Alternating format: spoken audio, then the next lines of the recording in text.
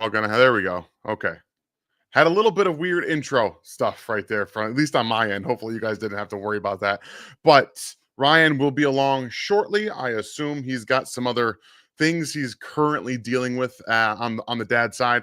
This is the beginning almost of round two, where Ryan and myself will go through every single pick, talk about the players drafted. Obviously, when the Chiefs come up, we will focus on that, what that player is going to bring to Kansas City. And with three selections in here on day two, things could get interesting while they added that fifth round pick last night, being able to move back to get Josh Simmons from the Eagles there at 32. So lots of things can happen. I expect to see some movement throughout the draft here on day two, night two, specifically with the Browns trying to move back and teams here really probably trying to get aggressive for some of the players that they really want in quarterbacks and things like that. So hopefully everybody had a fantastic night one. We had a great night one. Can't thank you guys enough for everything you did for us last night with the sharing, the just being here, entertaining, having the conversations. And there were a couple of picks that we didn't necessarily get to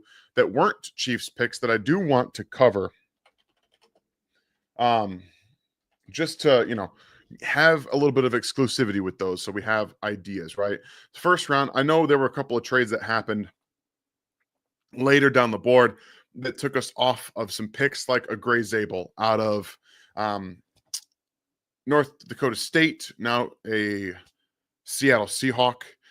Just again, very good offensive lineman. I think he's going to end up playing guard. I think he can play tackle, but his arm length and relative size, I think will kick him inside at guard, but we'll survive. We'll be able to survive like a Joe Tooney type of situation if he had to play tackle every now and then.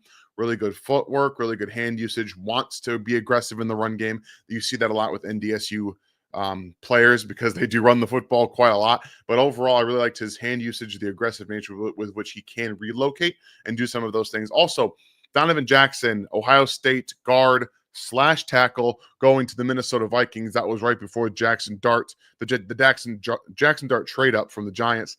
This was maybe, again, one of the most underrated picks. I think Donovan Jackson can play tackle and probably should start at tackle first. But overall, Donovan Jackson brings he was the only interior offensive lineman that I had as a first round grade on, and guard, right tackle, left tackle, right guard, left guard, don't really matter. He's going to come in and give you exactly what you need. And for the Minnesota Vikings specifically, they're identifying this type of offensive line where you have some fluidity to it. If you have some issues with Christian Darrisaw coming back at left tackle, Donovan Jackson can come in and give you snaps, give you starts until he is fully ready to go, and then just kick seamlessly inside to his natural position at guard. So there's a lot that they can do with that offensive line. They're trying to do what they can to build up around JJ McCarthy because he is the future. And obviously coming off of an injury, they want to make sure he's really well protected. So I like that pick there. So those were really the only two guys that I feel like we didn't give enough justice to the picks themselves and really delve into it. You guys heard me talk about Josh Connolly ad nauseum. Malachi Starks makes a lot of sense for the Baltimore Ravens. So all in all, I think we have established that last night, outside of a couple of crazy trades from the Giants and the Falcons, was a relatively fun evening. And it was fun for us to have some of those reactions to them as well. So before we kick off the first round, we'll definitely get into some questions. And you guys know, if you always want to ask questions, we'll do what we can to address topics with the question marks in front. It always makes it fun.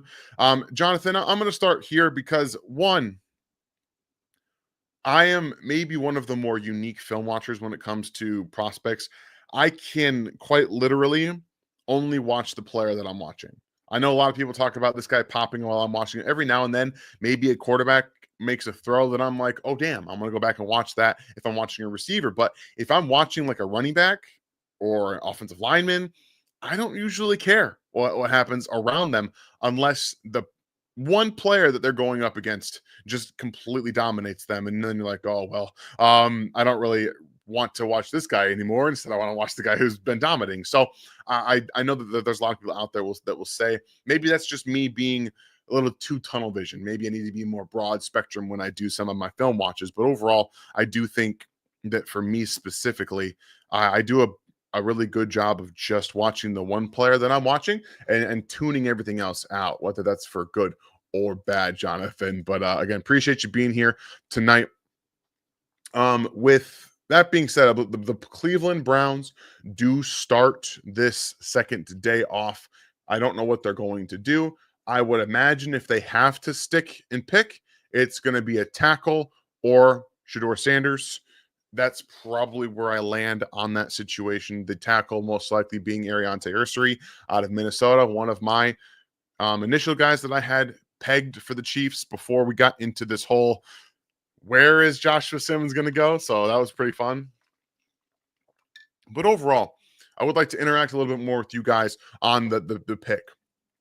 Whether you like it, whether you love it, whether you're really hesitant, whether you're scared about the injury, in the comments, just let me know. How do you feel about the pick? How do you think they did in round one as the Chiefs went ahead, traded down, and were able to get the guy that they targeted all along? So if you guys didn't hear, Brett Veach, like a little behind the scenes moment where Brett Veach got a call and he was like, yo, just tell me offense or defense. And then Howie did say defense, and he was like, all right, that's fine. Go ahead. We'll go ahead and trade back down because they obviously didn't want to deal with Josh Simmons being picked right in front of them. So that's always cool to see those behind the scenes. And as we get into that little story there, Ryan has descended from his we'll just say drama happening. I didn't say exactly what happened, but some things happening.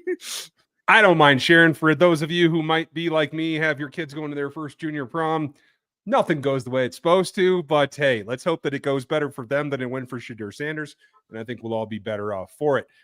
Did you get into best available tonight? Because my goal is to mention Shedeur's name. I've done it twice now, and not talk about it again until he gets picked.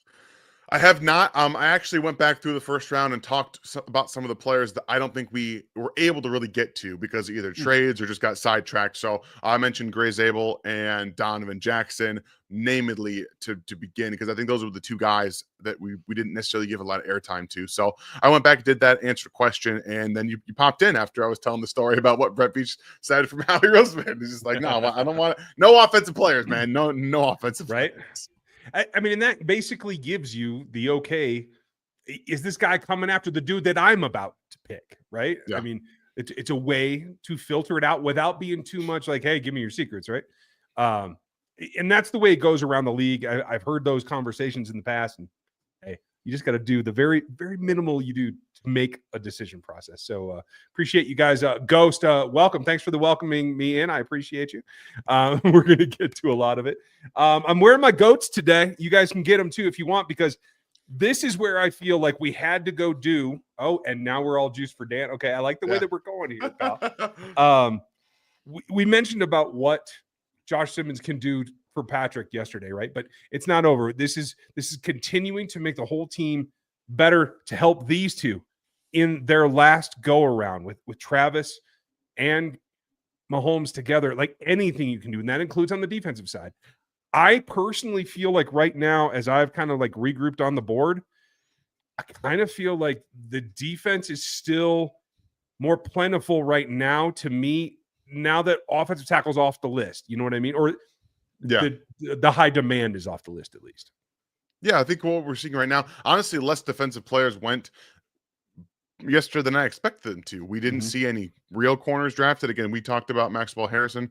Harrison being maybe not necessarily a first-round player in our minds, but going over a guy that we probably would have been pretty, happy with going in the first round, and Trey Amos. But defensive ends, Mike Green, Donovan Ezeraku, some guys that had some first round buzz did not go in the first round of the draft.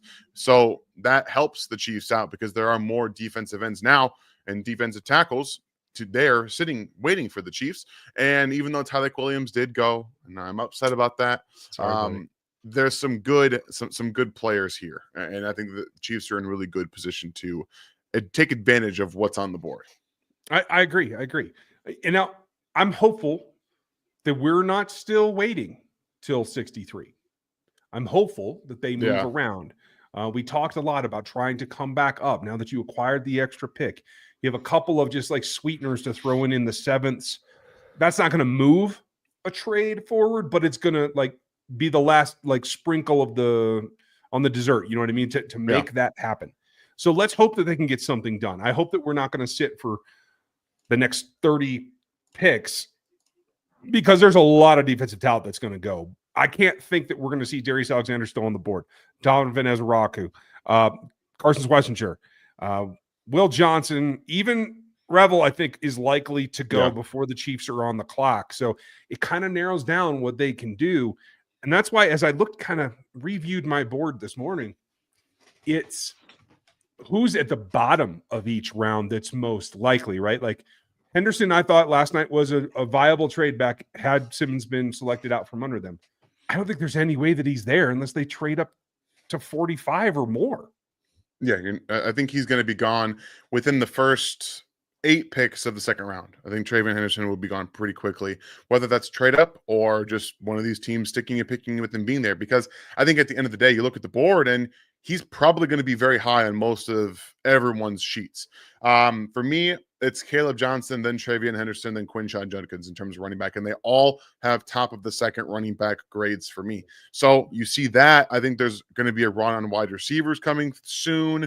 Obviously, with Luther Burden still on the board, Jalen Knoll, you have some guys that are big Jaden Higgins fans. And, Alec Ayumanor out of Stanford, like he's going to have a little bit of buzz. Excuse me here. You're also going to have some tight ends.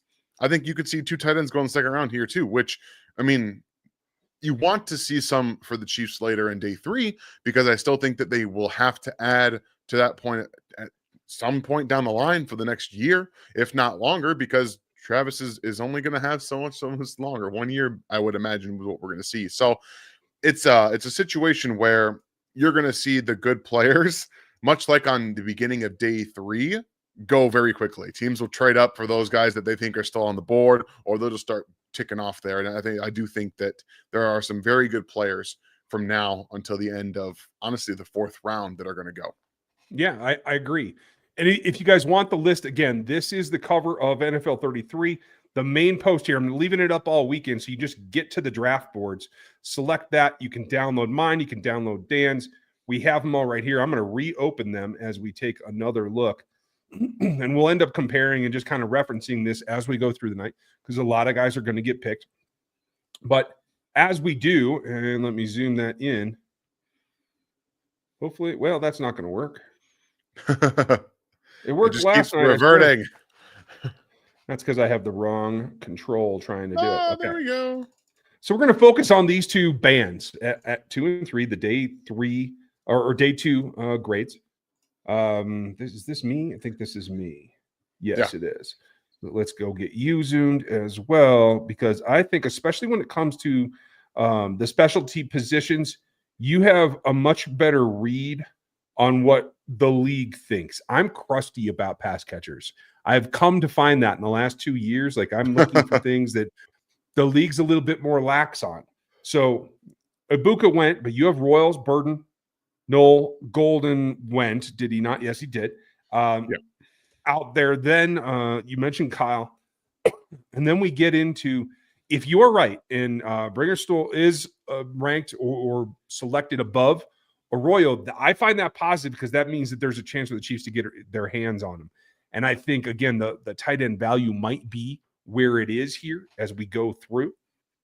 I don't think that offensive tackle is off the board, but I think it's now a day 3 double up, maybe add somebody that has inside-outside versatility, that kind of thing, which honestly is half of this draft class. Yeah. So I'm not too scared about it. You're not wrong there. I think, like I said, the runs are going to be quick and they're going to be fierce. I think defensive end is going to go very, very quickly. Defensive end, wide receiver, you might see a run on running backs, honestly, with how talented this group is. You might see 4 drafted in the second round, and I wouldn't bat an eye at that. And that's where you might see the Chiefs have to maybe go get one. And maybe not necessarily in the second round. If you see a run, they probably stay away from that. Let's be honest. That's not necessarily where they want to be, because they do believe that the defensive end is probably where you see the strength right now. And if you look just at my board, you see how the second and third round are stacked. Like there is no spaces on the defensive end side, and all the way extends into the fourth round as well. And then you look at the defensive tackles, and there's 1 second round grade left on the board, and then it drops into the third round grades for me. So there's going to be some things where the Chiefs can clearly improve their own offense, but also we might see defensive tackle fall a little bit in terms of where the Chiefs draft them, because once you get past those top end guys, there's a lot of very specific fits. You're either a good pass rusher or you're a really good run defender. And I don't think there's a lot of versatile defensive tackles on the board at this moment. Yeah, I think you were absolutely right. And it's funny, we ended up with Shamar in similar places, Alfred Collins in similar places. Yeah. And again, folks, we don't predetermine this. We do our boards separately so you get multiple views at what this class looks like. And I know that brings questions, and we're going to answer them.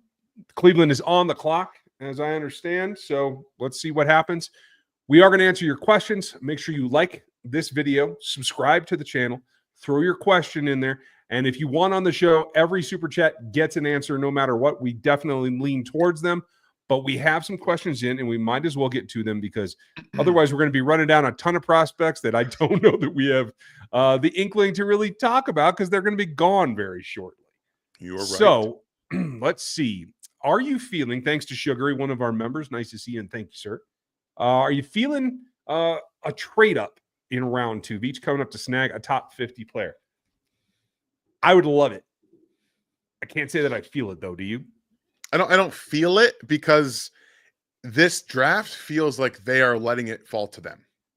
Obviously, I do think that they may have wanted to trade up, but as soon as it got to the point where maybe Brett Veach was working the phones in the first round, he was like, "Oh, there's not much that I really need to do here. We can kind of let the board fall to them." And with the along the edge position, even wide receiver, running back, I think that they are going to play the board as it lies, much like Happy Gilmore and Shooter McGavin have to do. Play the ball as it lies, my friends, and we'll see what happens. It's always good advice. It's going to be what it is. Terry, thank you. Terry's feeling it too here, so I'm glad that we're all on the same page. Ghost, who do you think fits the Chiefs better, Neal or Giddens? I will caveat this, but I'll let you have your say first. So there's always a caveat. There is. And this is the thing. If you want a running back that is going to do everything well, it's Devin Neal, where he can be a 1, 2, 3 down back. He's not going to be the most explosive guy in the world. He doesn't run with the most power, but he's going to get the job done. He's going to get what's blocked. He's going to follow his blocks. He's going to run the play very well. He will pass protect. He'll catch the football out of the backfield. If you want someone to lead your committee, it is Giddens with a bullet. He's by far the more explosive, dynamic runner than Devin Neal is, specifically at this point in their careers. The only problem is that he cannot play on third down at all. He is a terrible pass protector, and he just can't catch the football worth a damn. So you want a guy to lead your backfield, it's Giddens. I refer to them this way. Neal is like my Ram 3500, right? He can do it all. It's not going to be the flashiest, but he can accelerate too. Just won't have that top speed. Whereas Giddens is a vet, and he can go, but that's all he's got. You know what I mean? You're not hauling anything in there. You're not delivering anything. Like, that's what he does. So I think it's very specific. And if one of those players were to come to Kansas City, I think that tells you very specifically what they're looking for to fit in. It comes down to Isaiah Pacheco, in my opinion, what they think the future is. Were they to draft someone like Neal, that spells the end of the line for Isaiah Pacheco in Kansas City. I would agree with that, yeah. It sucks to say it, but some of those things are true. Here, you take this one. I'll get us back off the boards. All right, Addicted. Thank you very much for being a member and the question. Thank you for yesterday. Well, no, thank you guys for yesterday. Yesterday was incredible, all because of the fantastic fans and members that we have here that joined us last night. So thank you guys. I had a thought. If we picked Ursery tonight, what if we picked Ursery tonight? We could have Simmons at left tackle, Kingsley at left guard, and kick Ursery over to right tackle and save 27 million by getting rid of Juwan. I mean, it's not a bad thought. The thing is, they'd have to trade up to go get him, almost assuredly. And I think the Chiefs like where they're at with 4 tackles on the roster, quote unquote. Now, again, if Jalen Moore has guaranteed money, he's going to be in Kansas City at least 2 seasons. I think ideally they want to see good football out of him now. And then next year, you say, hey, buddy, why don't we give you a 3-year extension and you go play right tackle at a technical discount for them, and then you just plop Joshua Simmons right there at left tackle and you have your bookends. I feel like that's the situation that they want to be in. I like it as well. And I will say this. If they were to try to do that, it would require trading Juwan Taylor in that move to get up for Ursery, because I'm double checking it right now. But Juwan Taylor is, I believe, 27 against the cap this year. Yeah. And if you were to cut him, it's a dead cap charge, I believe, of 16 plus. I'm checking that right now. Next after this year? No, like if you were to do it now. Oh yeah, no, I think this would be for I got you. So what I'm saying is that would be preemptive. Like you couldn't do that right Correct. now. Yeah, no. So yeah, even worse. Dead cap would be 34 if you cut him now. Yeah, so that's not happening. That's a tough one. Yeah. But I like the concept, Addicted. You know, you get young. You do have a solid, I won't say he's, spectacular, but you have a solid right tackle in place right now. I wouldn't mess with that before it's time. Correct. Bradley, let's see here. Pick is in for the Cleveland Browns. Do you think it's a quarterback? Right. Because they're sticking? Possibly. I think they wanted to trade out, but I do think that this is most likely, again, every time I've predicted it being quarterback, I've been wrong. So I mean, just keep on that trail right here, and I'll probably still be wrong. Now remember, they went Mason Graham in the first round, big defensive tackle. They're shoring that up. Quarterback's the big question. If they think they're still in play, and they might try to bring in Kirk Cousins, who said he's open to trading after this day, meaning don't you pick another rookie quarterback to come up underneath me, because I will make mistakes. But if you want to take a project, I'm okay with that. So maybe this is, if I were them, I might look at going weapon for him. There's a number of receivers here that I think could help them out. If that's the way you're leading, that might be what ends up happening. Joe Tom's going to make this pick as well. That's always fun.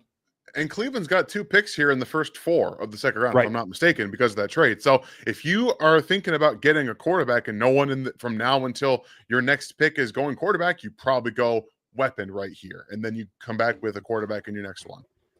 I agree. Here we go. In the 2025 NFL Draft, your Cleveland Browns select Carson Switzinger. And neither of us are right. All hair all the time. They are going to build that defense and roll with it, is what it sounds like to me. That is wow. I mean, that's right where I have Carson valued, right at the top of the second round. Me too. This is just a really good football player, really good instincts. I think he needs to be better at shedding blocks specifically. He's got shorter arms. He doesn't have like long arms, but you see him get into blocks a little bit too much, and that does make it difficult for you to detach. We see that with Nick Bolton all the time. And the one thing about being in coverage that really bothers me, he's a good coverage player, but sometimes when he's getting back, he just does this. He completely turns his body to the quarterback. You can't do that. You got to stay square. So when he's back in his back pedal and he's playing zone, you can't be doing this all the time, because you're just going to get thrown at all day long. It's going to be a tough one. It's funny. You have him in exact the same place I do, meaning the first 5 picks of the second round. Dan's got him here. You can see I have him here. Good pick, smart move. Can't argue with it for what Cleveland's doing. They seriously have a type. This is Koromoa. they chose a few years ago, got some play out of him. I don't think he's long enough for the league to really like double down. So I do like Schwessinger's got, a great story, but doesn't have a ton of mileage on him either. And I do think that helps them in this case. Yeah, and you're just trying to build a team. I think that this is not a terrible assumption here from Quentin, because they do have 2 first-round picks next year. You might just see them try to do exactly this, build out their roster with 2 picks here in the early second round. You could see defense again.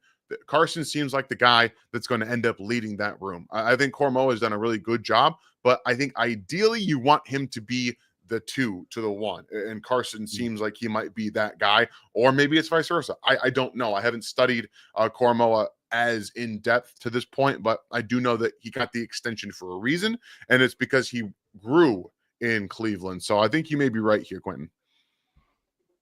I like your thought here. Looks like the Houston pick is in. So far, so quiet. Top of the second. Sometimes you see some movement. Doesn't look like much right here, and that's probably good for their sake. Let's see. Addicted. Oh, okay. We hit that one. We were on Bradley. That's where it sounds to me like Josh Simmons' pick sounds like the response is pretty good, and I like picks. Yeah, I like extra picks as well. And the response doesn't matter outside of that building.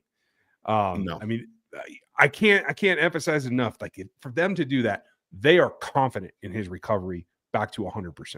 Yeah, and the biggest thing is I don't think they make that without knowing it was partial. I don't think that's the pick if it's a full tear, because the medical evidence suggests it's just not good. NFL draft. The Houston Texans select Jaden Higgins, wide receiver. There goes one of the Iowa State kids. I'm shocked that he went before before Noel, because if you look at what Houston has, they already have Nico Collins. So they got a type. They're doubling down on it. You're telling me that you want both of these guys just running dig routes, and then whenever Dell gets healthy, hopefully he's healthy, he can be that third to come in and do that. But you guys heard me talk about Higgins last night. I am a little worried about the ability to create separation and then deal with contact. That's where he differs from Nico Collins. Nico Collins is big, he's fast, and that speed shows up on tape. I don't think his Jaden Higgins' speed in the combine shows up on tape at all, not even a little bit. And that's where you see some of the problems. But inside, outside versatility, again, we're seeing right now, it's the thing. Everyone needs to be able to play everywhere. So they're getting guys that are big with strong hands because they believe and they trust in the accuracy from CJ Stroud. And I think that's an important thing to state right here. I agree. Now we're getting into the action. The Seahawks have traded into the third pick with the Giants. Little surprised by that. It is quite a fall for them, if I remember correctly. No. Yeah, they're going down to 52. Oh.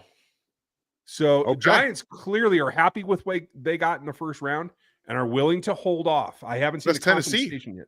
This is Tennessee. Oh, I'm sorry. I keep saying Giants. I meant Tennessee. So clearly they're happy with what they got in the first round. They're willing to move back. Garner, I haven't seen the compensation yet. Have you? Yes, they gave 52 and 82 to move up. And so you have 52 and 82, 2 top 100 picks. I mean, I guess to move back 20 spots again. If, like we've talked about, teams feel like the drop off from here to 50 isn't very much, and you pick up another top 100 pick in the process, they feel pretty good about that. Yeah, that makes a whole lot of sense to me. And I'm just glad to see a little bit more action coming out. Duncan McLeod, thank you. One of the greatest names in this chat. Is a guard on the table, or are we set? Yeah, guard is completely off the table as far as I'm concerned, unless it's somebody that you feel can grow into tackle, because you have too much depth there to get everybody on the field. With Kingsley, Wanye, Norzad, Trey, still got Holy Cross behind you as well. Just blanked on his name. Apologies. CJ Henson. CJ Henson, thank you. And Caliendo, who right now is the guy who's going to battle Kingsley Suamataia, according to coach. There's a log jam at guard as far as I'm concerned.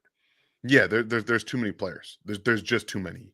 And if you, like Ryan said, if you take one, even if he can play there's going to be a log jam there too. Ethan Driscoll's going to make this roster most likely too. You're going to have 5 tackles on the roster, especially if we expect Simmons to be ready for the training camp, which he says he is. The training camp staff says that he is. So I don't know if you can feasibly take another offensive lineman right now. Agreed. Unless later in the round, if you want to take a flyer that you know you can put on the practice squad, that's a different scenario. Yeah. I guess the same could be true for guard, but like there's not a competitive spot for a 53 at guard right now. That's fair. It's trade up for Trey Henderson time.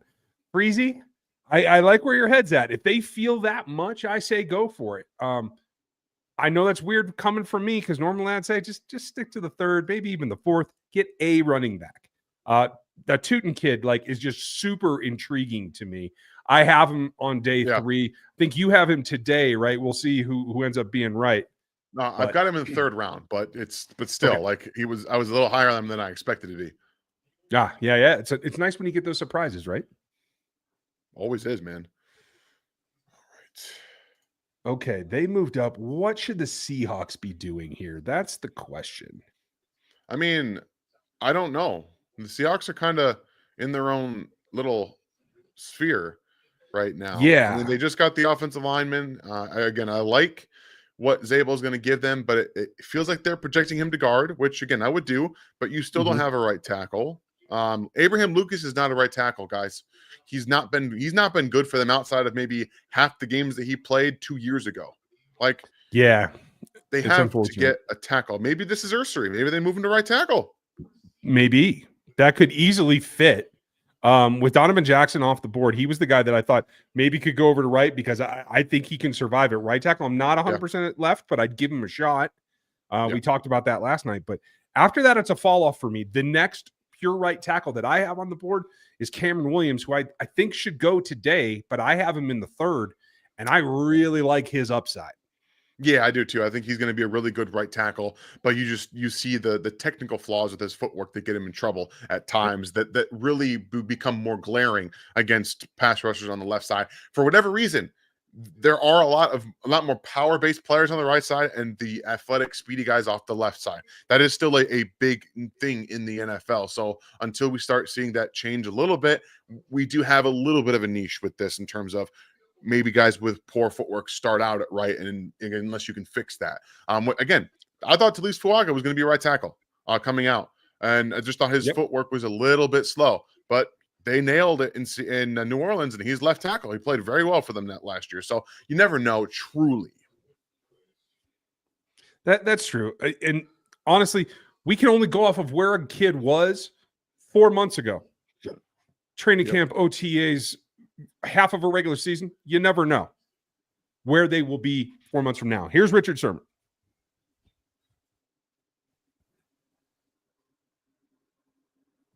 Maybe. Is he talking? Nope, he's not talking. The Tennessee Titans have traded the 35th pick to the Seattle Seahawks. With the 35th pick in the 2025 NFL Draft, the Seattle Seahawks select Nick Emenwari. They go super athlete. Nick Emenwari. This is a call that actually kudos to Dan Jeremiah. He had some information because he called it about 30 seconds ago. That makes a whole lot of sense. That's almost a throwback for me to the old Seahawks, Legion days. I wonder what that is going to turn into. What did you think of Emenwari?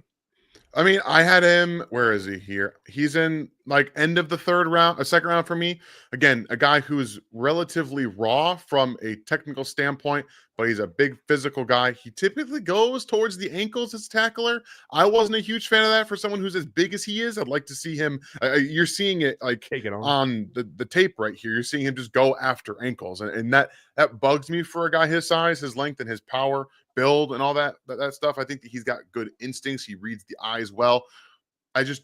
I think he does not give you a whole lot from the safety in terms of back end safety. I think he is a box safety or a nickel, a big nickel. probably not a true nickel. I'm wondering what this means for a guy like Devin Witherspoon. Is he just going to be only in the nickel? Like, is that it?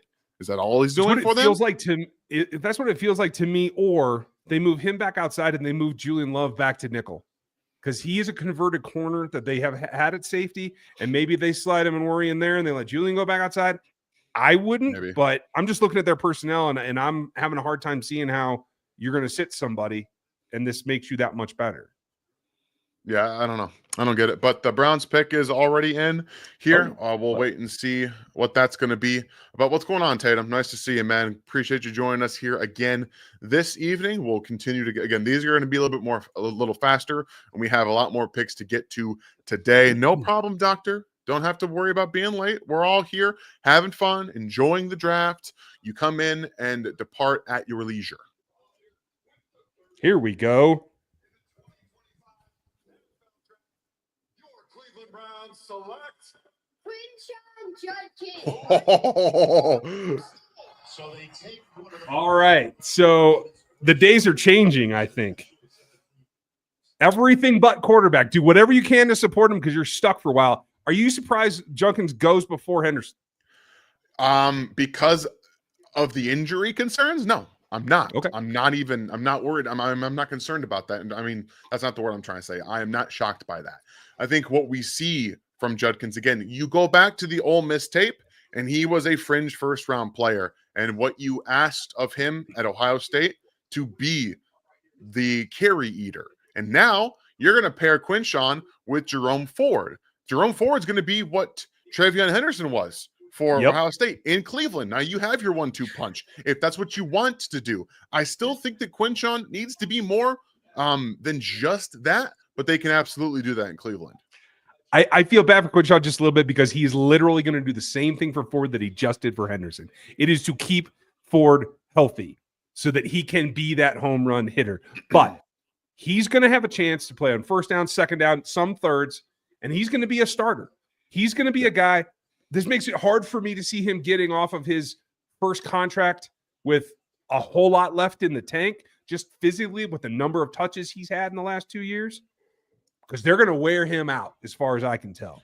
I hope they don't. I still think Jerome Ford's a good running back. I think he showed he's a good running back in the NFL. Maybe this just needs to be more of a duo, which honestly, with what we're seeing in Detroit, that's going to start rubbing off in the NFL. Where more teams are going to start doing this. The Chiefs are kind of in a mode now where it's committee. Really, the Ravens with Derrick Henry, alien, and the Eagles with Saquon Barkley, alien, and the Falcons with Bijan Robinson, alien, are the only teams that can do that with their running backs.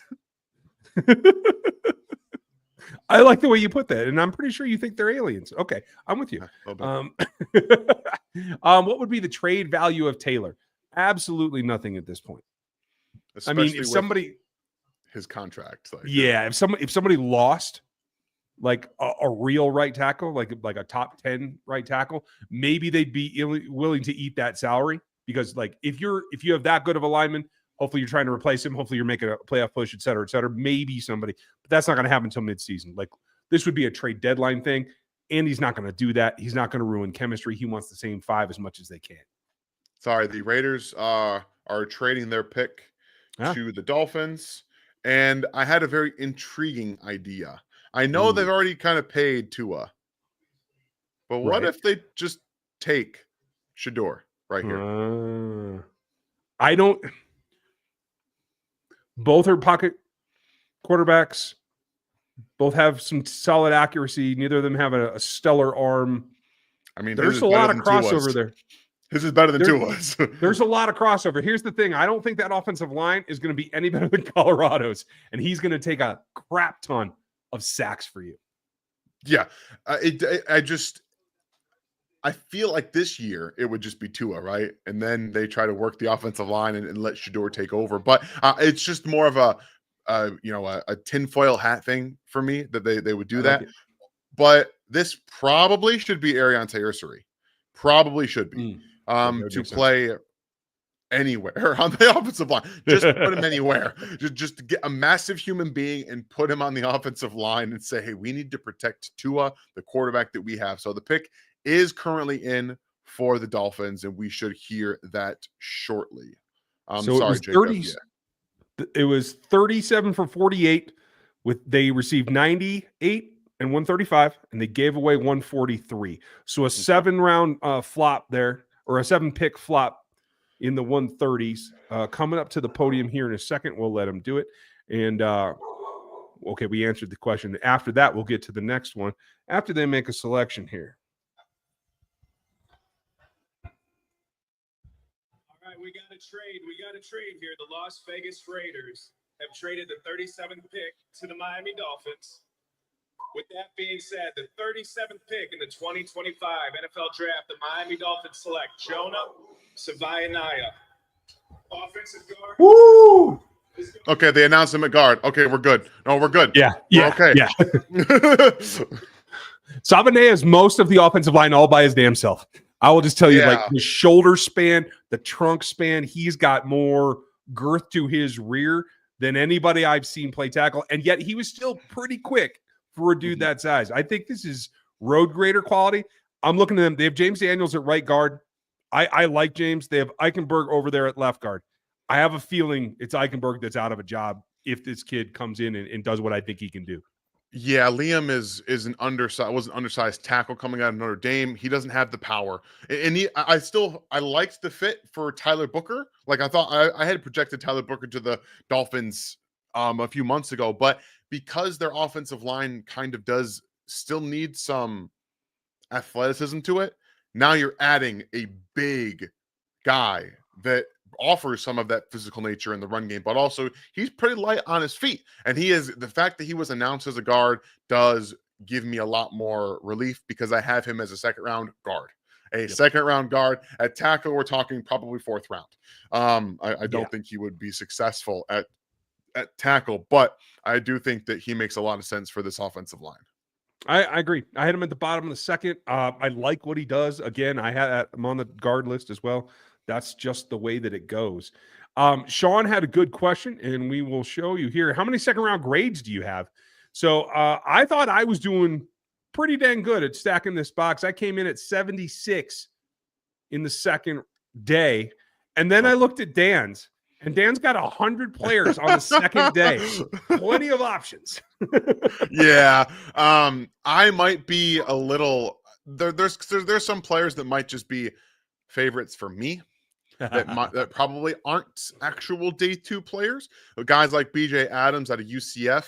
I love what he offers from a physical, long-limbed Chiefs standpoint. So maybe that's a little more Chiefs leaning in that regard. But overall, I think that this is a very good reflection of the draft class. It's not top heavy at all, but it is beefy with starters and contributors and guys that will just stick on rosters for a long time. And that's why I have 50 or 100 players with day 2 grades. Yeah, I love what you did here.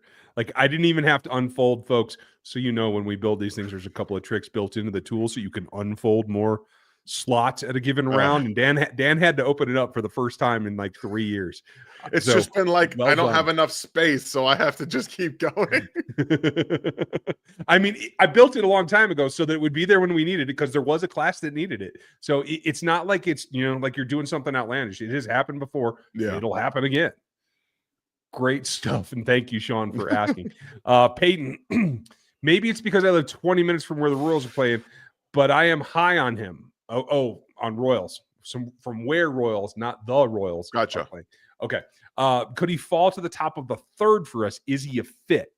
Ooh, I can't wait to hear you tell him this. You guys know how I mean, look at my board. I have him as a high second round draft pick. So I think he is a very good player. I think he can do everything. And not to mention, he's very good after the catch. So a guy who can play on all 3 positions at the wide receiver spot. He's good size, has good hands, good footwork at the line of scrimmage, and gives you yards after catch ability. Yeah, he's absolutely a screaming fit for Kansas City. Yeah, I like it too. I have him a little bit lower, but at the top of the third easily on this day.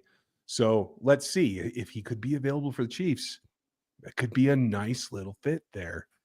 We'll Yeah, see, Peyton. absolutely. And Peyton, you know what? Thanks for being a member. And we understand you. You live by the kid. You see the kid. That's what happens. You can Yeah. appreciate the little things that they have advantages over other prospects because of that proximity. So don't hold back. We appreciate you. PK, nice to see you.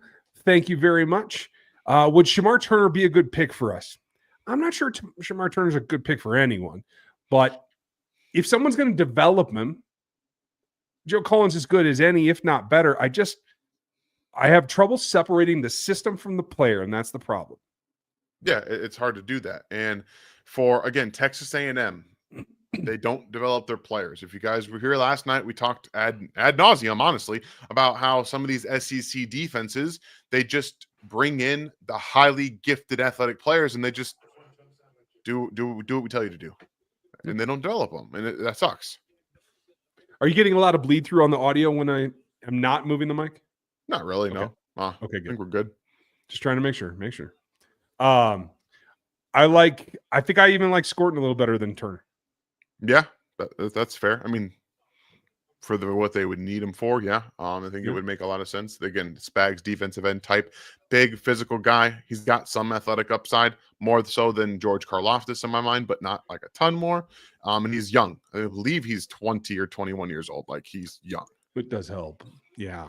Oxaldo, thank you, buddy. Appreciate the support. What are the Chiefs aiming for this round?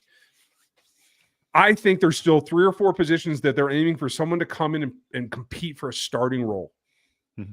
Whether that's corner, whether that's the 4th wide receiver to push somebody, be that emergency, definitely someone who will take pass rush snaps at the defensive line. Yeah, I like it. And we got the Patriots with their selection here, and I'll get to my answer for you after. Cool.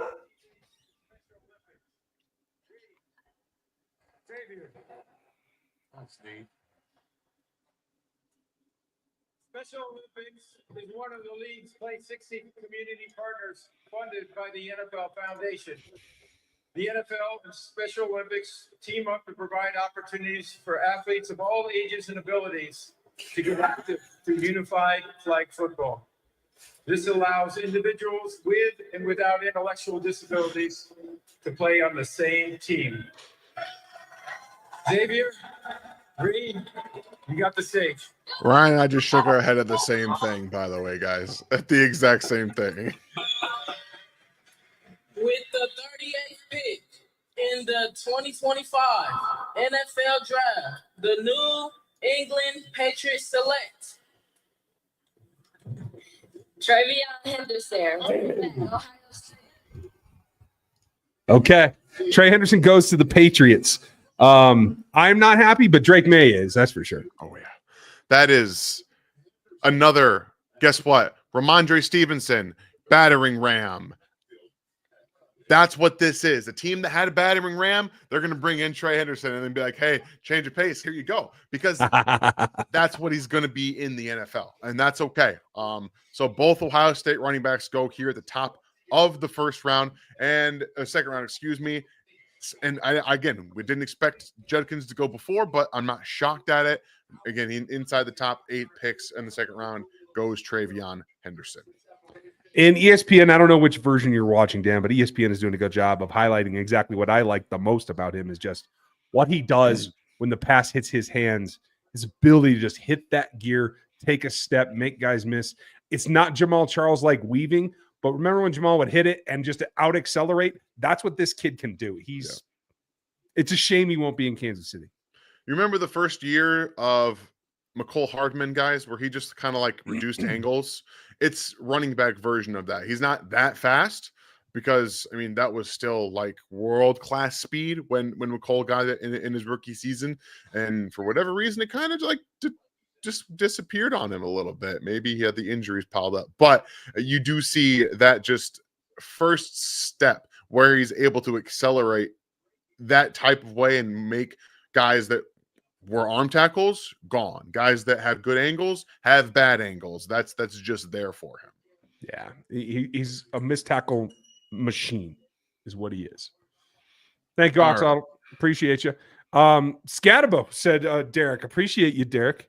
Coming up here later, Late today, early tomorrow. I could see that. Let's be honest. I think he's faster than he tested. He tested like crap. He did not have a good day. I honestly, if you weren't warming up faster than that, I don't think he should have done it. I think he didn't have the support that he needed, honestly, from his representation. I think he's better on film than anything he's done since the season ended. I don't care what he ran. He was never going to run fast. He's not a fast guy.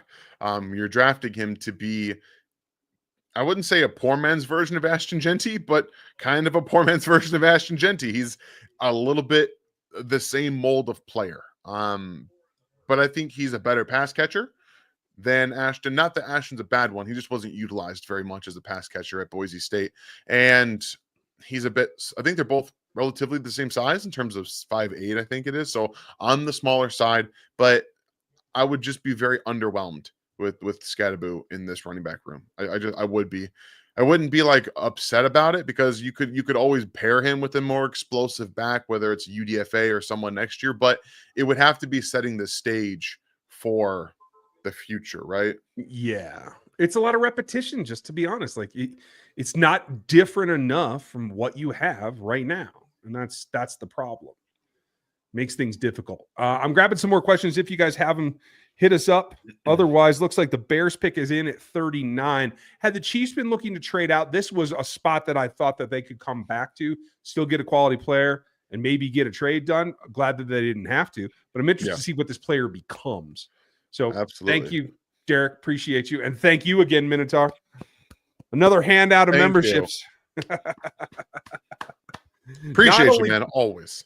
Not only does this get you all the stuff here in the chat, all the extras and the emojis and stuff, which is always fun to do, it gets you a leg up on joining into the extra content and going to the rookie level or above. Minotaur, spreading the word. Thank you, bud. If you are new and you don't know us yet, like, sub, hit the bell. If you're just looking for a draft stream and you're tired of McShay or you're tired of what the networks are doing, welcome. But sub to the channel. I think you'll like it. We talk a lot of Chiefs, but obviously the draft is kind of our thing, whether you're a Chiefs fan or not. We're trying to give you the truth. So welcome in. Jonathan, how surprising is the Shedeur Sanders has dropped this far? It's not at all. I have Shedeur on my board somewhere between 45 and 55. So not surprised yet. No, I think realistically, talent-wise, it makes sense. But when you look at it from we don't want to deal with Dion perspective, it makes even more sense. I think NFL teams understand that Shedeur on his own, very confident player who unabashedly will continue that. But Dion adds a whole different element. Simmer down. With the 39th pick and the 2025 NFL Draft, the 2025 NFC North champion, Chicago Bears, selected the burden of third. With the burden off the board, Mizzou. You're all now Bears fans, like my mom. Cheers, baby. Good for them. They get a weapon. They're adding to Caleb Williams. I like what Ryan Poles has done in this draft to this point. How do you feel? They went into the free agency, beefed up their offensive line, and turned their attention to the weapons. And they still need to add a running back because DeAndre Swift is just not good.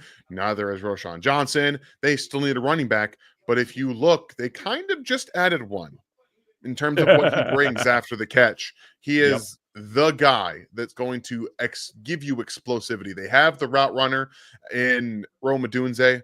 You have now Colston Loveland, another really good route running, big bodied guy. And you add the Deebo Samuel type aspect role into this offense. And what you're doing is creating a sanctuary for Caleb Williams. Caleb Williams needed support, and Ben Johnson, to his credit, is going to do everything in his power to make sure that he can compete with the Detroit Lions, who I think are going to take a step back with good old Jared Goff, no longer with behind the reins of Ben Johnson. So it does appear that they want to do everything in their power to give Caleb Williams the environment that he actually needs, and what honestly every quarterback needs: support. Yeah, I mean, Roma Dunze's dad was not wrong. They should have thrown him the ball more last year. Yes. Caleb was under duress. So bad. you got him on the outside now. Burton's going to take a lot of it off the inside. I mean, when you look at this, DJ Moore out there, Colston out there, they got the tight end and the slot guy to attack the middle to take that pressure away. You can't double Roma Dunze every down anymore. They have the makings of moving the ball now. And DJ Moore's a certified number one receiver. Like he's a legit one. So now you have a 1B with Rome and a developmental guy who's really good with the ball in his hands and the threat of 2 tight end sets. Like they can do all of it from that offensive perspective. So they have the makings now to compete offensively with a defense that honestly is going to continue to get better. It's young, it has playmakers, and they're going to do a good job of filling that out. So right now, the direction in Chicago is up. Yeah, I like it, and I agree with you completely. Just to show you, and shout out to our lads. We're not sponsored or anything, but they do a hell of a job. Them. These guys are serious. They're all ex-scouts. Like it is a real organization. So you just take a look at this. If you forgot, this is where Joe Tooney went to be the left guard. They brought in Drew Dahlman, former Stanford center that I really liked coming out. Really good center. He's going to man there. They got Jonah Jackson inside. Like you can say, I won't say it's 100%. Left tackle is still a thing here. I'm not convinced Braxton can continue. But if you have a developmental guy to bring along, okay, fine. They can do that later in the draft. This is coming together on the offensive side of the ball to be the basket, like you said, the nest that you let Caleb grow up in. And if you hit a home run, if you hit a speed back in particular on day 3, like look the hell out. This is going to be fun. I think that they're hoping that Kyrian Amedeje out of what was it? I don't remember. Yale. Is hopefully going to develop, right? That's like the idea. He was such a raw prospect, and they're just kind of hoping that he develops along the way. But I think if you need to, day 2, day 3, early day 3, a tackle, developmental guy will be added. Maybe someone who's got more floor upside now that gives you something that maybe Braxton Jones can't do. I think Braxton Jones has been fine, but whoever it is, I still think tackle is on the board for them as well. So things are definitely looking up in Chicago with these first couple of selections. Yeah, my mom would be super happy. Pick is in for the Saints. We'll get to that as soon as they hit the podium. But I'm just looking here. Maybe there was a lot of noise about Sanders to the Saints at 9. If they actually were putting those feelers out, there's no reason he can't go here at 40 and still accomplish the goal, giving you a non-Derek Carr answer, which I think is probably the best thing for the future of the Saints. Here we go. Probably. We'll see. This will tell us how they feel about Spencer Rattler, most likely. With the 40th pick in the 2025 NFL Draft, the New Orleans Saints select Tyler Shuck. Oh, damn, Tyler Shuck. You just kicked Sanders out of the window. This might be a free fall. This kid has never been healthy. This kid has never been able to put the same offense on the field in a given year. He's got the arm talent. I'll give him that. He's heady. He's gritty. But holy cow. This is a stretch for me. I don't have him until the next round with Will Howard. But how do you feel about this selection here? Looks like they're bringing in a veteran to teach Spencer Rattler the ropes. Tyler Shuck's 25, 26 years old. They just brought in a veteran. They just brought in a veteran. Like they just drafted a veteran. I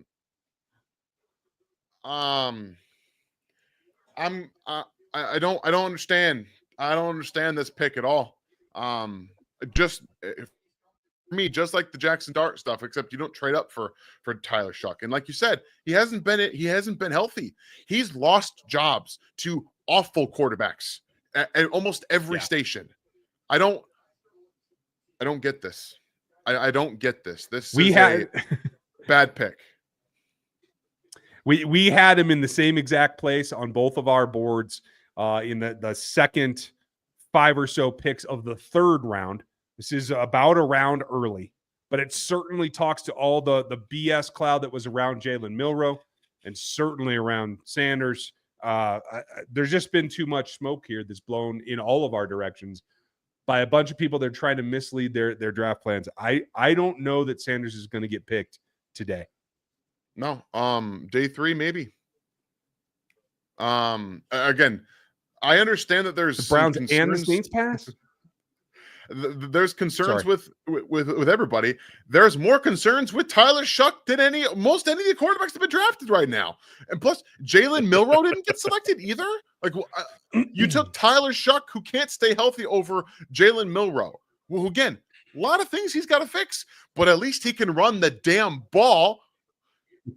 I don't know. I don't know. If nothing else, you put him in black tights and you run him like they did in New Orleans. Make him that crazy quarterback / H-back, whatever. Like, that's at least useful. You can see how to do that. This could be, if this kid starts in lieu of Derek Carr, which I believe he's a better quarterback when healthy than Rattler is by a decent margin. So maybe he does. But I don't know if you can get 4 starts out of him. I don't know, man. I don't know. But we do have another trade on the board. The Bills are trading number 56, 62, and 109 to Chicago for 41, 72, and 240. So the Buffalo Bills are now on the clock. Yeah, we got some rants to go on, guys, about some things that have been done in this draft. So Brandon Beane just did what I've been doing for the last 3 or 4 weeks, trying to explain to you guys how you separate your picks, right? They went up 15. They came back a bit on the other and threw in, what was it? Yeah. 240. 240, yeah. That's how you split. You get some space, and that's how these deals get done. So even though a lot of folks thought I was a little bit crazy, and that's fine, I am. This is reality, how you can do this. Maybe it doesn't always happen with the first round picks, but certainly here you can move big chunks on day 2 in either direction. If you need to, it can happen, and it certainly just did. Yeah, and again, this is the draft to do it, right? If you got grades that are higher than maybe some of your other teams, and other teams feel strongly about picks 40 to 50 to 60, then you can get something done where you're all moving up and moving around and finding a way to make this happen. And the Bills pick is in. So they did think about it a little bit after they made the trade, and that's always an interesting thing to see, unless they were just taking a long time on the phone, which is possible. But what do you predict for the Bills right here at this juncture? I'm going to double check because right off the top of my head, I can't remember what they did yesterday because I was in heavy anticipation of Joshua. Yeah, they went Maxwell. Okay. So they're trying, at least with their first pick, to support Josh, what he's doing. They brought in the rookie quarterback wide receiver Coleman last year. Had some nice games. I don't know if that's enough. You got Shakir on that roster. I think weapon here is probably the way that I would go. If I think I know what they want, I have trouble deciding whether it's Williams or Knoll or Royals. I think it's a toss-up between those guys if they decided to go that. They already have 2 quality tight ends. Otherwise, I'd say go get Mason Taylor and plug him in and see what happens. I think that'd be cool. Do you think they need O-line help? I mean, it wouldn't shock me if they drafted one. I mean, Dawkins is still awesome. He's getting, I don't know if he's getting long in the tooth. Yeah. But maybe guard here if they're going offensive line. But I still think wide receiver is probably the pick here in some capacity. Get the 3rd receiver or the 2 if you don't think Keon Coleman can be any more than what they forced him to do last year, which, again, is pretty much nothing. And they didn't develop him in any way, shape, or form outside of the injury, too. So you have that. Defense, maybe edge. Maybe this is Donovan Ezeraku to bring a little bit of explosiveness off the edge. Maybe, yeah, if they were going to try and change up, but they got Rousseau. They brought in Joey Bosa in the offseason. They got AJ Epinesa. That's right. I mean, but even so, like, Bosa's older. And they maybe want to bring in someone to learn under him, which is always a good thing to have. But overall, this is an interesting spot for me. Could be safety. I don't know if they're happy with Hamlin and Rapp. Yeah. Maybe it's Watts here. Maybe Here we Watts go, here we or go. Kevin Winston. Should traded the 41st pick to the Buffalo Bills. And with the 41st pick in the 2025 NFL Draft, the Buffalo Bills select TJ Sanders. Okay, never mind. Ooh, undersized move, pass rush, D tackle to put next to Ed Oliver, or maybe move Ed Oliver off the field. What do you think? I don't think they're moving Ed off the field because they paid him quite a good amount of money to be on the field. But I don't really understand this pick. Like you said, undersized guy who is inconsistent off the line, but he has to be consistent off the line to do what he does well. And I don't know. I wasn't all that happy with his finishing either. I think he fell off of some tackles he shouldn't have, but he doesn't disengage very well against blocks, and he can't take double teams. He gets vertically pushed off the line of scrimmage all the time.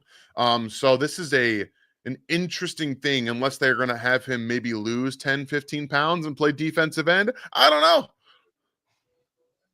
I have two friends that are big Bills fans, and they both feel that Ed Oliver's pass rush in particular has fallen off, and they wanted to get more rotation for him. They felt like maybe Daquan Jones was able to stay on the field, and maybe it's just about having a rotation, having a change of pace guy in there. He certainly can split gaps faster than Ed can. I don't know. This is interesting. I had him a full round lower. Me too. Me as well. Again, I think I will say this. Sean McDermott gets just about the best out of every defensive player that he has. He's very good at identifying players that fit what he wants and then getting the specific role that he wants from that player. So I'll give him the benefit of the doubt here. Again, I'm a big fan of what Sean McDermott does with his defense, and I really do think that with whether or not he's going to be a consistent player on the field, you are going to see him probably impact at very least the passer in some capacity this year. Okay. Yeah. I don't know. So far, a couple of small surprises. I would call Shuck probably the next biggest reach after James Pierce from last night. Where do you sit? Again, it's still Dart for me. And the only reason that the Pierce one was worse because they sacrificed that future first round pick. Just a baffling decision from Terry Fontenot, who may be playing with house money in terms of, if I get fired, that's not my first round pick I have to worry about. It's the incoming GMs. Like, that's kind of how it feels to me. But overall, Jackson Dart is the biggest reach for me based on my board. He is a 4th round pick on my board. And honestly, Jaden Higgins at the top of the 2nd round was a pretty big reach for me as well, closer to the middle of 3rd, and then TJ Sanders here in the squarely in the middle of the 3rd round is another reach as well. But it's identify the players that you like. Okay, that's what this draft is about. It's about getting the players that you have high grades on and making sure you go get those players so that other teams don't. So it's going to be an interesting day. Already we are at pick 42 with the Jets. The pick is in, and we've already had some interesting things happen. Even more, Sanders continues to fall. I just wanted to put Jonathan's up there. Casey has bigger needs corner than running back. Yeah, absolutely. There's more talent at cornerback, in my opinion, that can get on and play. Right now, I still have 5 players on day 2 that could get on and play. Most of my running backs at that level are already gone. So we'll see how it comes down. Steve, nice to see you. If you want explosive, there are more explosive guys out there. RJ Harvey is a guy that I really, really like. Tootin, I've talked about. I don't think Etienne's that explosive. Do you? I think RJ Harvey and Etienne are not very explosive at all. I didn't get explosive from Harvey. I got build-up speed. I didn't see a ton of real explosive. But Rashard Smith and Tootin are absolutely home run hitters in my mind. I'm down for that. And thank you for pointing it out, Steve. Bradley, we need defensive line depth and important for Chiefs rotation and can't lack depth there. And I know that Daniel Harms is pounding the table about this. Yes. I mean, that hasn't been, has that been your number one need the whole time? The whole offseason, yeah. And they didn't really do much to to alleviate that outside of bringing in some veterans, which doesn't help you in the now. I'm telling you, Jerry Tillery's not helping you out very much. Okay, he's really not. He's a backup. He's a role player. That's what he will be in Kansas City. So Darius Alexander, come on down. Come on now. He's still there. Omar Norman-Lott, another explosive kind of guy, better than TJ Sanders in my mind. If you're going defense, run defense, Alfred Collins, his teammate Vernon Broughton, still, again, that's more of a end of the third round, but we're talking end of day 2 type of players. So definitely pounding the table for it. And if they don't address defensive tackle today, I might be quite shocked. If they don't, I'm guessing they're trying to trade for somebody. That's the only thing I can think. Because I agree with you. It is that much. I right now have Alexander, Norman-Lott as my 2 defensive tackles in the second round left. And then I have Turner, Alfred Collins, Ty Robinson, Joshua Farmer as my thirds. I think that that's still a decent haul, but I don't think I'm getting past 66 without taking one of them. Yeah, I don't think so either, but we'll find out.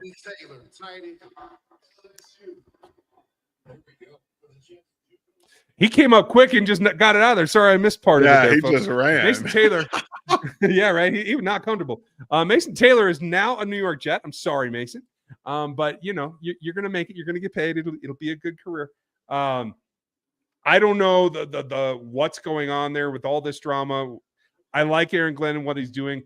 The offensive side, I have questions about. I'm not sure how they're going to really spark plug this. It may be through Mason Taylor. I don't know. I love Mason Taylor.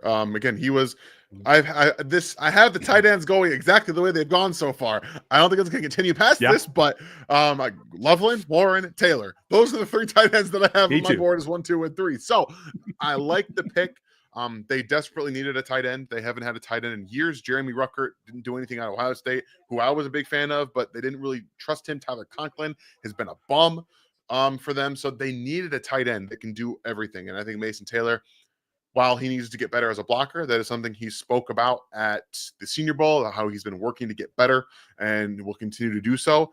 The worker's mentality, he feels like an Aaron Glenn pick, like a culture type of building block player, much like we saw with their first pick in Armand Membo. So I think that this start to Aaron Glenn's tenure in New York is a good one, to say the least. Pick is in for the Niners. Here we go. Let's see how dramatic it gets. Right.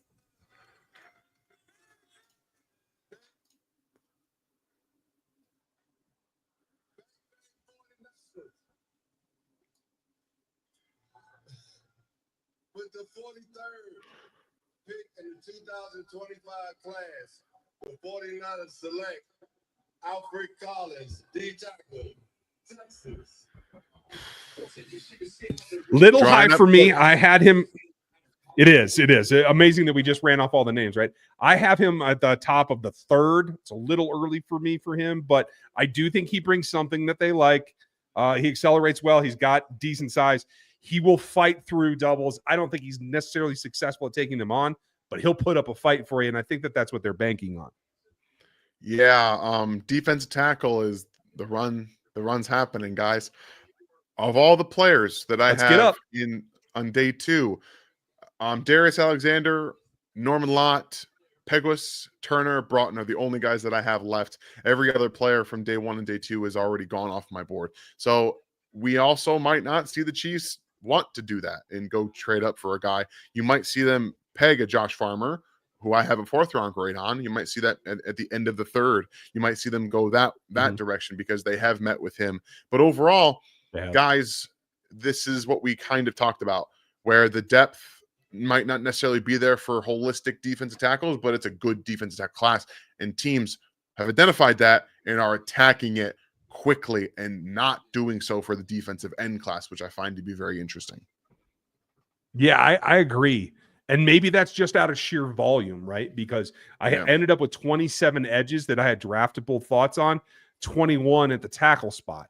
I think, honestly, I think the edge class has been undersold most I of this agree. season as not being one of the deepest, right? I don't know. I had We're going to have to 29. see.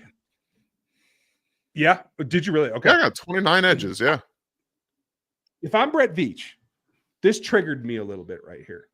It's a reach on a player that I had a whole round lower. But if that does kick it off, I mean, we're still talking here, 20 picks before Chiefs are on the clock. Bears are up ahead of them yet. Colts are up ahead of them yet. Titans are up ahead of them. Like, you have 3 friends that you could call just for a favor. Hey, I need to get up now. And I wonder if we don't see them try to do this. It's interesting. So if, again, maybe they end up trying to trade for someone. I don't know. But I think that the plan at this point is thrown out the window. I don't think that there's going to be a plan for defensive tackle at this point, unless you have identified somebody that is, going to be there, which you can't know, Right. because that's just how it works. Unless you forego it until day 3 with that extra 5th round pick, you've got a 4th and a 5th. Now, maybe they have 2 guys or someone identified at the top of the 4th round that they might want to go up and get. Yeah, and that's a fair point. I have Jordan Phillips, Ty Hamilton, and Dean Walker in the 4th. Maybe it's somebody in that range. I have Peebles. Mark Caldwell. Caldwell. Yeah, yep. Give me Jamari Caldwell. I think there's still plenty of options. I even have Riley Mills at the top of the 6th. Maybe he sneaks into the 5th with that pick that they just acquired. Like, there's options there. Yeah. I'm interested. But back to Marbles, and thanks for being a member, Marbles. How far will Will Johnson need to slide for us to roll the dice? For me, and the fact that no one's taken him with what is filmed that I think is pretty solid, I think that they would wait it out. If he ended up being a Chief, I think it's because they took him at 63 or 66. I personally don't think the Chiefs are going to take him ever, because they traded away, again, L'Jarius Sneed because of a knee problem. And there is growing concern about the longevity with Will Johnson, which, again, I had as a first-round player. His tape is first-round talent for me. It is. But if this injury is going to continue to get worse and he falls and falls and falls, unless this is day 3 like we saw with Trey Smith, I don't think that they draft him. Yeah, that's fair. And that's the thing. And I certainly don't think, and if that jury's out, that jury's out. If it's just that no one else is coming after him, you think that you do have a comfort level with him, I don't think you trade up or anything like that. That's for certain. And I think that they could just wait and sit it out, depending, see who else is on the board. But that's only if they are as comfortable with him as they are with Josh Simmons. And doing 2 of those type of guys back to back, I don't see that in the cards. I'm with you. Where do you guys have Horn Jr.? I believe, I'm going to double check because I got to slide the board around. I believe I have him as a UDFA. I like Jimmy him. Horn in the 4th. Do you really? I do. Okay, awesome. That's going to be a fun one for us to get to. Here are the Cowboys. I like it.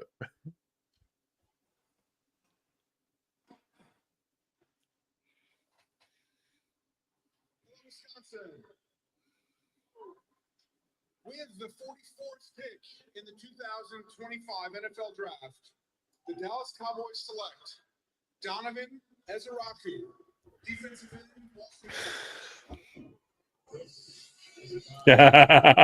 You look perturbed. I'm confused. They just drafted this, like, the same player last year, didn't they? Like, he's the same guy. They got a type. What's Dallas Jerry's doing? Drafts continue to baffle. I don't know that they know. All right. I will give him this. He knows what he's doing. He's got technique. I don't know that he's that explosive. I had him here in the 2nd, so I can't say that they reached too much other than the fact of what's already on their roster. Oh, and I even forgot about Nealon. I mean, that's what I'm talking about. Marshawn Nealon. They drafted the same guy, didn't they?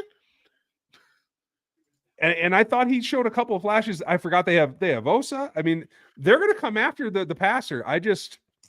I'm not sure if that's the wisest pick after what they've been doing, but it is what it is. Can't say anything surprises me about Jerry at this point. I will say, you look at Dante Fowler Jr., not really a needle mover. Sam Williams was beginning to show some stuff, and he's been hurt multiple years in a row. So there looks like they're planning to have him and Micah Parsons and Marshawn Nealand. So I think that Donovan is a more probably a better technical player at this point than Nealand was. Nealand winning purely with athleticism and explosiveness, where Donovan is better with the pass rush repertoire. He has the length. He doesn't always know how to use it. And another thing is that he doesn't really use power very much. He needs to use it more. He has to use his extension. If he doesn't, he'll get bullied. Yeah, agreed. I like where you're going from.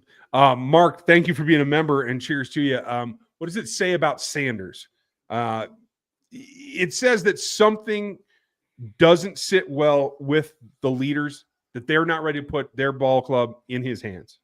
Here's the Colts selection. Man, it feels so good to be out here. Didn't have the opportunity in 2020 due to circumstances, but I'm back in Wisconsin. It's always a good time out here, man. Huge shout out Salem City, man. This is a dream come true, but Colts Nation, let's find out who my new teammate is going to be, man. Let's go. Let's keep this train rolling on day 2. And with that being said, with the 45th pick in the 2025 NFL Draft, my Indianapolis Colts select JT Tuimoloau, DN, Ohio State. JTT coming for it. Power player, character player, strong.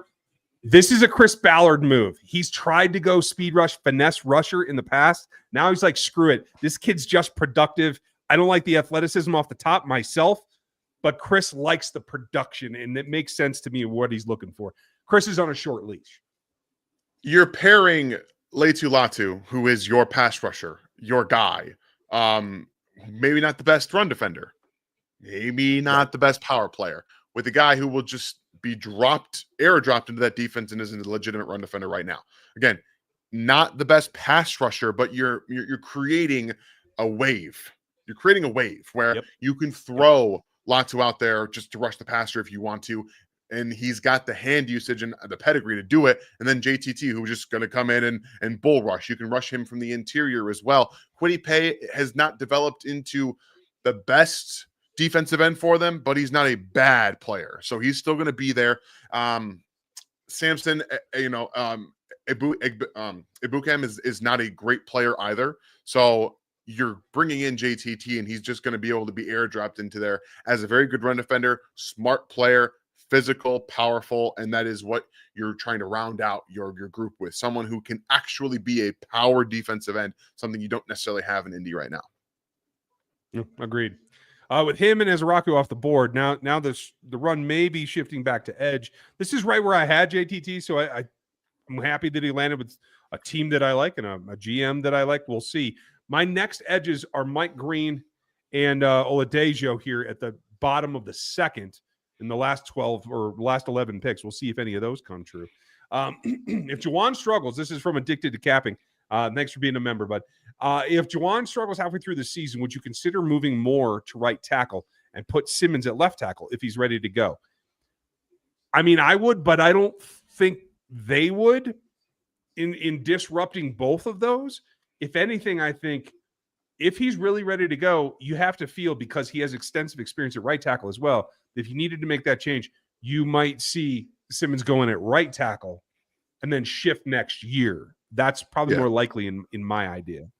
Yeah, I think that they're going to try to avoid a situation much like they had this year at all cost, where they throw someone out there who might not be ready yet. And again, it takes time to come back from an injury. If he's ready for training camp, that's awesome.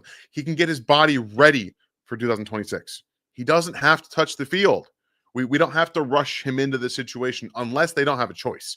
If they don't have a choice, then they're screwed anyway. True.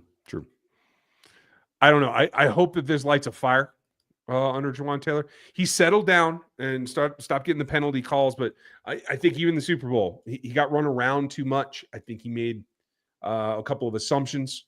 I think the preparation on his part was lacking down the stretch. I think he's got to raise his game as well in a number of ways. Let's see what he does. Will, thank you. Another member question. Appreciate it. What's the difference between a receiving tight end and a big physical wide receiver who is a good blocker in this offense? Very, very little. The only difference is if you have a quote unquote receiving tight end, you feel like you can condense them back down into inline situations in your 12 packages to at least widen out the line of scrimmage. They don't have to be an excellent blocker to do that. Whereas a big wide receiver isn't necessarily something you can do that. We have seen them do that at times and have Demarcus Robinson comes to mind in particular, where they'd have him come crash on edges and stuff, and it did work. Even Juju did that a little bit last year. He's become more of a physical presence, a really good blocker, and they want to have that player on the field too, because much like we've seen with Juju, he knows where to be. So if he's going to be a physical presence in the run game, a blocker, then you can do some different things with him as well. Receiving tight ends are almost the same, like Ryan's saying, but you can be a little bit more versatile and deliberate with a wide receiver than you can necessarily a tight end, because you can't just take a big tight end or a receiving tight end and line him up out wide and say, go get open. Unless he's very good at zone, like Travis Kelce. Like, things are different. You even don't see Travis Kelce just go play X anymore. They don't do that. They don't even do that with him. So those are the little intricacies that have differences. You can do much more with a wide receiver that's a blocker than you necessarily can with the receiving tight end. But overall, not a whole lot. I don't know if we have Gary or Cole in here, but somebody let me know if we have something that we have to take care of in the chat. Just want to make sure that I'm not missing my duties here. Steeman, thanks for the support. Nice to see you. Looks like the picket is for the Rams. When they hit the stage, I'll move it over, but I'm calling it. Sanders will be a UDFA since he gets to pick his spot. Who would he pick? I mean, he'd go to Dallas. It's not a question. If Shooter Sanders does not get drafted at all, he will go to Dallas. That's probably true. Man, honestly, I've never even thought about it, but he's probably right. He's probably right, Steven. I don't know that he would go someplace like Dallas only in the sense that he wants the chance to start, right? And True. With Dak there really isn't. And I'm still a big Dak supporter, but that's me. Here we go, Rams.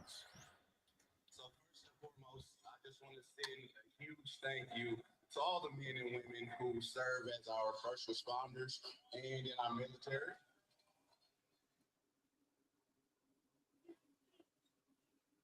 Secondly, I want to send a huge shout out to my son, Mikhail. It's his birthday today. He's a draft baby. Let's go. Let's go. Nice. Let's get into this pick. With the 46th pick in the 2025 NFL Draft, the Los Angeles Rams select Terrence Ferguson, tight end, Oregon University. Ooh, thank you, Les. Dang. Terrence Ferguson, Very who I do have on the board, right? I have him on the board today. I do not have him above Elijah Arroyo. That is a gift from Les Snead right there, as far as I'm concerned. I have Terrence Ferguson as a bottom of the 4th round grade. But I understand. What I don't understand about this pick is that when you think of the Rams defense and offense, what do you think of? You think of physicality. This is the least physical pick that they could have made in this situation. This guy can't play. He can't block. He gets bullied by young, small corners all the time. I don't understand this from a physical standpoint, but even when you watch his tape, he's a guy who needs to be schemed the ball open for the most part. He needs to get the ball in a lot of schemed ways. I think he moved better than he did at Oregon at the Senior Bowl. You saw a little bit of that, and plus they're going to scheme him open a lot anyway. But this is an interesting pick specifically because he's not a physical player in any regard. Well, maybe they're counting on what else they have. They have Puka and they signed Devontae. So you're hoping that he gets the nickel corner type, right? That he can bully around and that you are good enough to keep them out of base. Maybe that's their plan here. Looks like the Cardinals pick is already in, and they're walking up to the podium. We'll put that over there Yeah, right. in a minute. But I had Ferguson today, but I'm tickled that Arroyo is still there. Yeah. And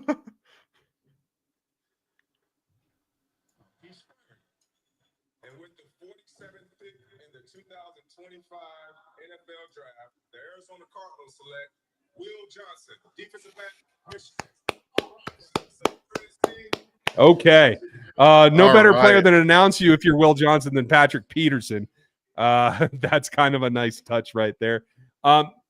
Clearly, Cardinals are not too concerned about the knee. Good.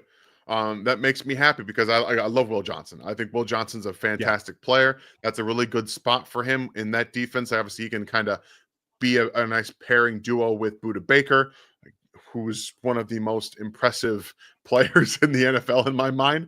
And this is hopefully he's able to get himself right and get a really nice career, because again, I'm a big fan of Will Johnson. Funny, he got to cover Marvin Harrison Jr. a couple times at Michigan against Ohio State. Now he gets to cover him in practice. That's a pretty cool thing to see too. So I'm excited about this. Yeah, I think that's a good spot for him. And it's funny, when the moment you said Budda to me, it made me think, if he's unable to recover 100%, if he's unable to be that twitchy guy in contact, you can put him in zone and he could be the heir to Budda Baker, who is up there in age, because I think he plays a little bit better in zone. That might be something that is the safety valve for this selection. Possibly. I think they're hopeful, and they probably should be. No surprise that the Arizona Cardinals have gone defense and defense with their first two picks, and that is the last first round grade that I have. So really, if we're looking just purely on grades, the Cardinals have 2 first round grades at defensive players that they've drafted in Walter Nolan and Will Johnson. So that is cool to see. And we have another trade, don't we? Oh, yeah. Well, looks like the Houston Texans pick is in. Did they trade into it? I wasn't sure. Texans traded with the Raiders. Okay. They traded up with the Raiders. That puts the Raiders now at 58. And we'll see what the Texans are hunting here. Sugary, apologies for missing on the Ezeraku here. He did go while you were in queue. My apologies. I'll try to get to some of these quicker. For everybody throwing in super chats, we appreciate you. We're going to get to those. Best 3 pass rushers still on the board. As of now, we are 1 hour, 32 minutes into this. I have Mike Green, Oladejo, Scorton, Sawyer, Kennard, Ashton, Savion Jones for today. What do you have? So I'm going to read this as pure pass rushers for your betterment, Drunken, because I think this is a fun way to do it. Mike Green would be number 1 as the pass rusher. Then I would say Braden Swinson out of LSU would be my second best available pure pass rusher, followed by Oluwafemi Oladejo out of UCLA. I actually have Green, Scorton, Princely, Uman-Milan out of Ole Miss, Braden Swinson, and then I have a lot more for day 2, a lot more with Oladejo there too, as well as Landon Jackson, Savion Jones, Barron Sorrell, Kyle Kennard, Tyron Ingram-Dawkins, David Walker, Central Arkansas, and then Jack Sawyer at the very bottom of the 3rd round. Gotcha. Okay, we have a lot of crossover there. I don't have near as many as you. I have Swinson and say Princely's name again for me. Uman-Milan. Uman-Milan. I got to get that right because I've been struggling for the last 3 weeks trying to do that. I looked up. I had to go to a YouTube video where he helped the guy pronounce his name so that I knew how to say it properly. Interesting story on Princely, and I do like him. He plays faster than he tested, and I think that threw some people off. But all of his brothers are named Prince of some kind as well. Of some kind, he's got 4 it's brothers. Amon-Ra thing, right? Right. It's cool, and I do like his game. I thought he had a chance to come out last year and get drafted. The change from Florida over to Ole Miss certainly helped him, and I do have a sneaky fit for him in Spag's system later on day 3. So somebody keep an eye on. I have a 2nd round grade. I liked him a lot more for upside. I think he's an upside pick. Oh, I forgot to ask, Jayhawk. I appreciate you reminding me. But guys, if you would hit the thumbs up on the video on the stream, Please. that would be great. We're over 1,000 people sitting around in the chat. Appreciate you guys. Yeah. If you could just throw that thumbs up, whether you're listening at work or you got us on the second screen or whatever. I'm just going to tell you this. If Mel Kiper's on the screen, you might as well just shut it off. I'm just saying, because all you're going to hear about is Shador. So when he makes his appearance today, just be prepared. Thanks, Jayhawk. And Dub Freak, always good to see you. Thank it. He says, F it. Let's go get Ty Robinson this round. I think we can get Ty at 95, certainly. I hope you don't have to do it at 66. I hope they trade back from 66, to tell you the truth. But I'd like to see them put something together with some of these teams that are moving around and maybe jump up here. What are we? We're at pick 48. I'd love to see the Chiefs jump up to like 52 and move back from 66 to 72. You know, spread that out a little bit. I think that makes more sense. Just give something a little bit more. Just help fill out this day 2 for them. Give me some joy. That's what I'm looking for. Again, if you want on the show, hit the super chat. I'm trying to find all the questions in here. And for those of you that are regulars, put the question marks at the beginning, and I'll try to pull those out too, so we cover the topics that you are interested in. Nice to see you, Patton. We're going to get back to that one. And then Chef Boy. Okay, good. Okay, I like it when the plan comes together here. Which RBs have the vision, lateral agility, and speed to win a starting job in KC? Giddens, Williams. Who else might have that? Nice hair, Avery. Will, thank you. It's a great question. I like seeing it. We're about to have a pick, and then we'll discuss it after the Texans. The Las Vegas Raiders have traded the 48th pick to the Houston Texans. And with the 48th pick in the 2025 NFL Draft, the Houston Texans select Ariante Ursery, tackle. There it is. Ursery goes to a team that needs to protect their quarterback, quite frankly. Texans move up, trade up with the Raiders to go get Ursery. I know you love him. That's a good pick. It's a great pick for the Texans here. You go get a weapon to help out in Jaden Higgins, and then you get the offensive lineman to bring in to really round it out. So it's just a good, solid move for a team that traded back initially, right? And then traded back up to go get him. So I like this a lot for the Texans. Smart, wicked smart. I mean, and I think Draft or NFL Network's now showing this really. Like, he walks in to a role that can help right now. I mean, It's that simple. That's what you needed. Look at the smile on DeMeco Ryan's face. I mean, this is like, oh, hell, we can actually get our quarterback to play again. What an idea. Like, you needed to help him out. And I think that they just took a big step in doing that. Yeah, and we look at the ESPN has this scrolling right now, 39 career starts in 40 games played. That's just a guy who has gotten it done at the highest level he's ever played at, just consistently ever since he's been in college. And you see that on tape too. Good hand usage, experience. Does he give up a soft shoulder every now and then? Sure. He gets beat around the edge by speed every now and then. He's a big guy. It would not shock me to see him at right tackle. I know Blake Fisher's there right now, but it wouldn't shock me if they moved him to left. He might be a little bit more nimble than Ursery is on his feet. Not as powerful, obviously, not as big, but just find a way to get him out on the offensive line, and they will be protecting C.J. Stroud a bit better every time he's out there. I agree. Well, wow, they did it quick. Looks like the Bengals are coming to the podium here. All right.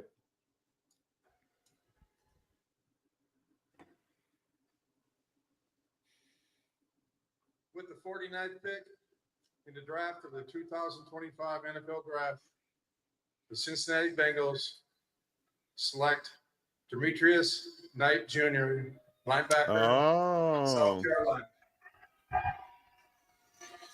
They're going to stop the run. They're going to stop the run. They scared up there in Cincy.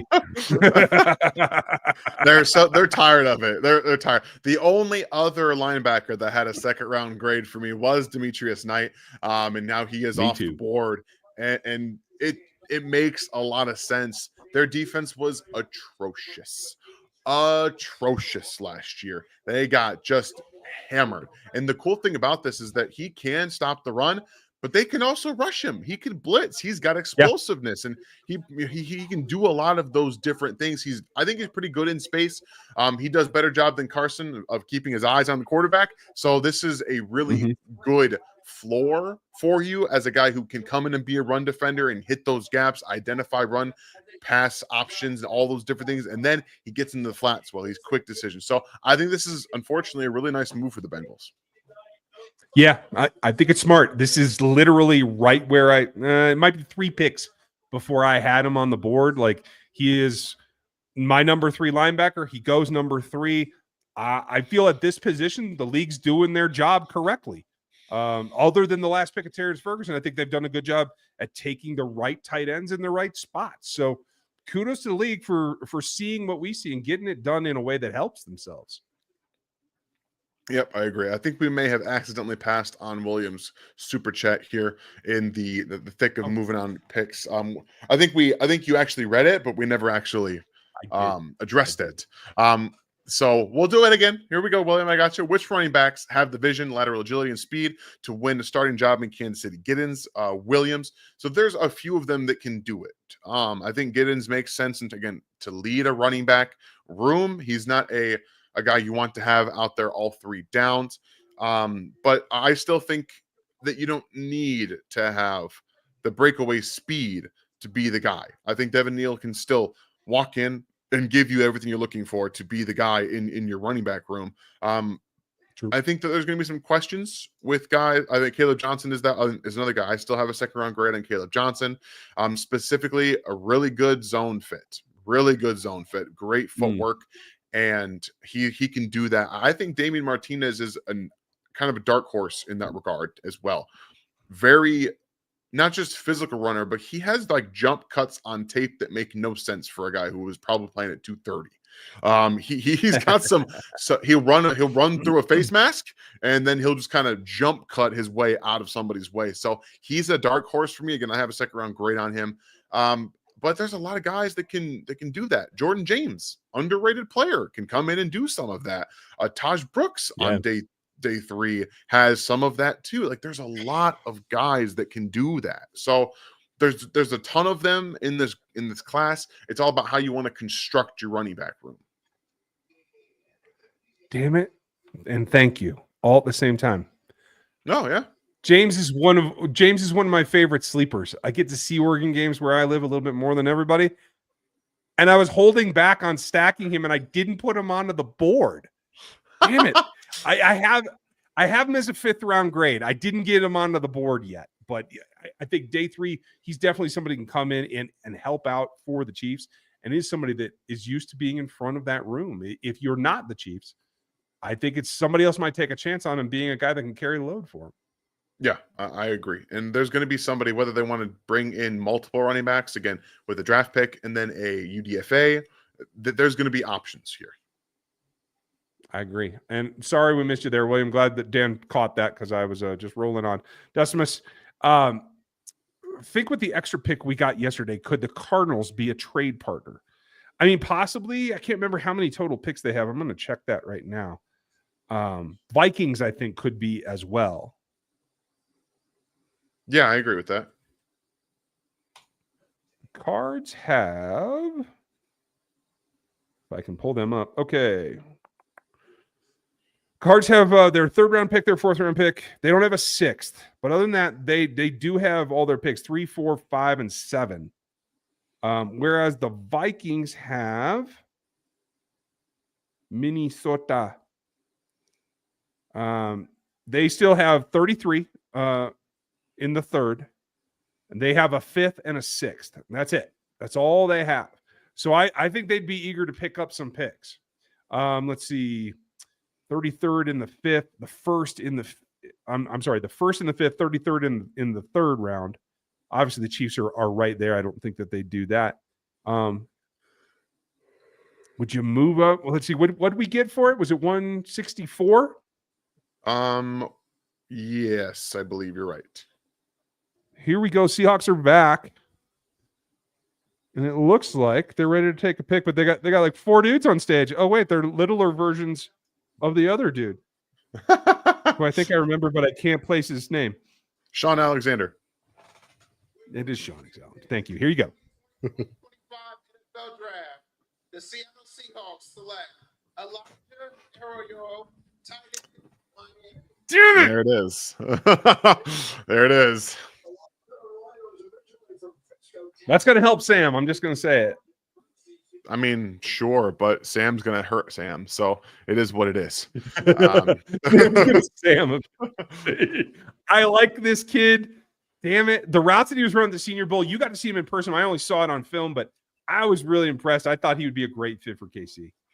Yeah, I mean, I'm less inclined to believe he can run routes as well as he did at the Senior Bowl. I thought that he still is a rather stiff mover, but this is a seam and downfield stretcher, but he's electric with the ball in his hands, explosive after the catch. And I mean, you see this pull away speed that he has. He has real speed for a guy his size. So absolutely would have been a fit in Kansas City and probably would have been the tight end too before long, even though you guys know I really do like what we have in Kansas City, but just getting that explosiveness on the field, Andy Reid would just have so much fun with that.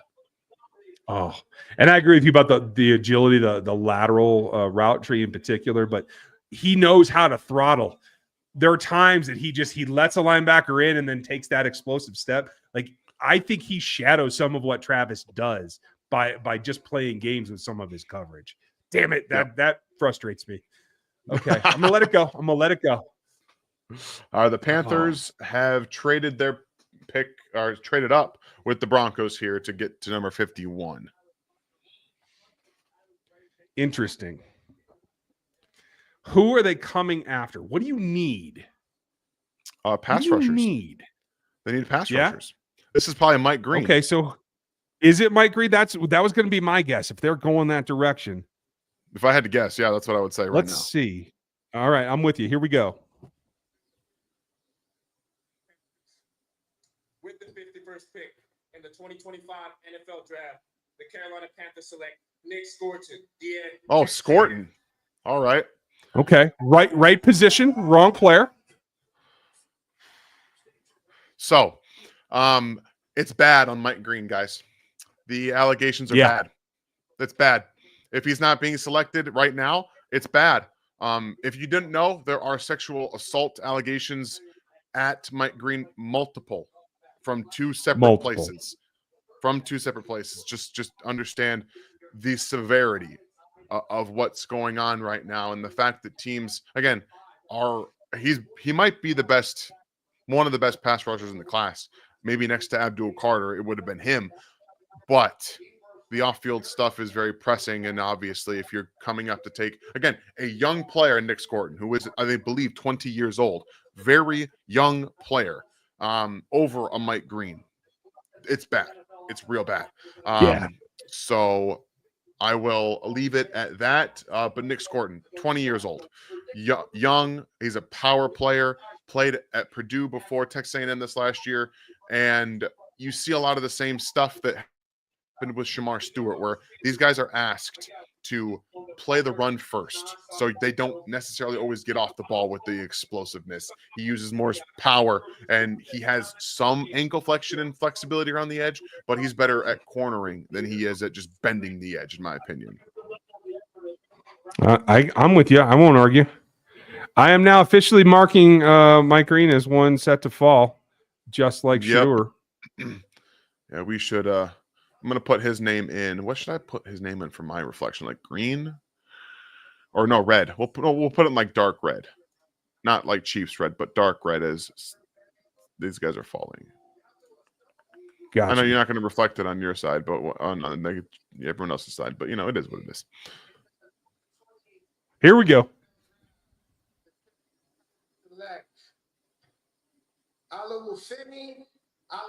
Oladejo. Wow. Amigo. Borgonzi saw it like you saw it. I know you're a Femi guy. I'm so mad. Olo Afemi is my guy. Oh. It's not just he's the athletic tools, it's the character. This guy is going to be one of the best people in your locker room the day he steps in. Cornerstone. He is exactly. He's a cornerstone character with immense, in my opinion, upside as a defensive end. Immense upside. Yeah, and a hell of a story. A guy that played behind the Murphy brothers in Leolatu, so they kept him off the ball. And this is his first year as an all-out pass rusher, and he wreaked havoc. He's only going to get better. His ceiling might be the biggest at this position group this year of anyone. And kudos to Mike Borgonzi. I think he made a mistake with his first pick. I think he nailed it out of the park with this one. Yeah, again, I did have a 3rd round grade on him because I didn't want to project it too much, but I love this guy. And again, he played off-ball linebacker even for the first 2 games of 2024 or 2025. Yeah, 2024. Still was playing off-ball linebacker. They needed him to play defensive end. So he's like, yeah, I got you, coach. And all he did was produce. So, man, that makes me mad. Makes me really mad. Yeah, that's man. All right. That's tough. I had thought they had a shot at him. Yeah, I'll shut up here. Just fire No, away. not you. I'm just trying to get my attention off of my disappointment. JJ, appreciate the super chat, my friend. Thoughts on Fannin at 95? I think he's going to be a freak of nature, and he can learn from Kelsey for a year. Yeah. So I will show you guys, maybe not show you, but tell you, I have Harold Fannin as a middle of the 4th round player. I am very concerned about his movement skills. Even at college, making guys miss he did it, but it was uncomfortable. And they're college players and they're not NFL players. I think he'll have a far more difficult time doing it in the NFL. And I don't think he creates a lot of separation on his own. I think that, he did a great job of taking advantage of what was there. And that's what it is. I have him as a bottom of the 3rd, right at 95 would be fine. And I agree. It's the level of competition that he wasn't able to dominate that gave me some pause as well. I'm not much higher on you, but the physicality and the potential there gave me just a little boost to get him into day 2, but we'll see. And by the way, I see this up here. There's no way that Cole could be 10 minutes ahead of us on the stream because the tweets that I'm seeing from Adam Schefter on my phone before the picks are like maybe 30 seconds before the picks happen. So I don't think that that's actually possible. Yeah, I doubt it. Nobody has access. This is not a time delay or anything like that. Yeah, he may be theorizing. He may be getting fed something. I don't know, but kudos to him for keeping it going. I'm glad everybody's bouncing around. Again, it's a hell of a group here that we have for Chiefs Kingdom. So I hope you guys enjoy it. Jayhawk, do you think we may go wide receiver now that there's a DL run? I mean, it's a possibility. There's a lot of guys sitting out there. I still have like 1, 2, 3, 4. I have 5 3rd round grades still sitting out there at wide receiver. What do you think? Yeah, I think that you could see, again, I'm interested about how this wide receiver room is looking for this class because I like the class. It's deep, but again, we're talking probably end of the 2nd round, into the 3rd round, and then the 4th round where it's the deepest. So you're seeing teams take advantage right now of the defensive end class. We're seeing the run start. You guys, I have, let's see. Oh, that's right. I had 29 total grades, draftable grades on defensive ends. And they are stacked from the top of the 2nd for me into the middle of the 4th. So there's a lot for me right there. And teams are identifying that. And so I think they're trying to get that right now. And then wide receiver is going to start soon, in my opinion. I think that that's probably going to happen near the end of the 2nd round. Yeah, that makes sense. We'll see how it comes around. Let's see. Next question here. I didn't mean to slow you down, buddy. No, you're good. I think we're doing fine. Okay. Can we get a quick look at our D-line and RB chart? Sure. Let me switch over there. And we'll go check it out. Oh, wrong one. Okay, so this is Dan's board. This is the wide receiver column. This is the running back column. As you said, Martinez, best running back on your board, still available. Caleb Johnson's up there too. Oh, he is up there. Sorry. All right, here's the Bucks pick. Good Lord, these guys are going fast. I know. And with that in mind, with the 53rd pick in the NFL 2025 draft, the Tampa Bay Buccaneers select Benjamin Morrison, DB, Notre Dame. Good pick. Bucks go back It's a to the good well. pick. Just a good pick. Yeah, solid corner. A couple of injury-plagued DBs go here on day 2. So that tells you that there's enough concern for the injuries to keep them off the first round, which, again, Benjamin Morrison might have been a first-round corner had he finished the year at Notre Dame, but he did get hurt with that hip injury. And same with Will Johnson. But teams feel pretty comfortable here on day 2 on the second round to go get these guys. They're really good players. Cans board for D-line still has Darius Alexander, Norman-Lott, who have in almost the same place, Pegas, Turner, Broughton. I was not huge on Broughton. I don't think I got him on my board. I think I just followed up by Caldwell's run defense. Yeah, okay. That's probably why. I don't generally place straight run defenders on mine. Let's see here. For running back, did I do anything different? I had Scadaboo. Where'd you have Sampson? I have him at the top of the 3rd. Okay. So we're pretty similar on that. For my D-line group, I have Robinson going today, and I have Farmer at the very end of today. Other than that, we're pretty much exactly the same when it comes to our D-line groups. So thank you, Duncan. Is the best value at DB at the moment, although this moment was 20 minutes ago. It's still out there. I mean, Amos, Watts, Porter, Ravel, if you're comfortable. Yeah, Azariah Thomas. Ransom. Yeah. I have missed crossing off a couple of my picks, so give me just a second. Oh, and here's another pick, of course. Oh, little intro though, because it's Packers. So that's what we're looking at this moment, and I do think the thickest part of the DB class for me is going to be a little bit later on. So we'll hold tight on that. Yep. Right now it's still defensive end for me. Pretty. Here we go. Here's K-State aficionado.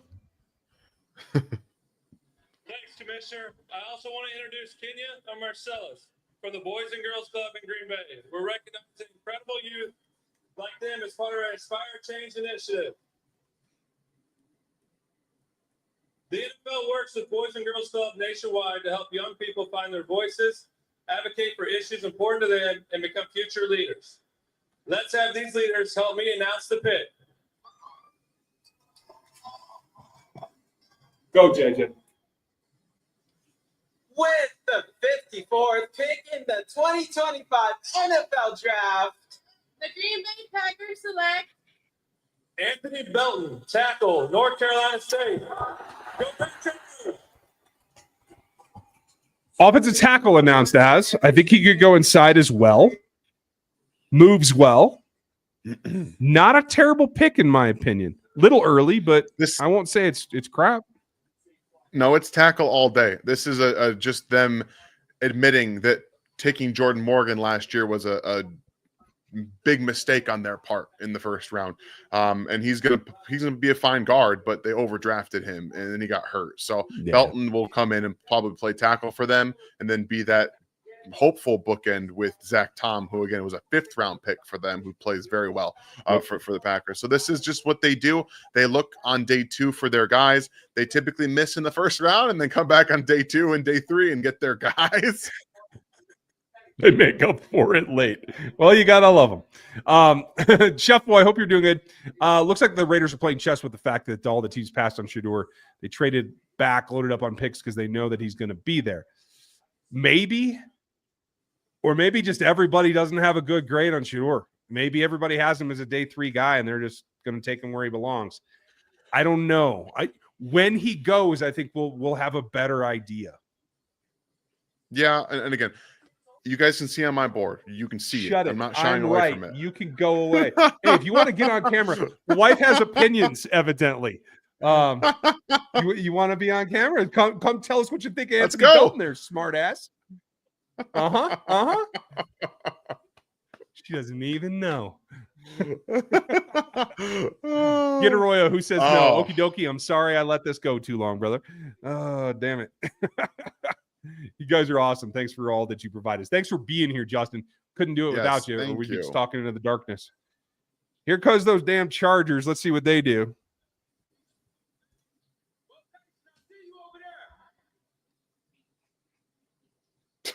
With the 55th pick in the 2025 NFL Draft, the Los Angeles Chargers select Trey Hendricks, wide receiver, Mississippi. Okay. I don't know. What do you think? I like it. But this does seem to be a detriment on their wide receiver Quentin Johnston, because this is the direct replacement for him. But the funny thing about this is, dude, right? I was about to say he can't catch the ball either. So I don't know. I like Trey Harris. Don't get me wrong. Good footwork. He's a good route runner. He can play outside. He can play inside. He can't seem to catch the football consistently. He has good ball skills. He tracks it well, but it just clanks off his hands. It's weird. I don't get it. So, not the fastest guy in the world, but just the highlights show, like, he just makes some crazy catches sometimes, but then they're not going to show you the ones that he drops, but a good manipulator. I like him. I like him. This is a spot for him. I had him around later. I personally blame him for the fact that you hate Jackson Dart. So, like, I'm going to carry that for a while. It's not him. I hate Jackson Dart. I had to find somebody. Addicted. Who is a better fit for the Chiefs? Darius Alexander or Joshua Farmer? Oof. Farmer comes off the ball quicker to me. I think Cullen likes that. Like, Darius has got some tools that don't grow on trees, though. Farmer would be the better stick and value pick. I think probably third, fourth round. He's going to come in and just be a really good run defender, but not give you a ton as a pass rusher. That's kind of the thing on him for me, as I was a little underwhelmed with his ability to affect the passer. Darius, a little bit more inconsistent and from a totality perspective, but has all the tools. He uses the kickstand technique. He's a big physical guy who can, when he gets off the ball, he gets off the ball. He has the lateral agility. He can impact the passer. So there are, I think, more all-around tools there. He's going to be 25 years old. You have to take that into consideration a little bit. I don't care so much, but especially on day two, I really don't care on day two, because 25 years old just means you have more experience and you're not going to be, waiting as long. So I like him personally from a totality perspective, but I think Farmer is a better impact run defender than you'll get from Darius Alexander. But that's my opinion. That does make sense. What are they? Farmer's 22nd on the matrix. Alexander, despite his size, was 11th. Yeah. I think that says something. Like I there's just something about that. You know what I mean? Dancing bear, man. Yeah. That dude he's big. That's why he's higher on the board for me. I have a second round grade on him. Like I am a big fan. Yeah, you and I agree completely on those two, and the difference is there. Thanks, Addicted. Decimus, thank you, buddy. And thanks for being a member. Appreciate you. Thank you. Hope you're enjoying the ride so far. Cardinals get 66. We get 78 and 115 and maybe 152. I mean, maybe, but Squeeze. if I'm moving back, I want 63 to move up as well. Like, I agree. I'm looking to get to the 50, 55 range. Yeah, I agree. I think that's what you want to try and do. Because, man, if this heats up another couple of picks, DT could be pretty scarce. Edge could even as well. I don't know. Have you ever thought about making your draft boards interactive with names automatically crossed off?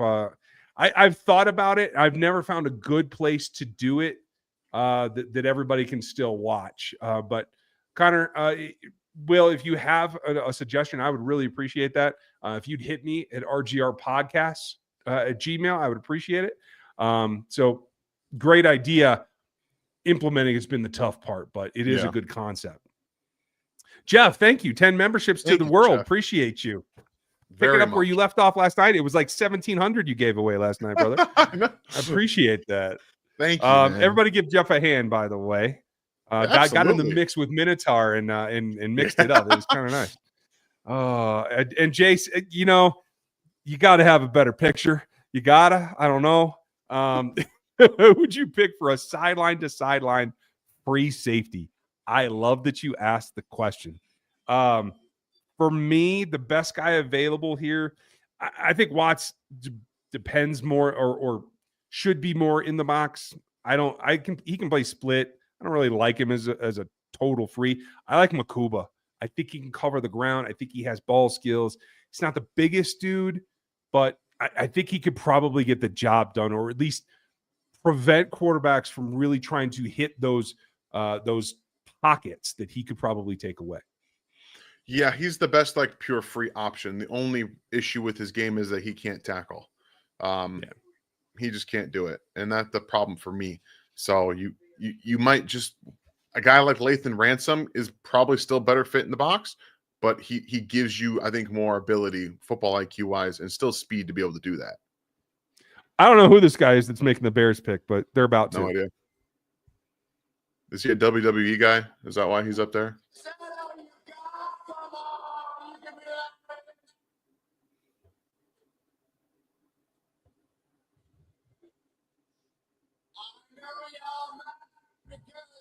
Championship goal looks good on the blue and orange.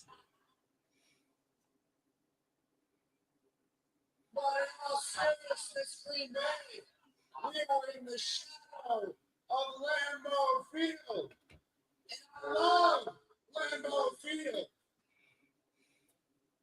because the king of the North, the best quarterback in the NFC North, Caleb Williams, is undefeated.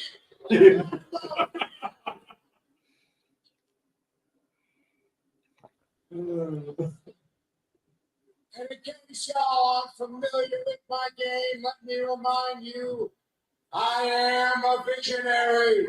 Come on, dude. Let's get this over with. You're on TV as a WWE guy. Get the pick in. I appreciate antagonizing the crowd, but come on. 56th pick in the 2025 NFL Draft, the greatest franchise in the NFL, the Chicago Bears select Ozzie Trapello from Washington College. Ooh, that is a homer pick. For those of you who don't know, Ryan Poles, former Chiefs executive, now the GM, was a BC offensive tackle, and he goes back to the well to pick up Ozzie Trapello. Sorry, I keep saying that. I have him an entire round lower than here. What did you think?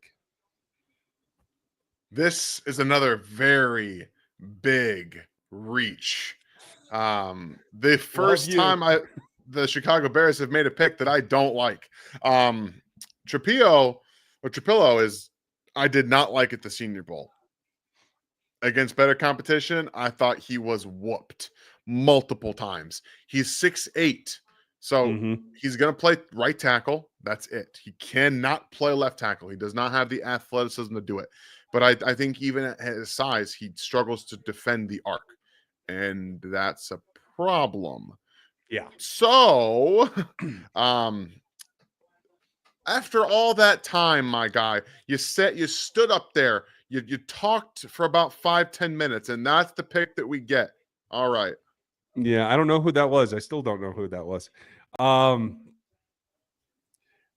think this hit a little close to home for Ryan Poles, and then they're showing him now here on ESPN. He looks happy. I don't know, bro. It's a reach for me. I agree. I'm trying to double check here who I have in front of him. Oh yeah, he passed on a much better right tackle prospect in Cameron Williams from Texas. I find him maybe a Pro Bowler in waiting, given that he's only had one serious year of contention. I think that's disappointing. Looks like the Lions are on the clock as well, but there's a whole family about to announce it, so I'm going to hold off for a couple of minutes. But it is your Lions pick, so maybe we should give it the credence that it's due. We'll see. They did make a good pick. Wait, is it in and I'm behind? Oh no, their first one. Okay. Ooh, I'm still reeling from the last selection.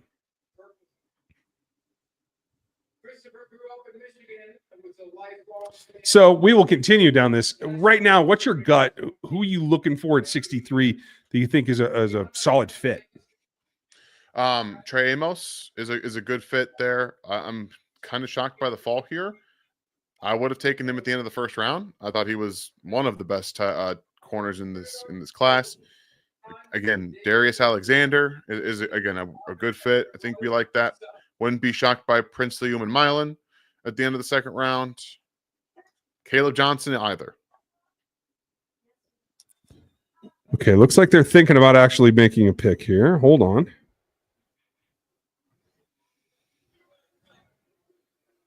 Okay, sort of, maybe. By the way, I had a blast last year when I was up in Green Bay for the Chiefs game. So cheers to you guys. Nice town, good food. Here we go. Denver Broncos have traded the 57th pick to the Detroit Lions. With the 57th pick in the 2025 NFL Draft, the Detroit Lions select Tate Ratledge, guard from Georgia. Okay. Yeah. Okay, getting a little meaner. I like it. He is my number 2 guard.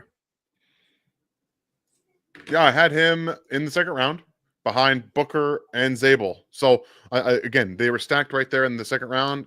He's a really good guard, and it makes sense for them. This is exactly what the Lions want to do. They want to run the football. They want to eat your face off. Essentially, that's what they want to do. And Tate Ratledge is going to come in. He's gonna body some people. So I like that. I like that for sure. I like it as well, and I think that the run game will be a big positive for it. His hair fits right in Detroit as far as I'm concerned, so I think it's going to be just fine. Absolutely. Dan Campbell's trying to get those wavy locks back, man. Yeah. The wavy locks. Okay, you got me with that one. Okay, so Benjamin Morrison, Belton goes, Trey Harris now, Chapillo, Tate Ratledge. Looks like the Raiders are on the clock. We'll see if they stay there. I'm interested to see what they do. We are now about 6 picks from Kansas City. Yep. We mentioned it. I like Alexander. I like Norman-Lott here as a pass rushing DT. He can do a little bit of everything. Smart Turner's the body here with no production. I hope that the Chiefs aren't leaning that direction. You have Caleb on the board. Dang, it looks like the Raiders are going already. I can't get any word in edgewise. Some other amazing fans, that being Raider Nation. I was blessed to play 13 years with the Silver and Black, and the man who used to always make this pick is a Raider legend, an NFL Hall of Famer, Willie Brown.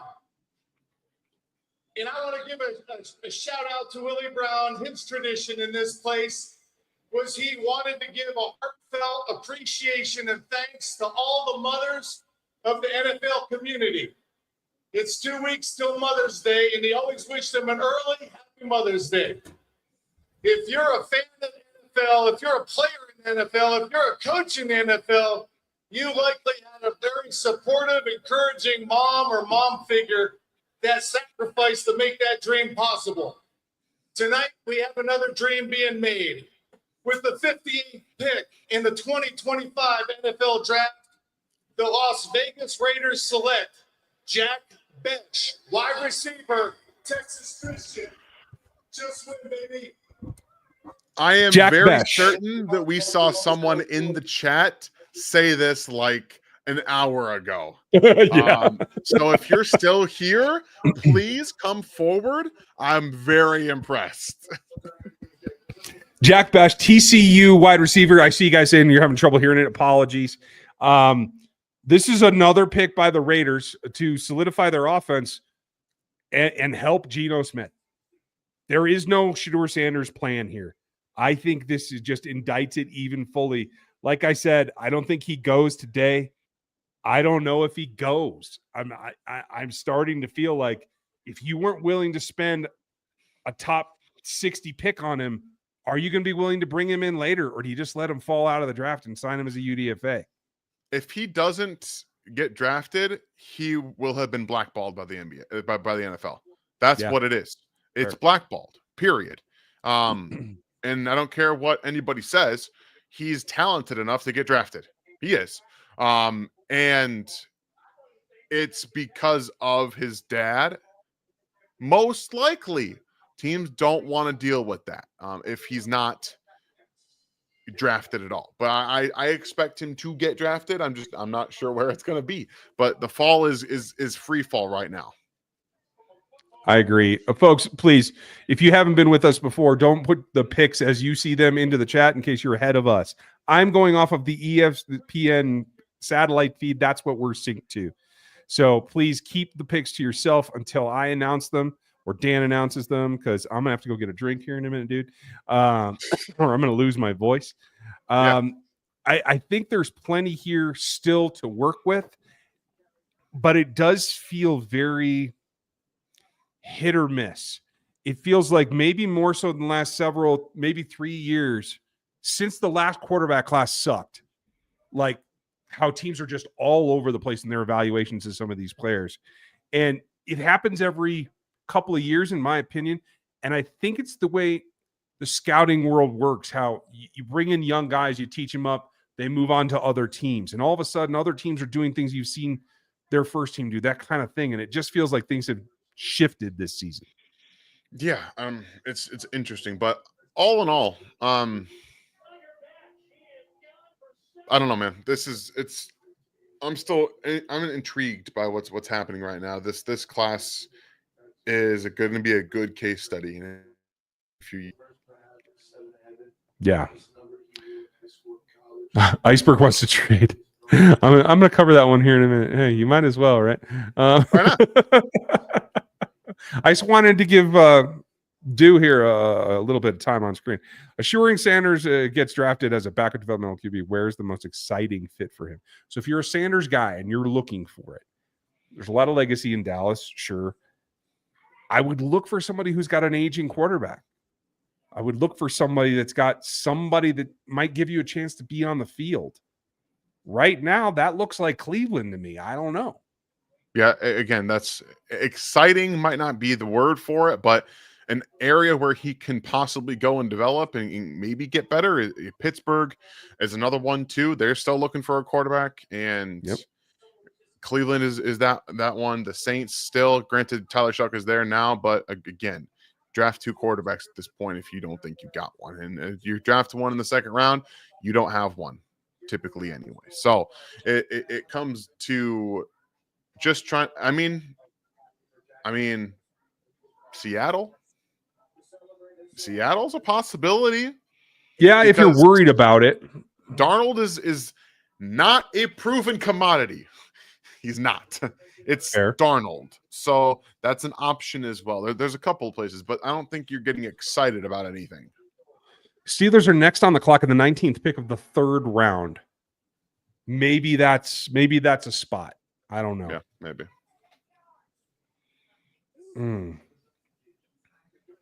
Quentin, I don't think he. I don't. So long, Baltimore. Yeah, right. Usually they're pretty quick. Although it says it's in. Quentin, I don't think he was talking about the Chiefs taking him, just looking for a landing spot. Thanks, Nathan. Appreciate you. Thank you, Ryan, for the support. Are we going to go with a DT that can play both in and out, or just get an edge? I like Jordan Birch out of Oregon. I'm mediocre on Birch. What do you think? Yeah, I've got what is it, a 4th or the end of the 3rd round grade on Birch. It's just at the top of the fourth for him, but I just didn't. I don't know. I wasn't blown away by Birch. It felt like just a very floor physical guy, but tweenish kind of body type. I don't know. Maybe I'm thinking of a different player, but it just wasn't. No. I didn't see enough there. I didn't get excited either. I have him at the bottom of the fourth. I thought the same thing. Not big and strong enough to bully, not fast enough to really attack the outside shoulder. I think there's a lot of players. I like Ashton Gillotte a ton more than him. I like Ty Robinson as well. I could even see Jack Sawyer. Jack Sawyer at times looks like Max Crosby looked in college to me. And if he could make a similar jump, there is a possibility. Max wasn't that good coming out. And now he's arguably the best pass rusher in the league. So it's just, I'm just trying to compare starting point to starting point for me. And it's not that he's the only white guy edge rusher either. I do see similarities in their game. I think that there's a number of pass rushers here before Jordan Birch that I would select. Yeah, I think he's Jack Sawyer is like a football IQ guy. You draft him for football IQ, not necessarily because he's the best athlete, not because he's the best pass rusher, but because he's going to come in and just kind of work. And that's what you want sometimes. Yeah. Especially if you feel like there is ceiling that work could then produce a change. It's all about the projection at this point. Could you please repeat the name when it's called? Sometimes it's hard to hear the pick. I will try to do that going forward as much as I can, Beefy.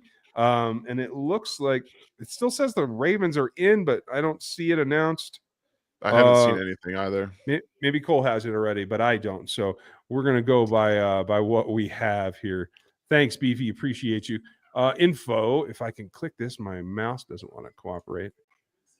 See what it does? Do you see? Oh. I would think that at round 5, that Sanders is a deal for teams not needing a starting quarterback, just to be a good cheap backup for 4 years that might be able to flip. And that's a fair point. I know for a fact he has rubbed some teams the wrong way. Yeah. And I wonder if that makes it less likely for them to just take a cheap chance on him. I don't know. I'm really interested to see that. Yeah, sometimes you can be bigger than the sport. And I feel like some teams think he's bigger than the sport, and because he comes with the baggage that is Deion. And nobody wants that. And honestly, let's be real. Regardless of the contract that Deion signed, at the first sign of hiccups, guess what the fan base is going to be doing? Fire the coach and hire Deion. No one wants to deal with that. Yeah, nobody. Mel still has him top of his list. Darius is up there. Trey. Jared Wilson. I like Jared Wilson, but I still have him at the bottom of the third. A guy that can play center. I think he could go out to guard as well. I put him at in the second round, actually. Did you? Okay. Yeah. I have the West Virginia kid there in the second. He's my last second interior guy. And either of them could be a selection here for the Ravens. I think both of them could work in that system. You know, they like to grind it out. Let's see if they can actually make a selection now, Bo. Here we go.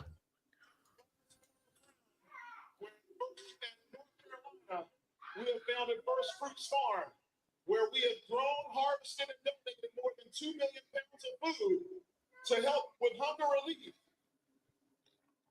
and hunger throughout our nation. And so our motto is to never stop giving, never stop loving, and never stop growing, so that no child will go without food. My son JW and I, we have the honor and the privilege of presenting tonight's pick for the Baltimore Ravens. And with the 59th pick in the 2025 NFL Draft, the Baltimore Ravens have selected Mike Green, linebacker, Marshall. Ravens don't care. Well, I mean, you look at. I'm not gonna say it. I'm not gonna say it. You got to clear that. Still a Baltimore Raven. Okay. Wow. All right. Yeah, that is a mic drop moment. Well done. Yeah. I don't feel like Ozzie Newsome would have done this. This is my gut reaction. And I know everything still goes back to Ozzie. I know he's in the room probably. I just don't see it as much, but it's going to be what it is. They have not had the greatest run of edges. They've had some injuries. They've had some guys that have had some glaring issue that have not worked out. So this is definitely, I think, a risk at this point.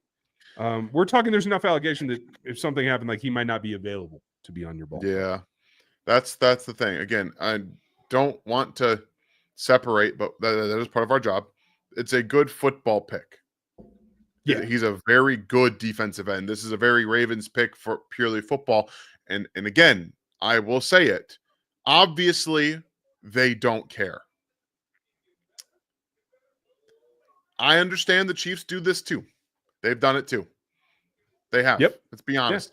Well, let's just be honest real quick. Football teams put the football first and the off-field stuff second. They always have. They always will, unless a player was legitimately arrested and you can't actually draft them.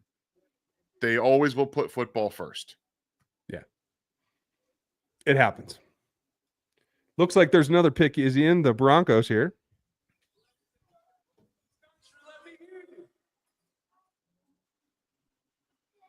Wisconsin Badgers, baby. We got another one into the College Football Hall of Fame. We did it. Now, with that said, with the 60th pick in the 2025 NFL Draft, the Denver Broncos select R.J. Harvey, running back. You see that? You knew they were going to go to the position at least. He is small. I like what he does, though. And as you said, build up speed. If he can get a lane, he can get there. Yeah. I don't hate the fit. This is rich. It's by rich. 2 rounds on my board. Yeah, I have him as a 4th round player. But again, it shows you what Denver is trying to accomplish. They want what every team in the AFC West thinks they have to do is run the football to beat the Chiefs. Fine by me. Because every single one of them has drafted a running back in the first 2 days. Every one of them. So that is, again, I don't hate the fit. He's a good player. It's just early. It's just early for me. But again, the Broncos have everything except for wide receiver. They do. Their defense is filled out. Their offensive line is good. And now they're just going to put a running back in the backfield so Bo Nix doesn't have to do much. Duncan wants to know if Caleb can catch the ball, and I don't have an answer for him. He can. They just didn't use him a lot out of the backfield. If you look at Iowa's, passing offense, does it really fill you with a lot of good feelings? The 3-time Super Bowl champions, 5 times world champions, Washington Commanders selects Trey Amos. Okay, that's a good pick. Yeah, that's value. Value, yep. They put it together a lot earlier than most people thought last year. I'm sorry. Go ahead. I'll shut up. No, you're fine. I was just going to say, hey, Duncan, this is what we mean by Iowa's passing offense. Charlie says Iowa has a passing offense. That tells you everything you need to know about what goes on in Iowa. They got corn, and they know how to run the damn ball.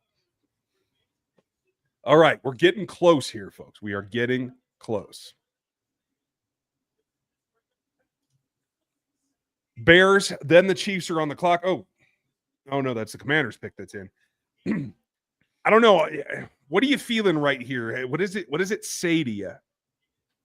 For the Chiefs, it tells me running back or defensive end. That's how I feel. Okay. Actually, never mind. Wide receivers in that bucket too. Okay. I think Royals, Knoll, Williams are all options at this point for wide receiver as well. And we know that he's specifically, Brett Veach just said, explosive, which Knoll is explosive, Kyle Williams is an explosive mover, and Royals is after the catch too. All 3 of those guys fit the mold for what they want from a wide receiver. Yeah, I'm with you. I do think Norman-Lott can be explosive at times. If they wanted to go that direction, what I'm fearful of is if somebody loves the athleticism, the numbers of Shamar Turner, and I'm not going to be happy if that's the direction that they go. Pick is in for the Bears. Chiefs are on the clock. Do you have an opinion here for Eric's question? Has Deion become the LeVar Ball of the NFL? Oh, that's a damn good way to put it. I mean, just look what's going on with Shiloh. Yeah, I mean, yeah, there's a ton there. So, Eric, that was a great way to put it, actually. You're probably on the same lines, except, Deion can actually coach a little bit. LeVar just runs his mouth. True. LeVar just runs his mouth. It's a matter of perspective. The headache's the same, but it's a matter of perspective. Appreciate the super chat, my friend. Absolutely. All right. Raymond, just curious, how does Josh Simmons compare to Joe Alt from last year's draft? Thanks for all you do there. Well, thank you, Raymond. I actually feel like they're drastically different players from the waist down, and that's what's most important to me. Josh moves as good as anybody they've had since Fish, as far as I'm concerned. Alt's powerful, but I didn't feel like he moved that well. I don't think so either. I thought that's why he's playing right tackle. It's getting away from his biggest issue was getting beat around the edge. And for a guy who has long-ish arms, didn't have hugely long arms for a guy his size, he let defensive ends extend against him and get in his chest a little bit too much as well and kind of bowl him over. So you don't see Simmons, granted, again, 5 games of experience at left tackle for Ohio State this past year. You saw the hand usage just be flat out better. He got to his spot better. His footwork is better. He's more nimble. And then he was able to adjust across the body. So defensive ends that try to go across the face, he was able to mimic and mirror technique across his face a bit better too. So now Alt was a top 5 pick because of the lineage, and then again he played for a long time, former tight end, so size, athleticism, it all puts him that high for them. I think that Simmons would have gone in the first round last year too if he would have been a fully healthy season. I agree. I think I probably would have had him as the 4th is my thought. Yeah, I got to go back and stack all the grades again, but it is an exercise that I think might be worth doing. Thank you for the question, Raymond. Appreciate that. Tracy, thank you for doing this live. Dan Ryan, I love the chat between the picks. Well, thanks. We're trying to fill the space. We're not trying to fill it all. We're being a little bit more mellow this year. Have a little bit of silence from time to time. The wife's going to come in and throw things at me, evidently. Thank you. That's sweet. Okay. She's in a mood today. I don't know. Just got out of my lacrosse practice. Well, good for you, Steven. Who would you take at 63 right now?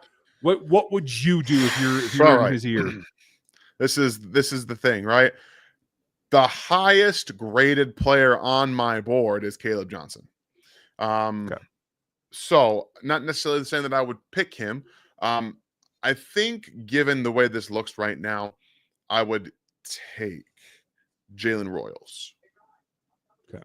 Wide receiver out of Utah State. My fit for Chiefs, I would take Norman-Lott here and try to get some push on 3rd down from the DT spot next to Chris Jones.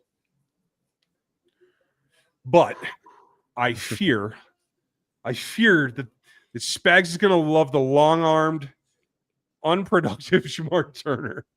But Bears pick is coming in. Here we go. To come later tonight, here comes Chicago with pick number 62. Y'all still going, huh? Y'all must be going this bad, whether y'all got to live this year around. Because I know y'all not born the best team in the division. But on a serious note, with the 62nd pick in the 2025 NFL Draft, the Chicago Bears select Shamar Turner. Oh, they did. They helped. Thank you, Ryan. Thank you, Ryan Poles. I love you. Oh, Ryan Poles, you're my hero. Oh, that's awesome. Shamar Turner is a beast of a physical player. In that system, he just wasn't able to produce And that's partially on the system. We've talked about that last night.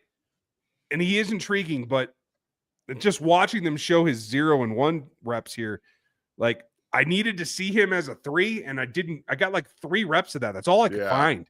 So it just baffled me, and I was not willing for them to take the pick.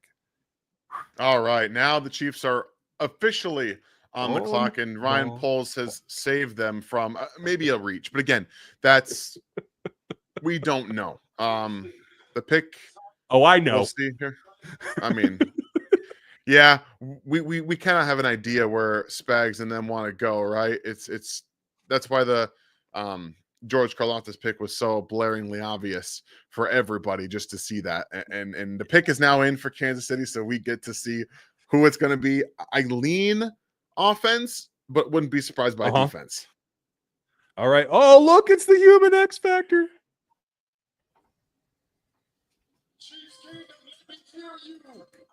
Go on, Dante. Yeah, listen to that kid. In the 2025 NFL Draft, the Kansas City Chiefs select Omar Norman-Lott. Okay, there it is. All right. All right. Good pick. It's a good pick. Well done, Brett. I appreciate you. This is what I would have done. I think, Dan, you're comfortable with it as well. And it is more so it's not a cursing of Darius Alexander. It's that he can get after the passer too. A little bit undersized, sub 300, but I like the way he can come off the ball when he's motivated. It is not consistent, and that is one of my problems with him. He's got decent hands, and he's a guy that when he needed to raise his game at Tennessee, he was able to do it. So do you have big complaints about this? No, I think that this makes a lot of sense. A versatile player, he can move along the defensive line. He might be more of a 3-tech for you, but I think the body type, you can move. So if you need him to play more of a 1, I think you can get that out of him. It's just, again, like you said, it's about getting the want to out of this player. A lot of these guys, work ethic comes into play. I think that sometimes culture can help that, but you also have to be able to put in the work on your own. So he flashes all the tools to be a successful player. He's explosive, he's physical, and I think that he meshes well with what the Chiefs need, specifically from a pass rush perspective. And maybe you work from the run defense a little bit down the road, but they need to be able to pressure guys or teams interior wise. And I think him next to Chris Jones or moving him around a little bit would be a lot of fun. Yeah, I completely agree with you. And have that versatility. If you guys missed the draft guide, go to that same shot on NFL 33. I'll throw it up here so you guys can see it, because you can still go get the draft guide and download this so that I don't have to read it to you, or you could be looking ahead here. Let me scroll that. It's this link right here, and use the code either NFL 33 or RGR, and I'll show you why, because this is what the draft guide says about Norman-Lott, and this is why I'm happy with it. I'm just going to switch this back to the other view if I can get there. There we go. And so, high energy player when he's on the field, a bit more compact as an interior defender, can play 1-2-5 techniques. I've seen him take on tackles straight up as well. He can do that. Raw in terms of pass rush technique and planning, but he's happy to stand in and fight at the point of attack. Needs to develop stamina as well. Will take some plays off, but has the tools to get the pass rush done. So in the second round at 63, I think that's a stupendous pick for them. It gives them some of what they don't have.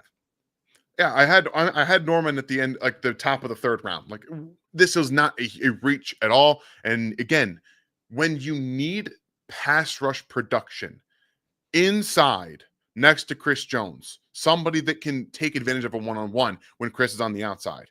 Not one person could win inside when Chris went to defensive end. They didn't have it, but he can. He can do that. He has the explosivity. And again, he has length as well. So if you just get this out of him where he can play 1 to 3 and a little bit 5 if you want to, you might be able to play a defensive end from time to time with the explosiveness, with that first step. It's how it fits in the defense and the totality of what you're asking of this defense. When Chris Jones plays outside, who can win? He can absolutely do that. And when you can have someone else, that means you can put Chris outside, Karlaftis on the other side, flush them to them. A 3-pronged attack is much more efficient than a 2-pronged attack. You get Charles Menahue back as well, and you can put him on the outside. If you can rush with four good pass rushers, then there's no escape lanes. You don't have that hole in the middle where he's just a guy taking up space. If you have four pass rushers, you can get to the quarterback, and that is the whole damn goal. So well done, Duncan. Appreciate you. And hey, random, you were correct. He is a really good player, and we're pretty happy about the fact that this got taken ahead of him, because you're right, Eric. I was worried. I was very, very worried. I got to tell you the truth. Eagles pick is in. Chiefs are on the clock in 2 more picks. Yep. So we are going to get there real quick. Good corner still available here. Who did the Chiefs think about? And that's a great question, because you just accomplished your 2 main goals. You got the offensive tackle. You got the defensive tackle that can help crush the pocket. Now I feel, Dan, this just opens completely up. Whether it's a corner that they have graded really highly, I would think not a safety, but it's a possibility. Wide receiver, certainly. Still early for running back, in my opinion, but that's me. Here's the Eagles pick. You think about what you would do, and we'll come back.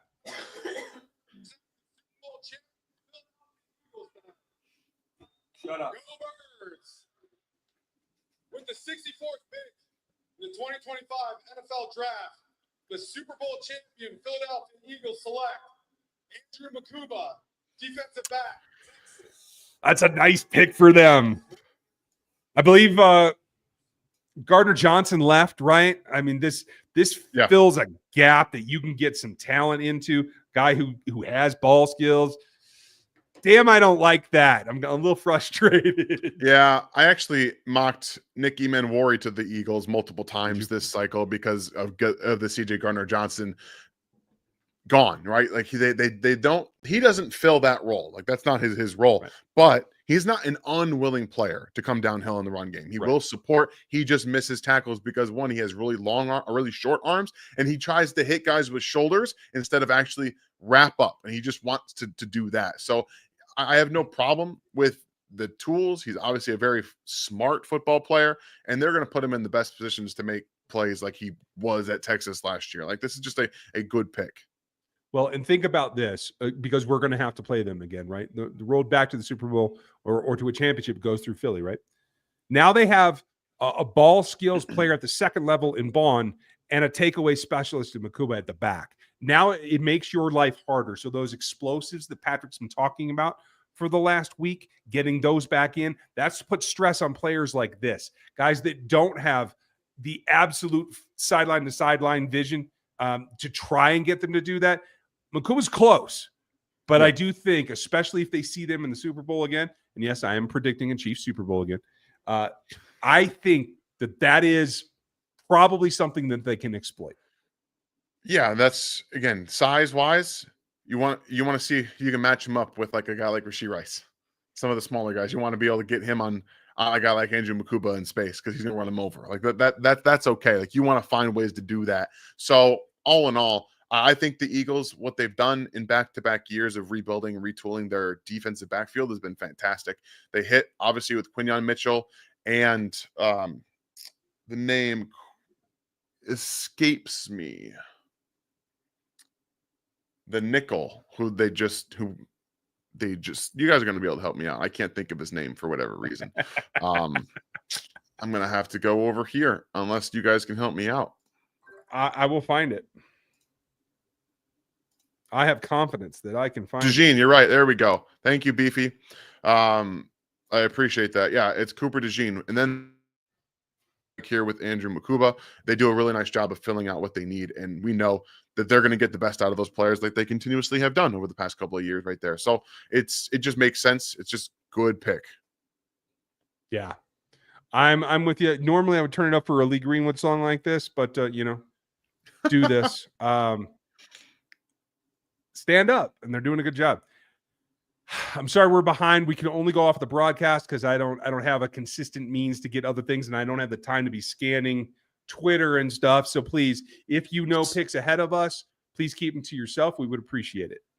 Yeah, well, I think what people are saying by they're on the clock is that the pick is in for the Giants, which automatically means the Chiefs are on the clock. So you can't actually see it on the TV, but they are on the clock regardless. So I think that's all people are pointing at, which Okay, cool. Just want to make sure I'm not falling behind or something. All right, so just gut. Timmy wants to know this. Who do you think? What's your gut tell you now? They went defense. So again, they like the defensive line group. I wouldn't be shocked at defensive end. But it feels like right here, probably again, I would go wide receiver or running back in my opinion. But I wouldn't be surprised by defensive end either. Okay. I like Knowles and Williams here. I will say that, and I agree about going wide receiver. I don't know. I don't think I would go Sanker yet, but let's see who the Giants pick. On game day, so thank you for that. With the 65th pick in the 2025 NFL Draft, the New York Giants select Darius Alexander. There it is. Okay. Okay, Just so the one drop pick later. the drop stops. I actually had Alexander a little bit above Norman-Lott. So I'm actually pleasantly surprised with the way that this went out, but he does get done. I think he is a heck of a player as well, and he's a guy that I think can wreak havoc if he continues to progress here. Let's be honest, playing at Toledo, this isn't the competition that you're going to face in the NFL. He's going to have, I think, a lull for a little bit, but I do think he has the tools to really push forward. Yeah, that's the thing, right? It's you see the flashes, and again, when he played up competition for him, Toledo versus like Pitt, he was dominant. He dominated competition. Like that's what you want from a smaller school guy. And again, my biggest concern with him is that he's big and he did take plays off because of that. He didn't have that motor to always go. At his size, it's not easy to do so. I get that, but overall, he has all the tools to be an impact run defender and a pass rusher at the next level. So this makes sense. Again, the Giants are just trying to throw every possible pass rush plan at quarterbacks in the NFC East, and this is another addition to that. Makes sense. Chiefs pick is in. Looks like we're going to see somebody shortly walking out to the podium. Hopefully, here we go. 2025 NFL Draft, the Kansas City Chiefs select Ashton July. Defense. Oh, that's what I am talking about. I thought it would be a complete round later, and I would have been happy with that. But I love this fit. Holy cow. I've been mocking him for like 4 months to this team, and you look pissed. I'm not pissed. I have him as a 4th-round player. He's outside my top 100. He's got really short arms. And I don't know. I think he's kind of a tweener. And the Chiefs just took a tweener. In line. I don't know. I'm not a huge fan of this pick. I understand it. It is a Chiefs type fit, but he doesn't have the arm length to play defensive end for the Chiefs in my mind. So this is an interesting one for me. I'm going to double check the measurement that I got. It came in at 33 and a quarter was the final. I don't see that. I see it like 31, 32 max. I'm going to double check it. He was originally at the combine measured at just at 32. So that's fair. I'm going to double check and see if I can confirm with the one guy who gets more measurements than I do is Dane Brugler. So I'll check him here real quick. But I'm glad that they took him. I felt like this was early. I would have taken him at the next pick or traded down because I think you could have. That said, they got the left tackle out of the way last night, and they're helping this defense get after the passer right now, one way or the other. It sounds like a song that I remember. I'm going to have to double check that. Let me get with this and run down, how do you want to see him used? Whatever he is, arm length wise, the player that he is, how do you want to see him used? I mean, as a pass rush specialist, and I don't really like taking a pass rush specialist on day 2. I would prefer to see that on day 3, where again, that's where I have him graded as a pass rush specialist. But if for me, if I'm taking a pass rush specialist, I would have looked for Antoine Powell-Ryland. out of Virginia Tech. I think he's a better pass rusher than Gillotte, but he's only a pass rusher. He can't play against the run, where I think that Gillotte has more, I think, physical nature, power to be able to play against the run. But I just, again, I don't see a lot of upside here. I don't see it. I think he's what he is, and I don't think we're going to see much more than that. But we'll see. Yeah, we definitely will. Let's double check. Dane has a measurement same as yours. So my information is more significant, but looks like I may have gotten a little off track there. What the guy does is he runs the corner. He is a sub-7 3-cone. He plays with great leverage. He'll get up underneath you. He's not the strongest player, and he's not necessarily consistent. They moved him inside into 4 eyes and even some 3 techs this last season. I think it was a waste of space. I think he does need to lighten up. What did he play at? I wanted to say it was like 265. When he rushed 10 pounds lighter the year before, he put up the same amount of pressures, but they were way more dynamic. That would take him off the field for the Chiefs, though. They don't want 255-pound defensive ends. Yeah. So that's where I'm like, that's where I don't see the fit, because he's would be a better player outside 265, closer to 250, but that's not what Spags typically wants. And so we'll see what ends up happening, but they have not had a good success rate with defensive ends in general, specifically pass rushers. So we'll find out again if he does lose weight and he ends up being that third down pass rusher. I'm far more okay with it.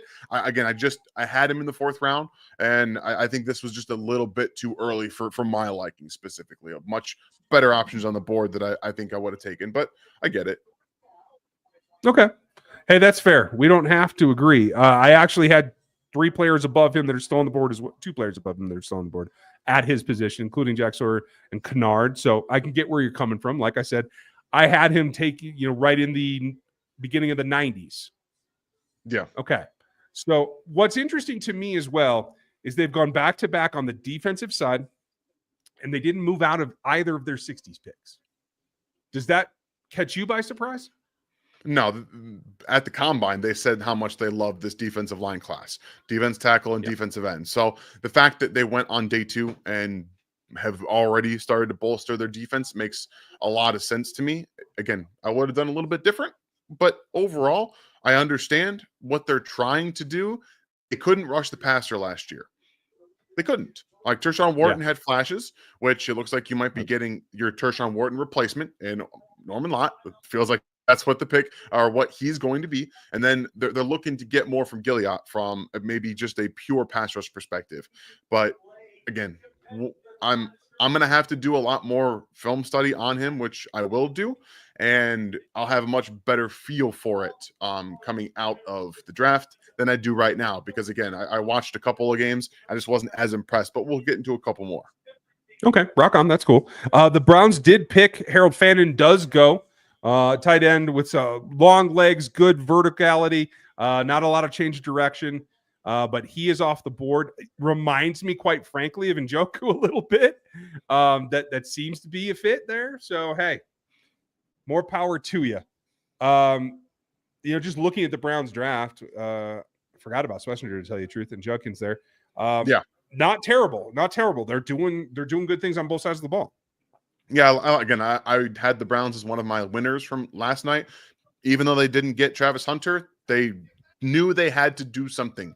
They had to be able to round out the roster. And I think they've done a nice job of addressing a lot of their needs. And Fannin is going to be a scheme-dependent player, but productive, I think, in Cleveland. I'm thrilled to get the privilege to welcome another young man into the silver and gold. I wish Wiz would just make the pick. I can't get a break here. I know. When I think they're going to take forever, I'm late. They take Darian Porter here to the Raiders. It's a solid pick. I think this is right about where I had him. Yeah, I had him at the top of the 3rd. So I think they're doing fine here. This is perfect. Yeah, I had the exact same grade on him right there at the top of the 3rd round. Yeah. Okay. So what does this do for you? Any any pause or anything. I like him, but I'm not scared. Not with the receiver core the Chiefs have. Yeah, no, he's still learning. Like, he was a former wide receiver, played a couple of years at DB now, but he didn't play full time because Matt Campbell just always rotated out their DBs. He has real instincts, so he knows how to play the position because he played wide receiver. He reads well. He's got really good effort. This is another building block for what Pete Carroll wants. He wants this kind of culture player. And I think that Porter, even though he's got some injury concerns, again, 6th-year player in college football. Oh, so yeah. A lot of football has been played. And you look at Ashton Genty, Jack Besh, Darian Porter, all of these guys just seem to be gritty. Like, that's what they want to be, which makes sense. Yeah. It appears most of you guys in the chat just don't trust me and think that is a wasted pick. I am looking forward to proving you all wrong. I hope that he will. We'll find out. Again. Guys, it's hard to hear. Say the name and position, please. Okay. So Fanning went the tight end from Bowling Green, and now corner Darian Porter goes to the Raiders. We'll see him quite a bit. It's going to be fine. I'm sorry you guys hate the Gillotte pick so much. Again, I had him going in the 3rd. The question would be, if it was in the 3rd, if it was at 95, would you feel better about it? I think that's really the big question here. We will see. But I'm not going to dwell on it because I don't want to get salty. They could have drafted CEH over him. It would have been happy. I hated the CEH pick. That's how much I hate the pick of Ashton. You're doing it wrong, and clearly you're not willing to listen to me. So I'm going to try to get off of this topic. I didn't realize that's what it was. No, this is in addition to. This is throwing as many bodies at it as you possibly can. FAU still has ceiling if he can get there. We'll find out. It's going to be a process. Good question here. Would you move up now from 95? And if so, what spot would you want to target, Dan? I mean, again, if we're looking at the wide receiver class, I still feel like this is a good spot for them to go get someone if they're going to. I have Noel and Royals with second round grades, and they're falling into the 3rd round, which, again, it is what it is. But you're gonna, and there goes Kyle Williams, is a New England Patriot now, which makes a lot of sense. Wide receiver out of Washington State. He's one of the guys that, again, I have a top of the 3rd round grade on. Quick twitch, separator, yards after catch, fantastic footwork at the line of scrimmage. He has the best release package in the class, tracks the football well.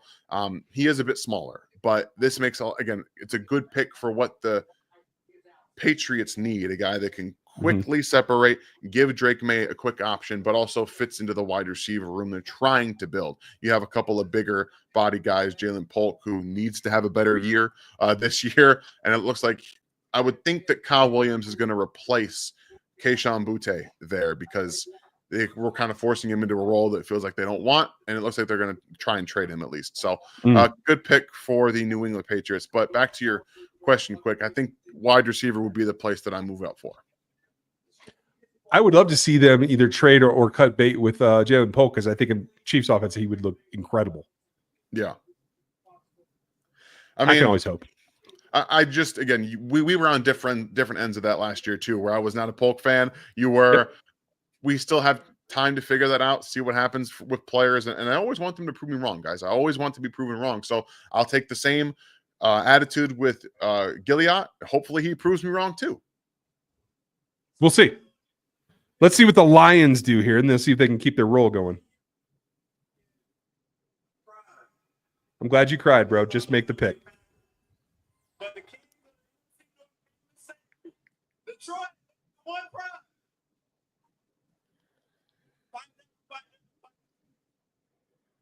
The Jacksonville Jaguars have traded the 70th pick to Detroit Lions.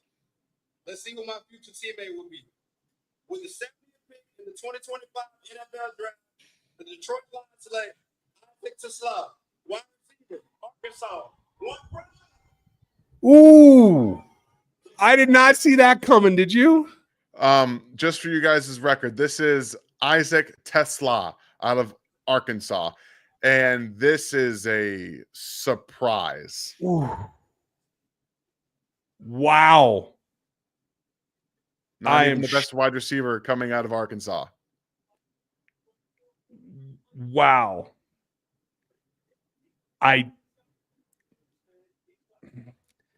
He's an athlete more than a receiver at this point. I didn't watch as much with you doing the front work on wide receivers. I just took a couple of looks. I just did not come away terribly impressed. He is an excellent athlete. I will give him that. But wow, that seems like a reach to me pretty good. Yeah, I don't know why he's not on my board. He should have been on my board. He would have been in the 5th, 4th round for me. Again, very much a raw player. He makes some great catches. And the thing for me is that when you watched him at the Senior Bowl, he couldn't separate. He couldn't do it. So I'm interested on that one. That feels like a Josh Palmer pick. You guys remember when the Chargers selected Joshua Palmer, who was more like a day 3 player, but they selected him in the 3rd round? That kind of feels like what this is. Maybe they're projecting a lot more to what he could be, but he's at best a wide receiver 3. At best, I think probably 4 is what you're hoping for he gets. So that's I don't know. That's an interesting one. That is interesting. I'm okay. Lot of folks in the chat seem to love the pick and think that he's a great pickup. I'm interested to see. Yeah, I didn't even. I much preferred Andrew Armstrong over Tesla when I was watching. Okay. Whoops. Oh, my fault. I'm clicking too much. We're both trying to get them out of here. Right. Oh, okay. Well, all right. So I think that's sorted now. Well done. We answered Reds. Thank you, Dan Thompson. Nice to see you. Sorry you just arrived. What's your quick take on the draft picks tonight? So Norman-Lott and Ashton Gillotte. Or is it Gillotte? Have I been saying it wrong? I thought it was Gilliard. I don't know. Maybe I'm wrong. Who knows? It's an interesting last name that I very well could be wrong about. Okay. Well, I'm gonna triple check now. I've said my piece. What do you think? Yeah. Again, I want to be proven wrong. I think for me he was a day 3 player, just outside the top 100 for me. And I agreed with Ryan. I thought he was better lighter. And that's what concerns me a little bit, is because the best version of himself is a player that the Chiefs wouldn't have drafted. And that's where I'm trying to find the disconnect here. Maybe he's got more developmental upside at a heavier weight than I know about, but I didn't like as much of what I saw from the heavier weight than I did from the quickness that he had when he was a bit lighter. So that's me. Again, that's my opinion, and that's where I had him. But again, the Chiefs are the ones that do this. They haven't had a great hit rate with defensive ends. George Karlaftis is a good player. Would we all say he's a first-round talent? No. I think we can. Good number 2. The Chiefs are still looking for a number 1. That's been the thing here. So we'll find out in a couple of years what he can bring, and hopefully he's able to affect the passer. I think that's why he's in Kansas City. That might be the only reason that he's in Kansas City, and that's okay. Yeah. Scrappy dude. And for the record, I had him going to the Chiefs at 95. So a whole round later. So if you are frustrated with it, I understand. I had 2 players rated above him that the Chiefs chose to pass on. So I can't say that I would have done that there either, but I do like the player. I think he's scrappy. It's going to be fine. Norman-Lott, I think somebody, was it Duncan here? Duncan was just saying that he was checking with Bootleg, and I would have to go back and double check this on his production on my metrics. But what do you think of that stat? I mean, if it's true, I don't know where they got that, because I haven't seen that anywhere else.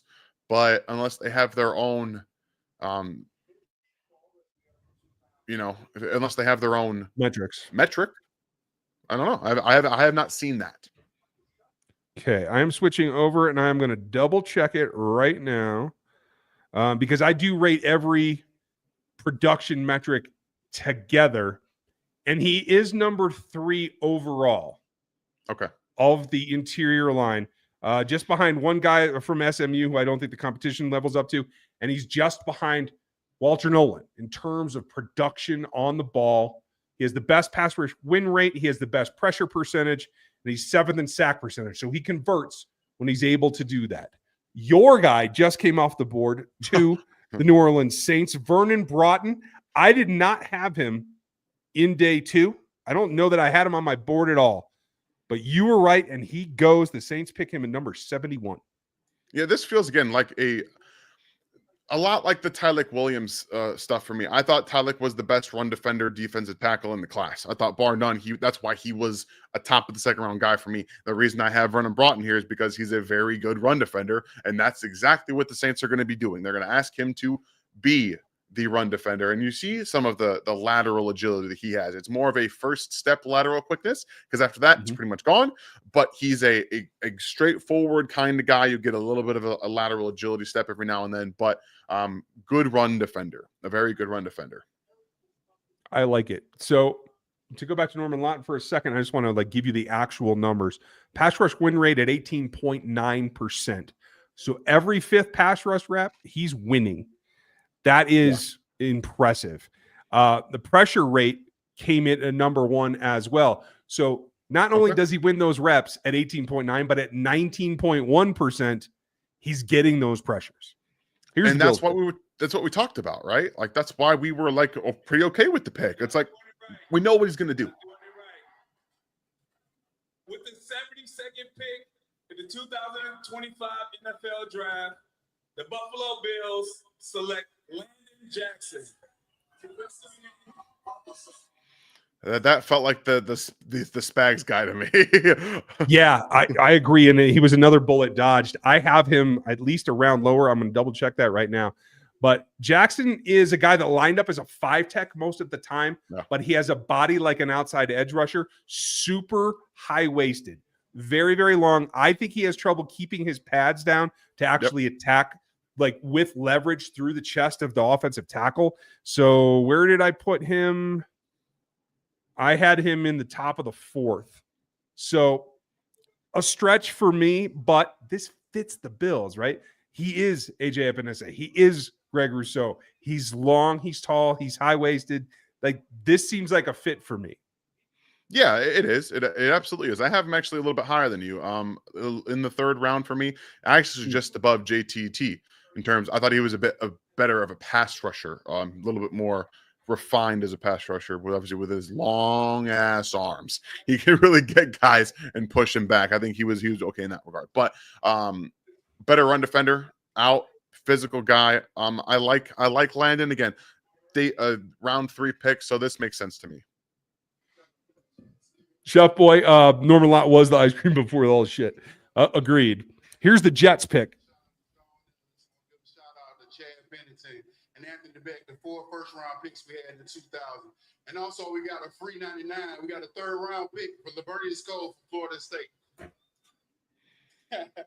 With that being said, with the 73rd pick in the 2025 NFL Draft, the New York Jets select Azarian Thomas, DB, Florida State. He big. He's almost as big as McDonald that they took as a pass rusher the other year. So that's an interesting pick. Physical. Do you like him much? I think he's going to be a good fit with the Jets. I think Aaron Glenn is going to get the best out of him. He's I feel like he's a cover 3 type corner. That might be what Aaron Glenn wants to run. And that makes sense. He's long, he's physical. He's going to be good in off coverage. I think he's going to struggle if you want to put him against quicker players, which that's exactly what, I don't know why they did it at the Senior Bowl, but they put him on Tez Johnson in the slot for whatever reason, and he got burnt every single time because that's not his game. So he is a physical outside corner that can play man, but I think he's more of the Charvarius Ward mindset. That might be the type of player you're looking to build into it, which again, he's been good down the sideline, a good run supporter, a good tackler, and he makes plays on the football in the air. So I think that this is a good pick for the Jets. Yeah. Left on an island, my favorite aspect about him is how well he tracks the ball. He turns himself into the receiver, and he is able to go attack it in the air. I think that pays off for more than not. I think that's probably a pretty good pick as well. Looks like the Broncos' next pick is in. We'll go to that in a second. Dan, you don't like Gillotte pick because he doesn't fit stylistically, or because he can't rush the passer? Because if it's the former, let's have some faith that Spags can change what he looks for. Oh no, I think he can rush the passer, but I think he could rush the passer better when he was lighter, which is not typically a Spags fit. That's where I'm trying to figure out what they want to do with him, because I don't think he's a particularly good run defender. Now that he can't develop that, we know that the Chiefs have done that with FAU. They turned him into a pretty decent run defender. So I have faith there. I'm concerned that if they want him to play 265, 270, that he loses his effectiveness as a pass rusher. That's my concern. And that's fair. And he is a trend breaker. You know, usually Spags wants elite athletes with long elite arms, and he is not that. But again, it's how he uses what he has, and I think they'll find a way to do it. I will even say this. I actually like him standing up, too. When they go to NASCAR, you put him between Chris and George. I think that could be a lot of fun as well. Again, hey, last time they took a short arm guy in Trey McDuffie, it worked out pretty damn well, so I'm going to be all right. So let's see here. Thank you, Jonathan. Appreciate it. Chris Wright, thank you, pal, for 7 months in the memberships. Cheers to you. Can we please get a skill position now? RB1, please. I think RB1 is probably the same person for us right now. Is it Caleb Johnson? Yes, it is. Okay. For me as well. Then I have Scadaba, Martinez, and Sampson here on the rest of day 3 on my board. And let me pull yours up so they can see our differences. So I'm just going to say this real quick, guys. We don't know what these players are going to be 2 to 3 years from now. So I would appreciate it if you stop saying the Chiefs are wasting their picks, because at the end of the day, you don't know what they're going to be. I may not agree with the pick, but you know what? I'm going to go back to the tape, I'm going to watch it, and I'm going to see what there is. That's my job. We don't know. This is the draft. These players haven't even touched an NFL field. They haven't been in a room with NFL players, with their staff, with what they're going to be asked to do, how they're going to be developed. So why don't we just kind of let players have a chance before you just kind of throw them on the trash heap? How about that? I learned my lesson the hard way with the way I reacted to George Karlaftis stuff. I learned my lesson the hard way, okay? Give them a chance. And we all have. And we all have. And if you all think I'm crazy, Dan's going to tell you the truth, because that's what he does. He will look at the film and he will give you an honest opinion, whether he agrees with what he thinks now or he agrees with what I think. Somewhere in the middle, it'll be real. So just have a little patience. We will get to that.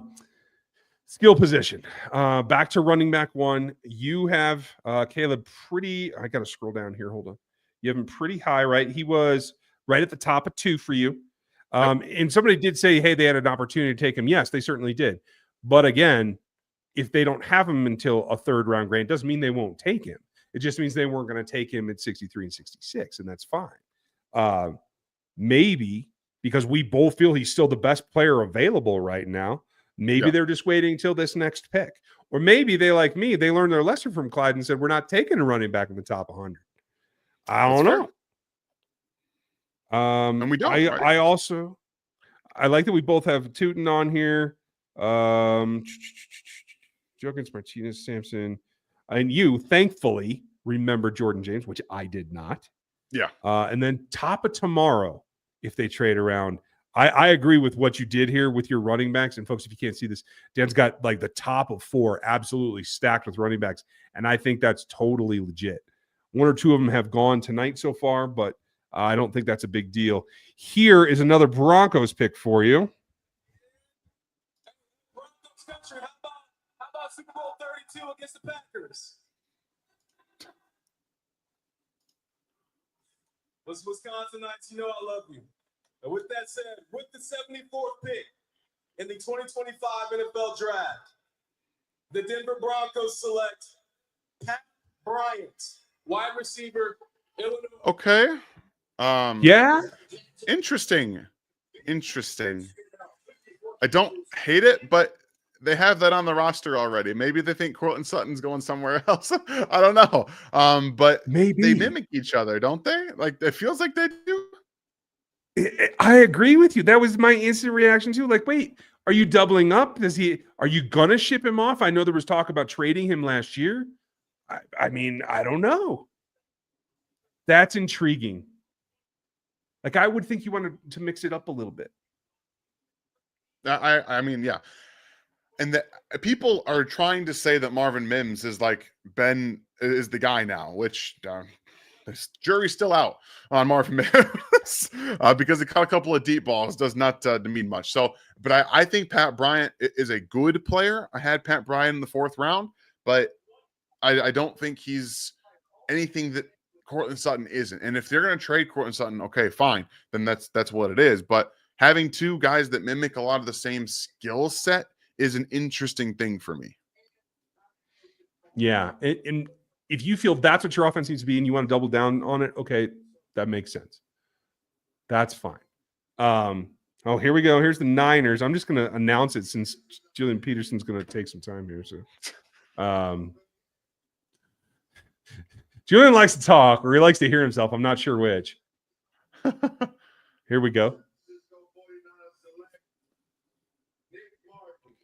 Nick Martin goes.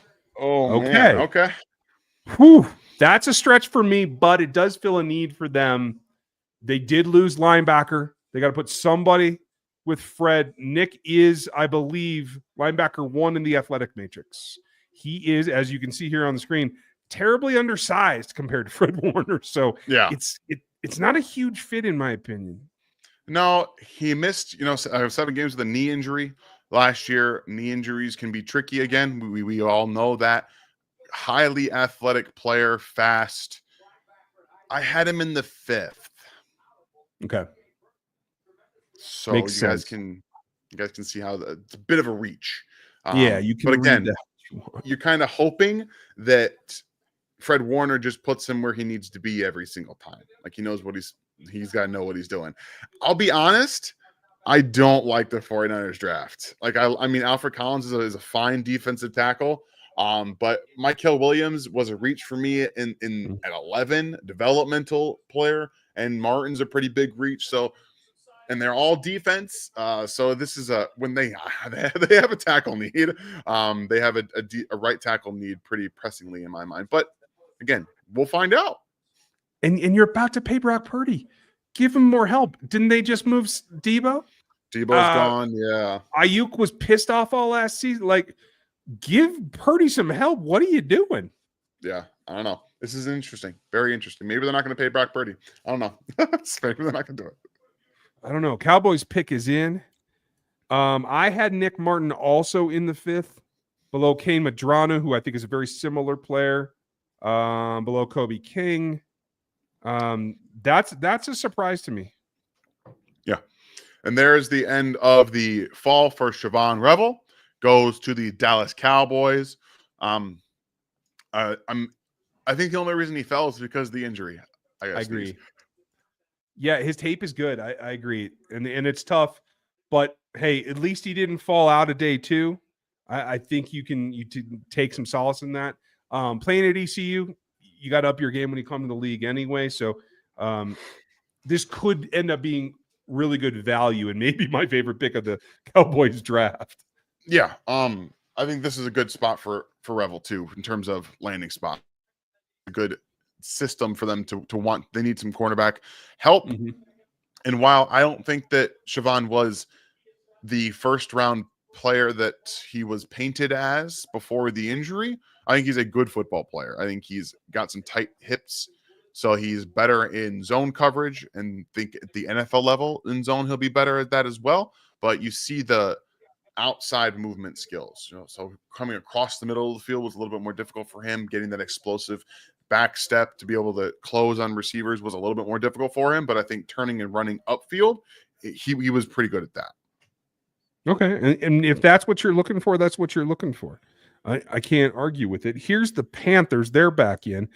I'm not able to keep up with moving the mic here with these guys. I swear. Yeah, some of them take forever, and some of them it's 2 seconds. So, I know there's a joke in there somewhere. Sorry, folks. There goes Princely. Okay. Human Nalen, is that it? Uman Milan. Uman Milan. Dang it. Terrible. I actually like this for the Panthers. I think he can bring some stuff too. Yeah, he's got upside. Again, this just feels like a play on the upside. Good athlete for his size. I think he showed some advanced hand usage at his time at Ole Miss. But again, we talk about going from Florida, SEC defense, not developed, Ole Miss, Right. SEC defense, not developed. So a lot of it is trying to just win based off what you already know. And Yep. it's hard to do that. And the hand usage is lacking. He's a bull. He gets off on the ball, but he's kind of a strider. And I do find it fitting that they showed Florida snaps first, because I do think he looked more natural as a pass rusher of Florida. Looked like he bulked up a little too far for me. I don't know how you feel about his size. I would agree with that. I think it inhibited his hip tightness, or it kind of made it worse, right? He couldn't really sink the hips as much. I felt like the weight up top was a little bit much too. So yeah, I would agree with that. Okay. At least I'm not crazy. I mean, I am, but not for that reason. Wide receiver, just to capture Chris's question as well. I know we have others here we're going to get to shortly. If it was wide receiver, who's top for you right now for Chiefs? Yeah, it is still my guy, Jalen Royals. And then right after him is Jalen Knoll, which it feels like the NFL has taken a turn with the receivers that were taken. Higgins, Harris, Besh, Pat Bryant, Tesla, all are bigger guys, all of them. Yep. When, if you guys remember, I told you that big receivers was kind of a theme of this draft cycle. There's a lot of big, tall receivers, and that feels like what we've seen go right now. Obviously, McMillan, and then you had Igbuka, I would say, is more of a bigger physical guy, but Burden went physical with the ball in his hands, and the only guy that has gone that is not is Matthew Golden. Every other one can play a physical brand of football, and Kyle Williams. Fair enough. Matt Gage, please God, no Scatterbo. He's a turtle. This made me laugh out loud a little bit ago. If you guys didn't see that, thank you, Matt. Appreciate you being a member. That's Black great. and Gold, thank you, buddy. When are they going to add speed to this defense? That's a good question. I think it's likely to come at the linebacker level, because I'm looking here on the board of the corners, and I'm not seeing a lot of burners left here. Do you? Let me see here. Corner, Noah Williams, fast. Kobe Bryant, fast. Jacob Parrish, fast. So there are some fast guys there, and I think all three of them have Chiefs fits to an extent. So that I would think you might be able to get one. Again, if the Chiefs are going to be adding a wide receiver or a running back, I think this is the pick they do it with. In my mind, maybe the 4th round, but speed on the defensive side, Jeffrey Bassa, like Ryan said, linebacker, Chris Paul Jr., linebacker, some speed there as well. And then downhill players like Kevin Winston Jr. at safety, same for Xavier Watts, Lathan Ransom, like day 3, Jonas Anchor is maybe your free safety speed guy. Like maybe. I don't know about all that, but that's how it feels. Yeah, no, I had him right there with Makoma in terms of being like the center fielder type. One guy that I'll add, I had in the Matrix, some of the guys fell a little bit more. Parrish certainly does have the long speed. So does Longerbeam. And I'm intrigued by that. So he came out at a 1.510. That is quick. And that I think is going to be very helpful. So there's an answer for you, Black Gold. Thanks for the question and the support. Appreciate you. Cardinals pick is in. Chiefs are about 15 away now. We're getting down here. I'm sorry, 17 away. So Ravel and Watts, why are they dropping? Ravel was the injury. I think that's obviously gone ahead. I think Watts is the overall athleticism. He didn't come out as fast. I don't think he plays super fast on film. But, man, he is a ball hawk. And I like him. If the Chiefs did that at 95, would you be pissed going back to the safety group? Pissed is not the word, but better value on the board. Value on the board. So I don't know. Not a huge fan of that. And as we talk, the Arizona Cardinals take another player that I thought the Chiefs might end up taking in Jordan Birch of Oregon. Again, bigger, right? 6'4". Does he have the long arms? Maybe I'm thinking of a different guy. I will double check his arm length, but it's really interesting to me that they just announced him as a linebacker. Yeah, I see edge on the board. So, but the team writes the card. You know what I mean? Like that's Yeah, a yeah, little yeah. slip that tells you what they're thinking. I find that really, really intriguing. Birch comes in at 33 even okay, so at longer. Yeah. 279. Okay, yeah. So I was thinking about the right guy. Definitely Yeah. a Spags fit that I was thinking that they might be going with. But again, this is a physical guy. The Cardinals seem to be doing the inside out, right? Walter Nolan got the explosiveness. He's got the twitch. Out on the outside, you have Jordan Birch. They drafted the Missouri defensive end last year. I forget his name, but he was not a twitchy guy either. He was more of a long physical player. So interesting how they're kind of working that room right now. Yeah, and they're changing the way they approach it. It's a difference. Here come the Texans. They're on the clock, and I love it when she makes the picks because she does not screw around.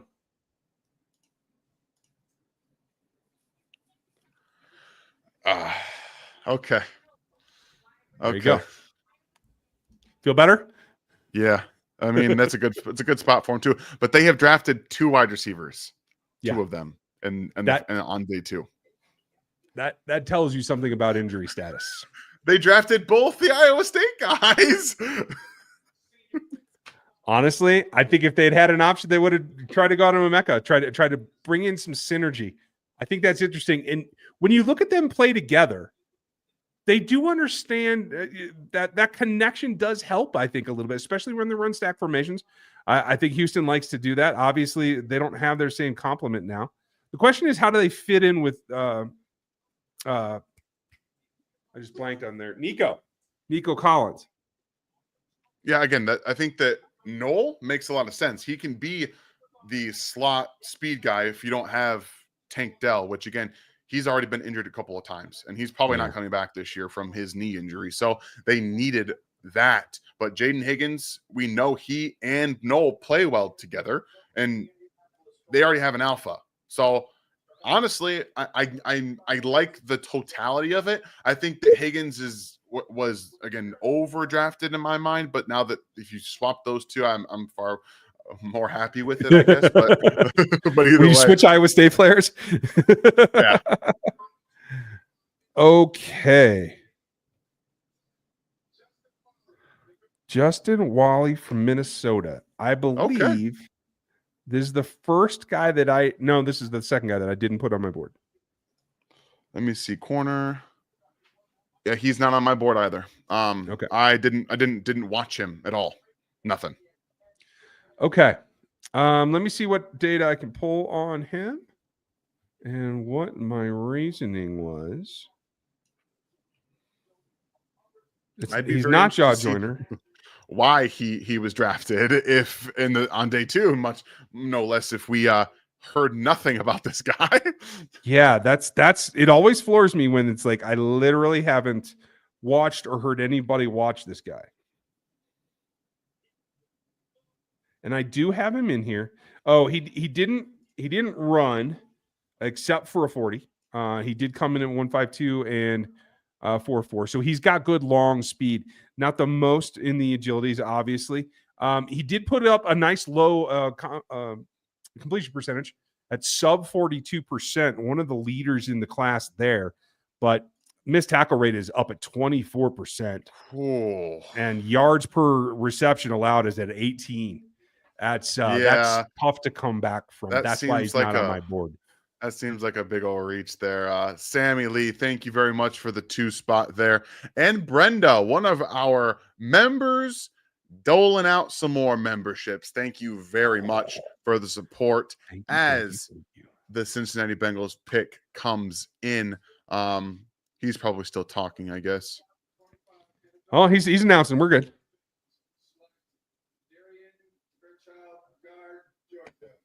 Okay. Darian Fairchild or Dylan Fairchild. Sorry. Dylan Fairchild. Yep.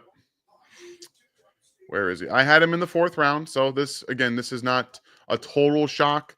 The Bengals need to protect Joe Burrow. Yes. So I'm not sure how much he helps, though. I have him at the top of the fifth. Like, he's okay. No Ratledge. And I thought at times he just got out of his depth in SEC football. So I'm not sure what that transition path looks like. yeah, I would have drafted Jared Wilson and had him play guard before taking Fairchild. Personally, Agree. Okay, I'm trying to make sure that I am updating my board accordingly because I fell behind. I know you guys are shocked. Noel. Okay. I just assume that I made all the right ones, and I don't think I have. There's a lot to do, man. We're tracking a lot. All right, I think I'm caught up. I think I'm okay. Okay, right. Yeah, I'm fine.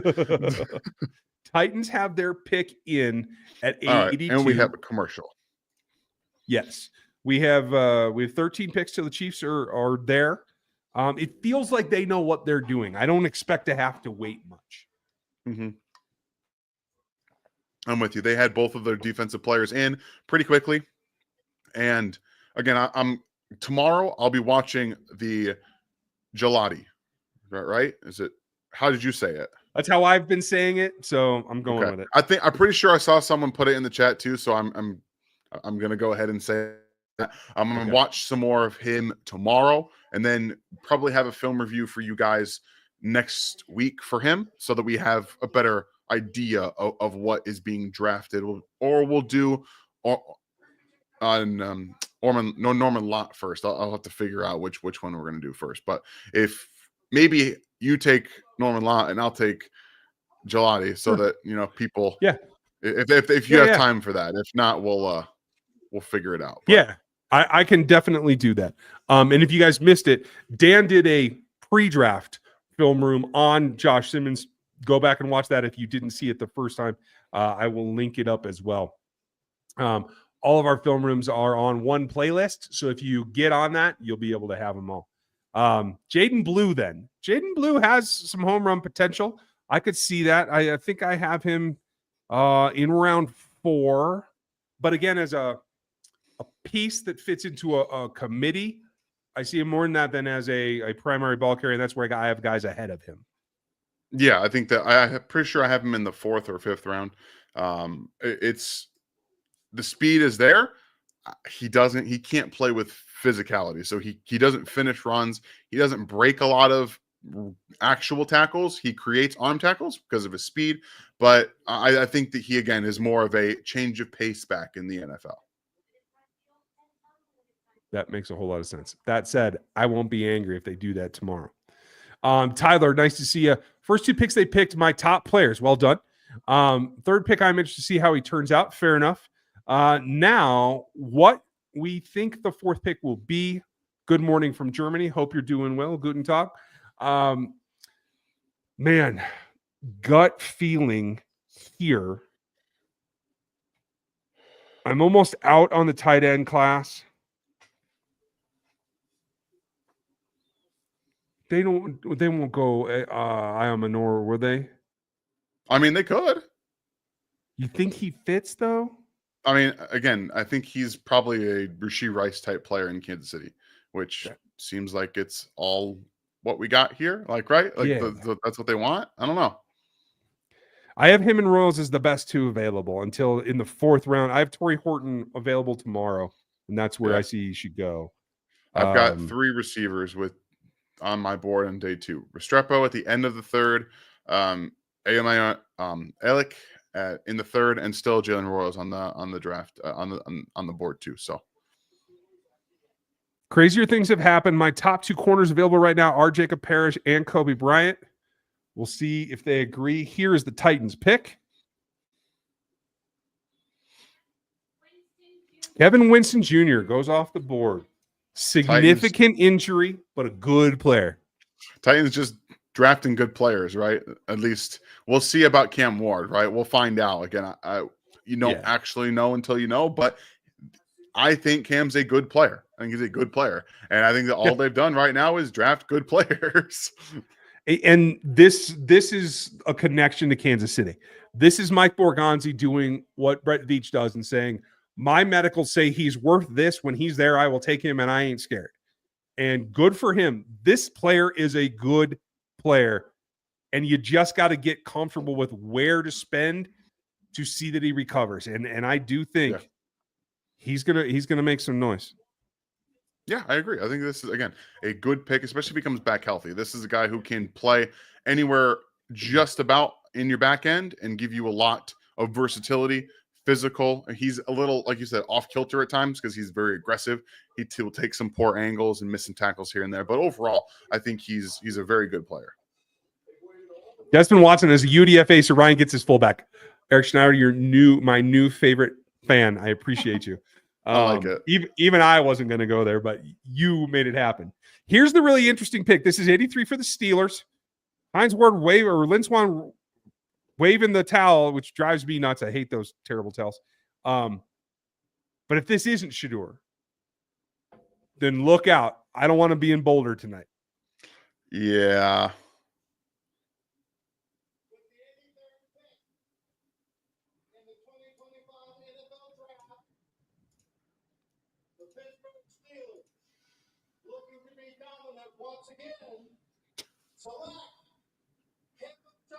Damn.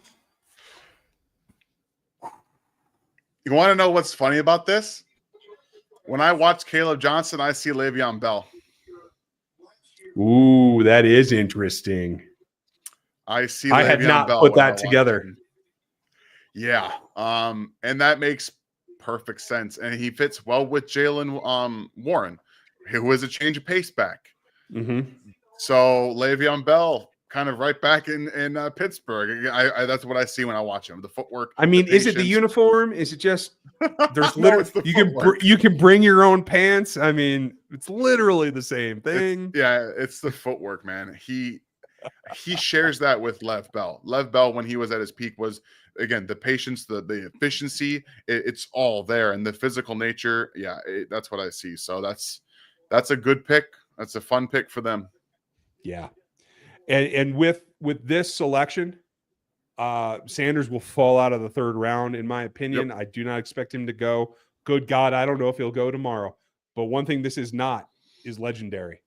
I think it's over. Oh, it's a legendary fall. Well, it's a legendary fall. Fair enough. Fair enough. It's one way or another. Ooh. Good Lord. Boulder might be on fire right now. I can't see it from here out my window, but I will check later. Holy crap. Here we go for the Bucks. Interested here to see what they do. Simeon Rice, just make the pick, bro.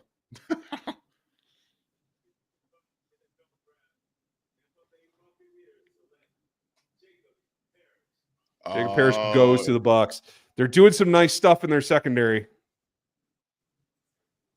That is a good pick. I like Jacob. I had him right just about here, a little bit higher in the third round, but we all saw the athletic testing, right? He cleared some real benchmarks, and yes, the speed's there. He did a really nice job. I think showing he can be a physical man coverage corner. I think you saw some of those tools at Kansas State. But if I recall correctly, there were some tackling stuff. Yeah. I wasn't as a big a fan of, but you do see the techniques at times, right? And that it's a typical thing. If I see you do it once, I can teach you to do it again. And so the technique to tackle is there. The want to, I think, is there too. And some of those ball skills and football IQ stuff do pop for him. So I was more impressed with him than I expected to be. A coach. Kansas State Chiefs have traded up with the New England Patriots for 85. Ooh, here we go. Chiefs around the clock. Ooh, let's see what this is. Jalen Royals or I don't know. or bust. Jalen Royals or bust. Or is this a running back after Caleb Johnson went? Okay. Let's see what happens. Hopefully it'll be quick. Here we go. With the 85th pick in the 2025 NFL Draft, the Kansas City Chiefs select Noel Williams, Mo Williams, never mind. My guy. There you, I'm okay there with you this. go. There I'm you okay go. with this. Okay, I like it. Let's get after it. So Let's go, baby. this tells you a couple of things. I believe EJ did our initial breakdown on him, but he is a guy that can come in. He's a boundary dude. He can fill in. This is insurance for Jalen and somewhat to Josh as well, in my opinion. I think he might be able to push Jalen a little bit. Jalen has had some injuries. I like this pick. How do you see it? Noah Williams is going to be your 3. I think that he immediately is better than Jalen Watson was. He is not just a physical press man corner. He has the burst to actually get back to the receiver when he gets beat across the middle of the field. He had 8 interceptions, I think, over the last 2 seasons. So football IQ is high. He has ball skills. He has the ability to play zone and man. And then he is a physical, willing tackler. I'm a big fan of Noah Williams, and I think that he is going to push Jalen Watson as that guy that comes in off the bench in nickel spots to play outside so Trent can come back into the slot. Want to do. I love that. Where did I put him? Oh, I didn't. Tell me I didn't. No, I didn't. Okay, I'm good. I'm good. I had him a little bit lower than this. I did have him below Parrish, but he was my next best player available. He is, by all of our grades, he had our number 5 film grade. He is number 2 in production in this league. He didn't test, so his matrix looks like crap. He, I think it was the only thing he did was 4.5, and I did not have confirmed jumps on him and no agilities. But I like his ball skills. Gave up sub 50% completion percentage. That's huge for me. Missed tackle rate at 7. That is nearly elite in this class. Hawk rate of 26. Gets his hands on the ball. He is productive, and that's honestly the number one thing at this position that they haven't had lately. Only 7% of snaps came out of the slot. Hawk rate at number 8 in this class. Eagle rate, meaning he comes up and makes TFLs, sacks, and pressures as well, at number 13. So though they didn't show it in the clip package, unless maybe you're watching something I wasn't, he can blitz, and he can fit into that role that McDuffie was in the year before, where they sent him quite often. I do like that about him. Exactly. Oh, I didn't see the compensation. Did you? I did not see that yet. Okay. I'm looking.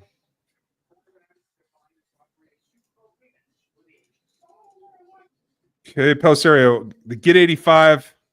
Patriots get 95 and next year's 4th. So they still have this year's 5th. Okay. Interesting. I like it. I like that they found a guy, they wanted a guy, they got a guy. I love the move up here. That's awesome. So unless they move in again, they're done for the evening, and that's perfectly fine. But they do have an additional pick for tomorrow. I think that works out. Overall, I think that works out pretty well. Getting a little bit higher here today. Yeah. Again, this is a guy who I scouted before the Senior Bowl. I gave a 3rd round grade to. I was very happy watching him. He seemed exactly like a Spags guy in terms of the way he plays, the ball skills, the football IQ, and the tackling. The Chiefs have one of the best tackling defenses in football, which is weird to say over the last few seasons because it has been true. But prior to that, they weren't very good. But all their corners have to be able to tackle. And we've seen the guys that came off the bench could not do so. Josh Williams couldn't tackle. And Najee Johnson couldn't tackle. No, Williams is going to be able to tackle. He can get downhill quickly. He has that quick trigger too. So this is a very good place to be, place to get him. And obviously they loved him enough to go up and get him. And I'm perfectly okay with that. I know some of you might not like the pick, but I really get it. I'm only sad that Kobe Bryant was the next corner on my list, so this takes him out of the running. But also very interesting as we take a step back, and I'll still tell you guys the rest of the picks here as we go. But as we take the step back, the big thing for me is they're not concerned about their wide receiver crew. They feel that they have enough talent because they have gone offensive tackle and all defense today. So they are looking to get back to that top 10, top 5 defense to help Patrick in that way. And they're going to roll with not having injuries and having Rashee Rice. That's what this tells me. Jamar Caldwell goes off the board to the Chargers, a guy that you really like. They're hurting me. They're taking my guys.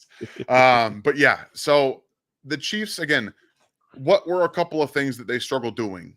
Rushing the passer last year, and then they got hurt at corner. So what do?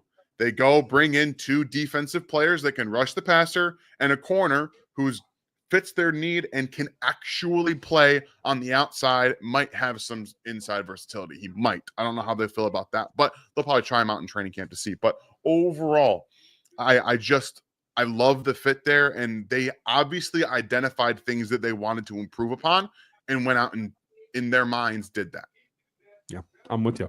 Ryan had a question, and thank you for the support, buddy. Would Bryant be a pick here or a reach? Obviously, they made the pick, but going back, which Bryant are we talking about? That's my question. I would imagine Kobe Bryant. He likes to play at Kansas. So, okay. Yeah, again, this is funny. I had Darian Porter, top of the 3rd, Jacob Parrish, top of the 3rd, Noah Williams next at top of the 3rd, and Kobe Bryant in the 3rd. Those were the 4 DBs I had from the top of the 3rd round. So we have that actually like there, and I would have liked Kobe Bryant in the 3rd round as well. A little bit smaller, not as compact as Noel. Noel's like just over 200 pounds, so he can throw his body around a little bit. And Kobe, while he will throw his body around, he's about like 180, 185. So a little bit smaller there, but he's a dog. I would have liked him there as well. Well, and here's the other thing that it does. If you're right, and if Williams can come in, compete with Watson right away now, it is clear Trent McDuffie will be back in the slot. That's what this pick solidifies. Is you want outside corners in Fulton, Watson, or Williams, Joshua's name as well. But that allows Trent to stay inside where you like him, where you can blitz him, where you can use him to what they feel is the best of his ability, so he doesn't have to go back outside and try to take half the field away. I feel like he has more impact on the inside. How do you feel about him? I'm sorry. Who has better impact on the inside? McDuffie.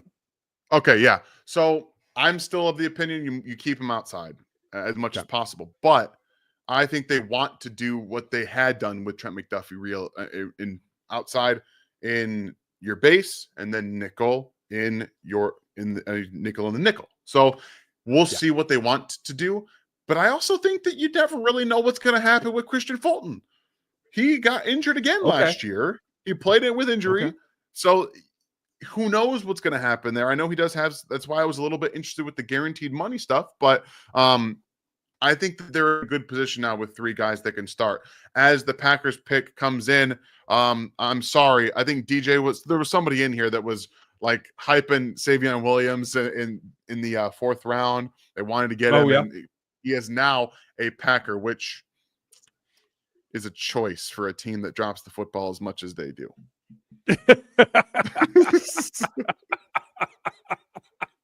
I love the way that you put things. It makes me chuckle.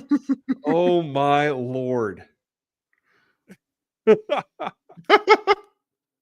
Sorry, I'm tweeting out my eval, guys. I have the actual draft breakdown of Noel Williams. I did his report on the Draft Network. I'm just tweeting it out for you guys right now. Rock and roll, rock and roll. Go to X and check him out. So if I am reading this right, Royals is still on the board, yes? Yes. Okay.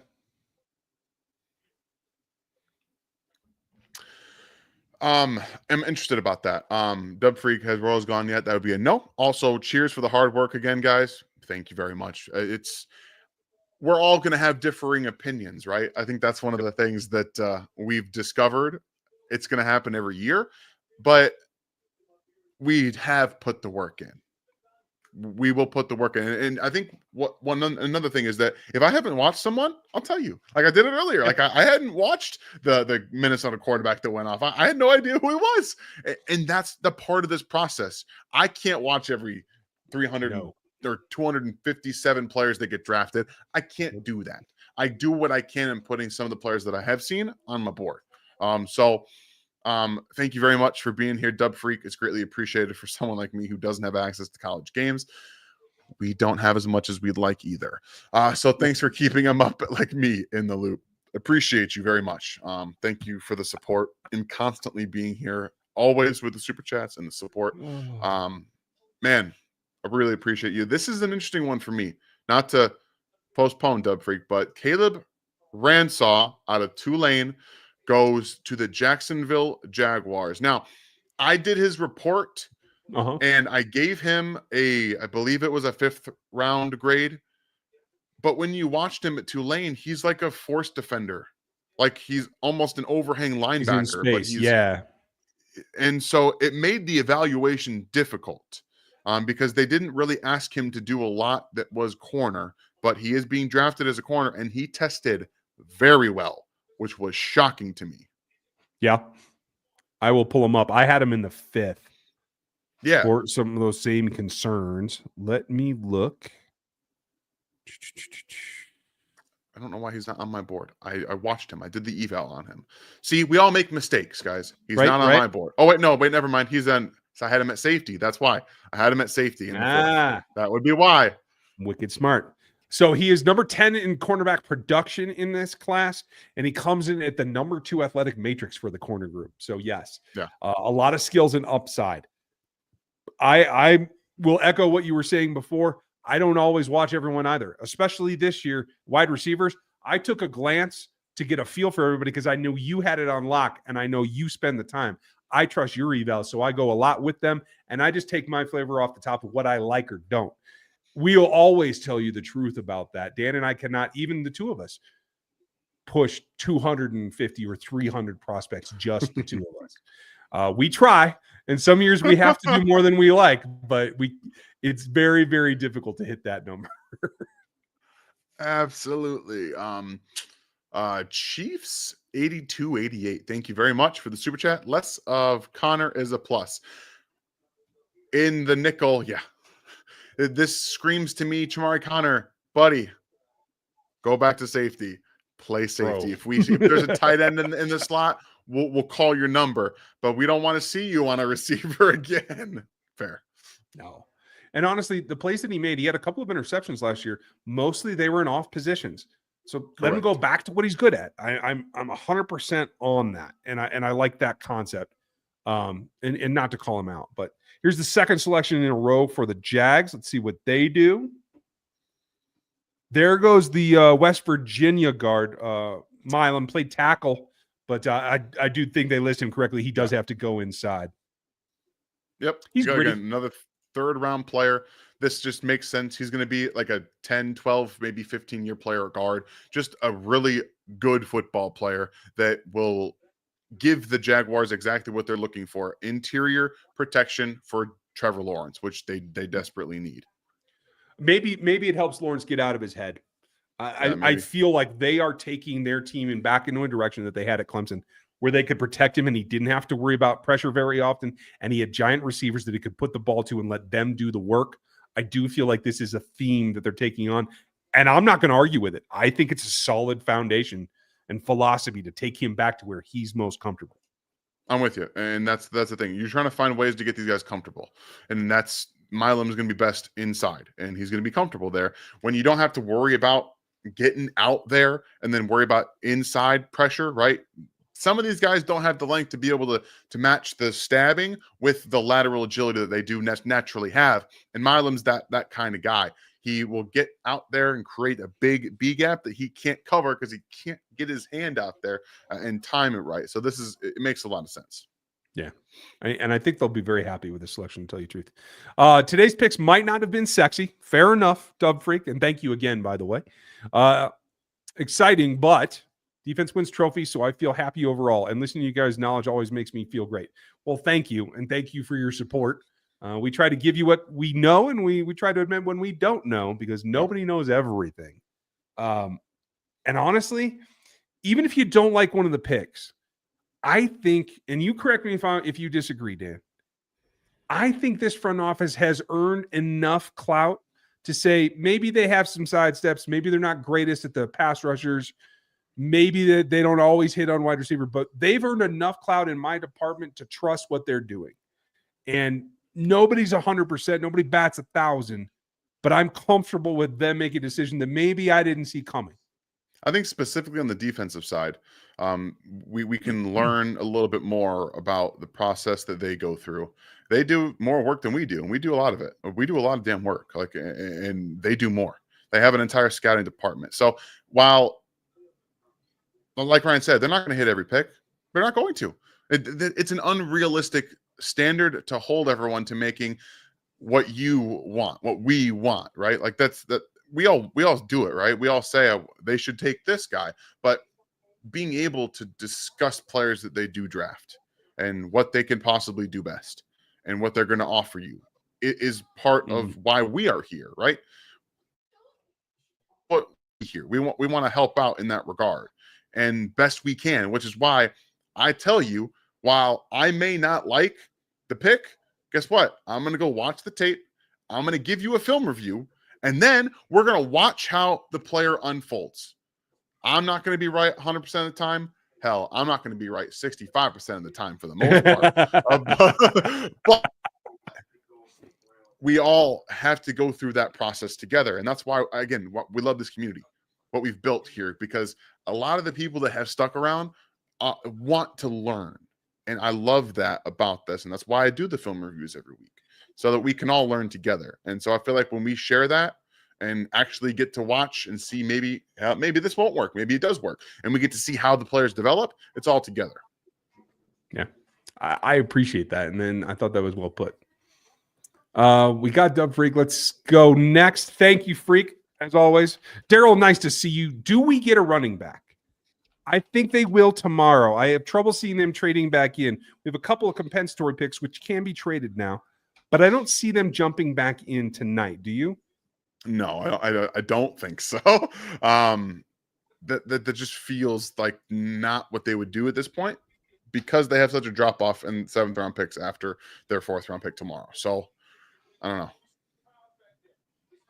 I wouldn't mind it, because if you take your 4th and your 5th that you have now and you move them up by getting rid of those 7ths, I'm down with that. I don't need those 7th round picks. I don't know that there's going to be enough talent to take, unless they have the opposite and they're like, hey, we don't want to have to fight for UDFAs. So we have all these late round 7ths. We'll just grab the guys we want and nobody can fight us for them. That might be the philosophy they're looking for. I'm with you. I like it. I don't know that I like it, but it might be right.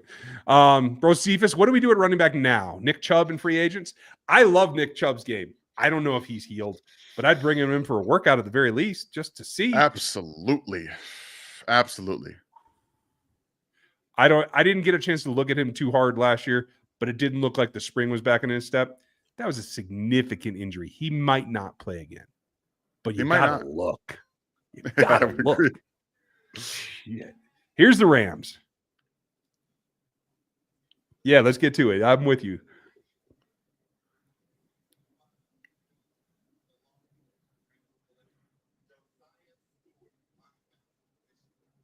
Wow. Josiah Stewart.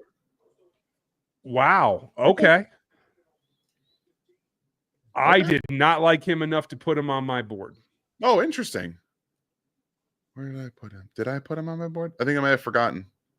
Yep, I did. I think I might have forgotten. Yeah, I did. I actually would have had him in the 4th round. Yeah. Okay. I would have had him in the 4th. Yeah.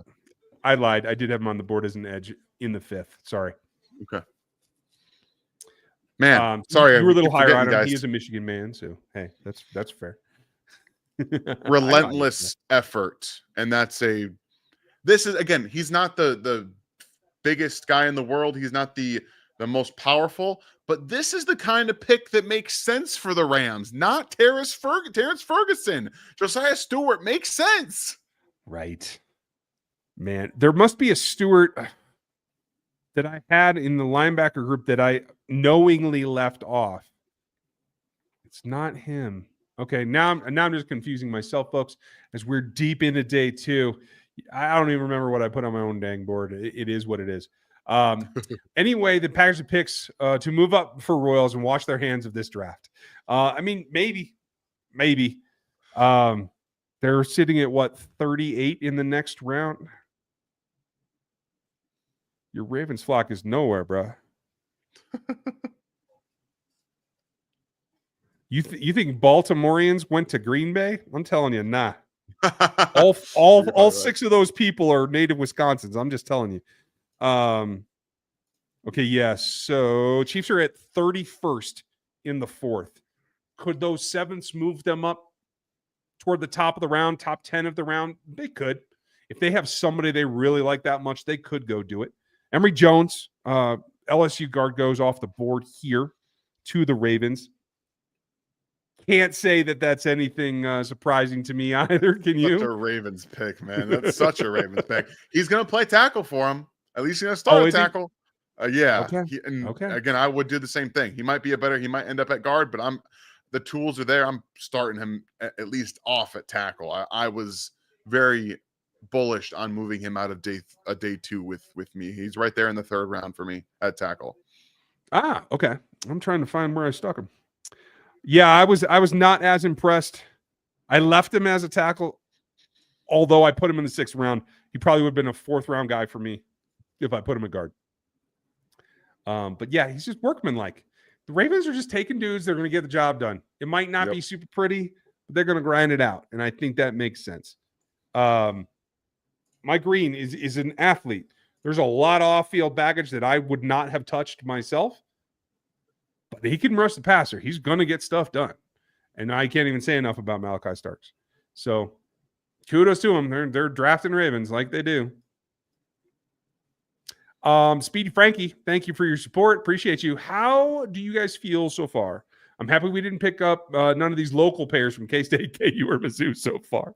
I'm stoked about Williams. Not a big fan of the local talent, are you? Okay. So, again, I think that there's gripes to be made with some of the picks. I understand it. Like, I get.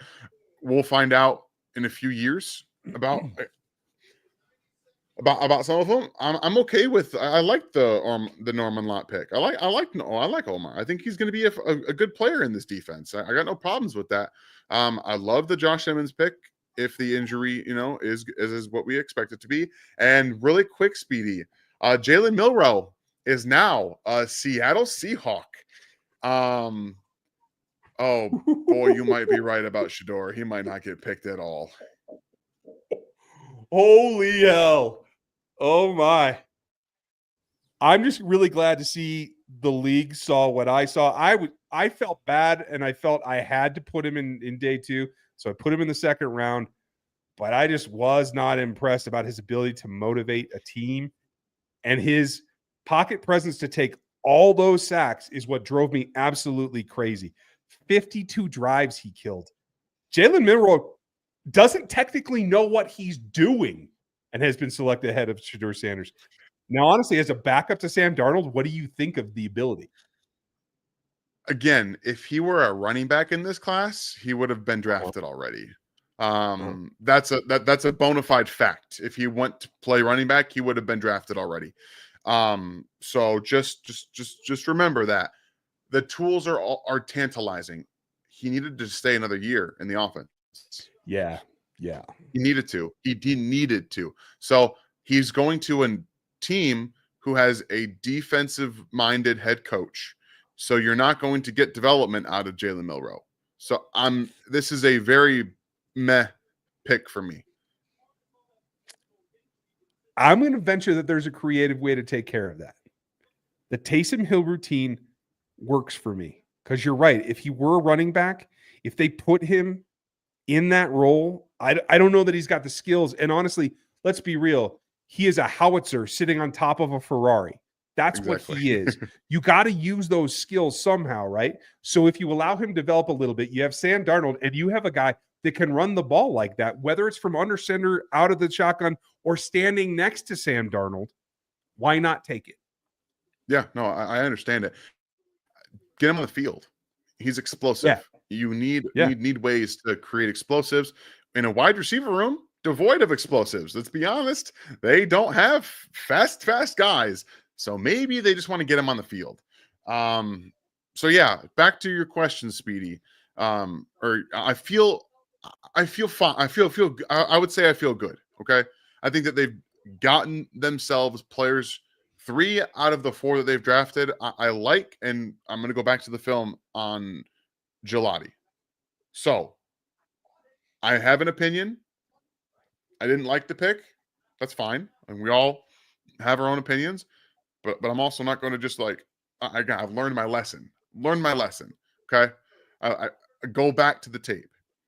So, and by the way, if you don't quote RAS to me, the Raz, I don't care about that at all. All it is a comparison. That's all it is. The film is where I'm going to put the bulk of my opinion. So we're going to go back to it.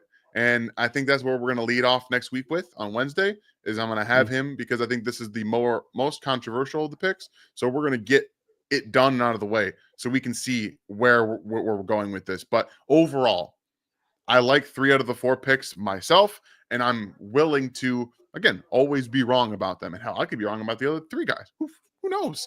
I could be wrong about all of them. Who knows? But yeah, I'm feeling good. You should. You've done a hell of a job, and you're prepared. I miss guys every year, and I miss guys for a hell of a lot of years before I got good at this.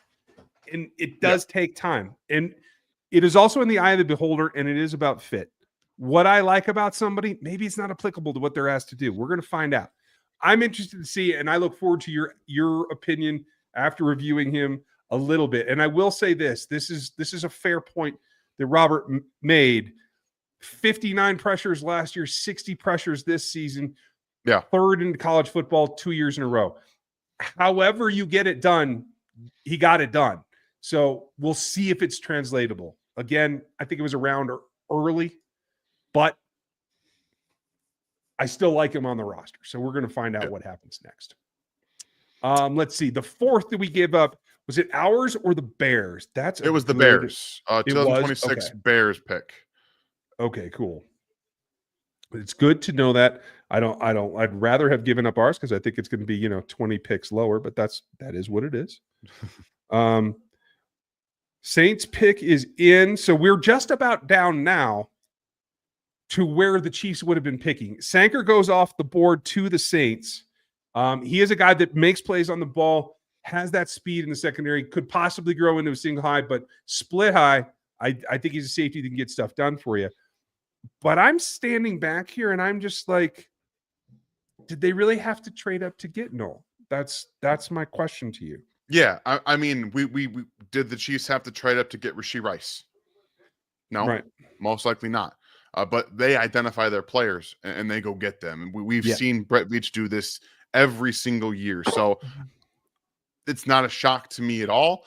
There may have been rumblings. Who knows? Yeah, I mean, Ransom did go after the Chiefs picked, right? So there's been another corner go. Now Sanker, another DB has gone. So maybe they were concerned about this being the run, right?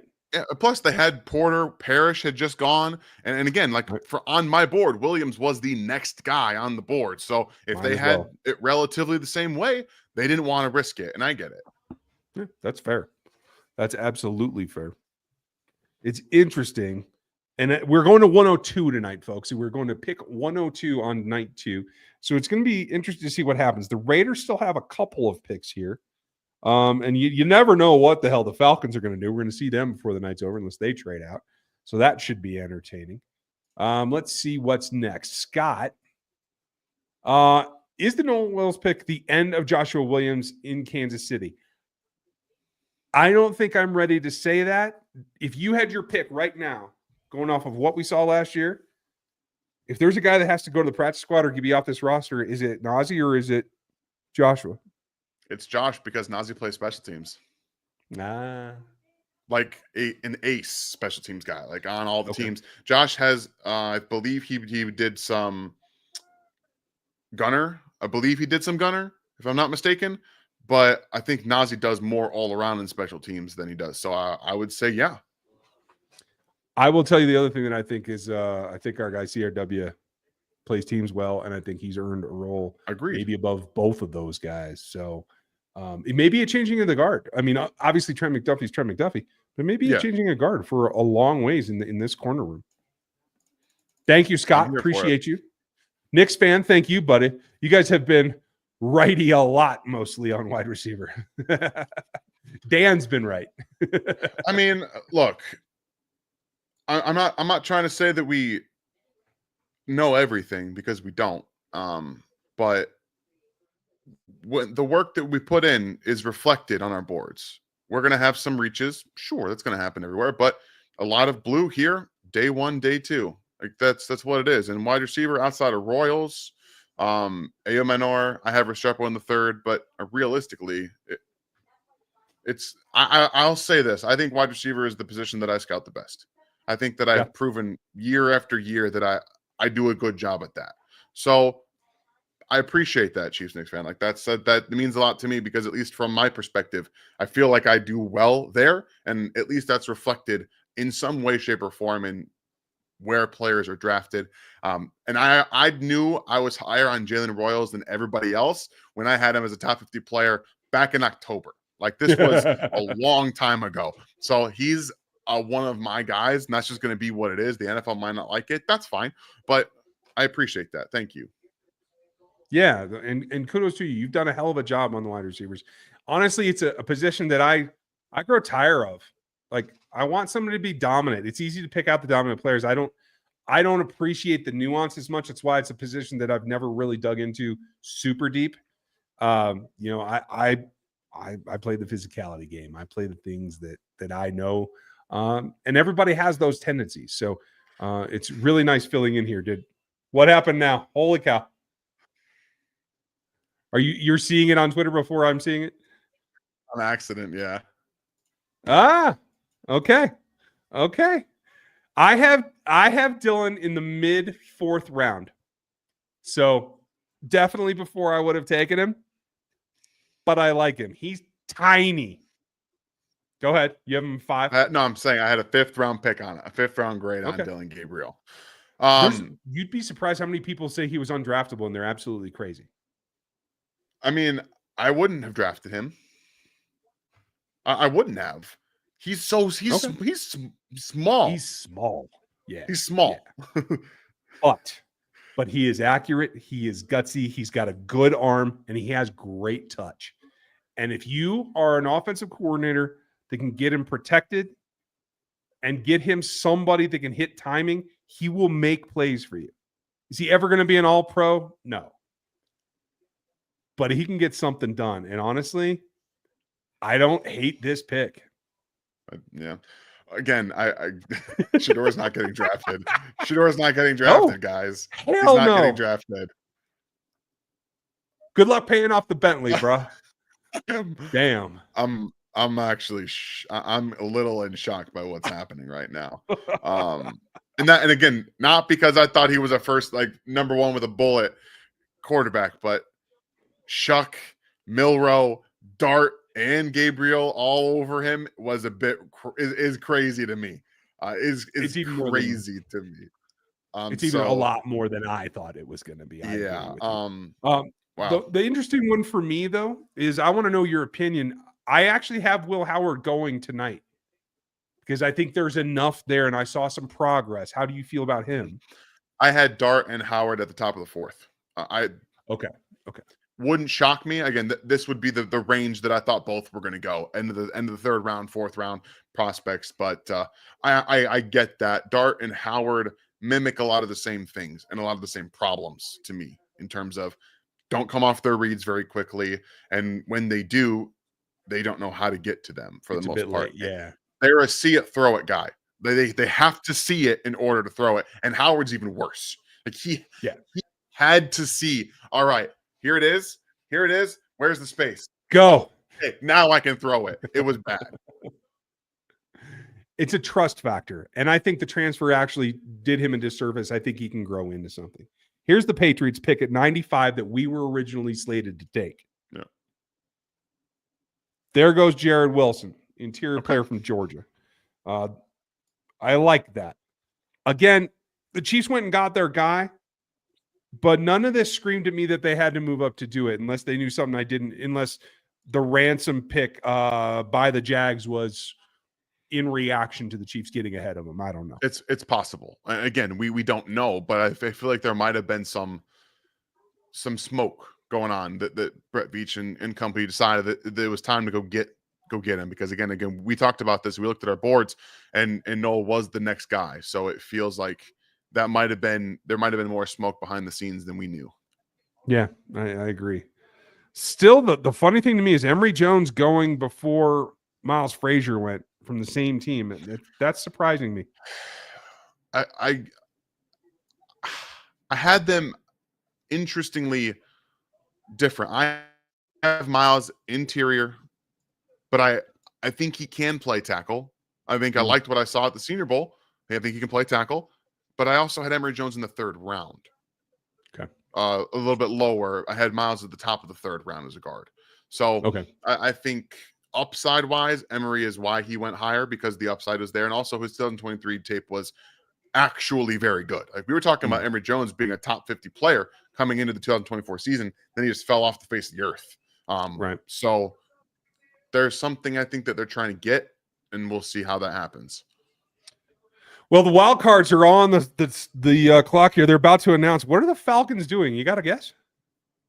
I don't know, but it's probably going to be a player they don't need.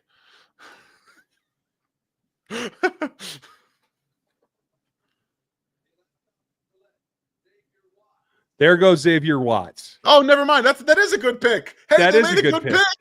Yeah, well done.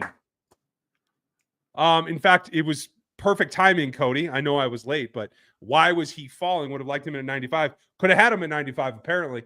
But I do believe he fell just because he's not an elite athlete. You can see him. They're even showing him in split high. I think he can do that. He's instinctual. The big thing about him that I like, and I had him as a mid-second round pick, is he takes the damn ball away.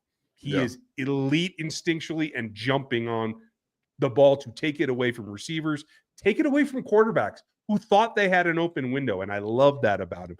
This may be a very, very good pick for them.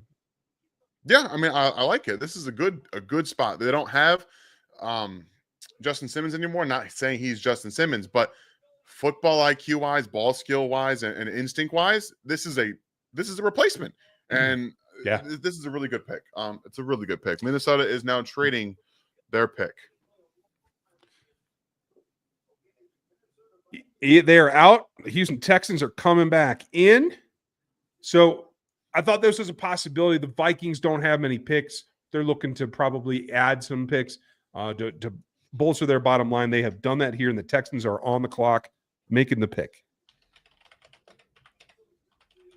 Oh, and thanks for being grateful. Make the pick. I can't spell.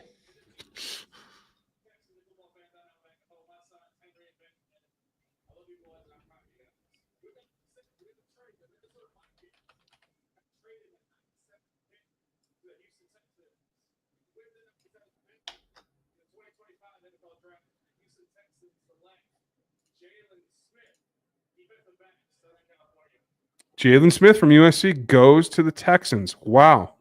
That's interesting. I don't know if he made my board. That's an interesting one. Where is he on my board? Jalen Smith. I had Jalen Smith in the 4th round. Did you? So okay. I like him. I don't think he's anything but a pure nickel. He took over for CRW. He is the guy who got his spot. Yeah. I think CRW was better than him too. CRW was a UDFA, and Jalen is a 4th or 3rd round pick. I mean, again, he's got ball skills. I think he's a good, technically refined player, but again, a pure nickel. He can blitz. He's just going to miss tackles and be out physicaled. So you might try to get some safety play out of him, but Jalen Petry's right there. Like, they have Jalen Petry in Houston. So I don't hate the fit. I think it's a good fit for D'Amico Ryans and his defense with instincts and ball skills, but a pure nickel at his size who's going to miss tackles, I don't know. It's kind of reminiscent of the Harrison's a better player, obviously, because I think he might be able to play outside a bit more. And I know that Smith played outside a little bit, but I don't think that's going to translate to the NFL. Yeah, it looks like he was outside 3% of his snaps. Came in at matrix 34 for the corners. Came in at production number 30 for the corners. Just isn't there. Completion percentage over 60.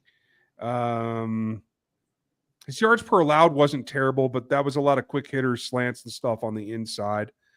Misses 17% of his tackles. Just not a player that I had on my board for those reasons. Yeah. I get it. Mike R says Chiefs should take Sanders as Mr. Irrelevant. They wouldn't want that headache either, man. Nope. As much as Andy Reid plays buddy with Dion, I'm sure that's not going to happen. Longborn, thank you for being a member of 50 months. That is not just a commitment; it's impressive as hell. Thank you so much. I don't understand a second round pick that only has been a third down player. I understand the fit, a Wharton replacement. I understand the defensive end pick and the cornerback pick. Let's go. I'm not sure who you're talking about because none of that's true. None of those guys are just a third down player. I would imagine he's talking about Norman-Lott, so he's not just a third down player. No. Maybe because he's a good pass rusher, you think he can't defend the run, but I think he's going to get better. Again, Tershawn Wharton was a defensive end that had to learn to play one tech. I think that you can reasonably project a little bit of improvement there from Norman-Lott, and he's also a bit stouter in frame, but more compact. So there's more upside and room for him to become a better run defender. They drafted him to impact the passing game because they need that. So he's not going to just be, a pass rush only player. He's going to be part of their rotation. Yeah, and he's not super great, but he came in 13th in TFL, right? So like he made 19.2% of his tackles behind the line of scrimmage. He's not an elite run defender, but he can do it. That does include the pass rush sacks and stuff. But yeah, no, he was on the field plenty. He was not just a third down specialist. And you, my friend, have maybe the best handle in this entire community and great taste in whiskey. I appreciate you. But yeah, let's see how it all works out. I think Norman-Lott is a lot. He's not as tall. He came in at 6'17", but I wouldn't call him small either. I think he plays bigger than maybe he weighs in at. That's fair. I think that's a good assessment too. I'm also going to let you take this one because you are the athletic in-house expert. This was in reference to the RAS. Isn't everything we're talking about a comparison, isn't it? Be my guess. No. RAS is a statistical comparison to everybody else who's taken a test. That's why you see so many guys that are 10s, because all they're doing is comparing to other people that have taken the test. What we do with the matrix is we take those results and we combine them into my metrics that are proven over 20 years in strength and conditioning and in this sport to reflect functional capability on the field, not just one test in this area, but combining them in ways that actually represent what different positions have to do. That is a comparison that is much more drastic. And just because you run fast in a straight line doesn't mean you can play your position at X way or those kind of things. So that's why we talk about RAS as a great historical reference, but it's not functional to the game. It's just comparing by percentiles to other players who have taken the test. Here are the Raiders, back-to-back picks they have. And their fans are just still crazy. I'm just saying. Why would you wear that? I don't know, man. That's crazy. Caleb Rogers goes. Where did I have him? I don't even remember these days. So Caleb Rogers, for me, was at the top of the 4th round. So just in his wheelhouse. I like Caleb Rogers. I think he can play 4 positions, and that versatility is useful. And he actually played, I think, all 4 positions at Texas Tech. So there's a lot of experience there. Left tackle, right tackle, probably starts wherever you need him to. A true utility man along the offensive line. Good athlete, and he has the tools to play inside or outside, and he wants to be physical in the run, enough athleticism to play as a pass protector as well. So this is a good pick for the Raiders, in my opinion. Yeah, that's fair. I didn't love it as much only because I didn't have a home for him. In my notes, I said, I don't know what he is at the next level. He can do a lot of things, but I don't know if he can do one thing well enough to affect the ball game. So I left That's him off fair. my board. That's fair. It's not a dig on the kid. If I leave you off my board, it means you're not one of the 150 best prospects on here. I ended up with 198 this year. It's a little more than I usually do. But it's by no way a slight. There's 60 players going to be drafted. I might want to trim mine down if you're going to only get there. I had 237 on my board. There's 237 guys that get picked. You're not wrong. No, I know. Okay, Raiders number 2.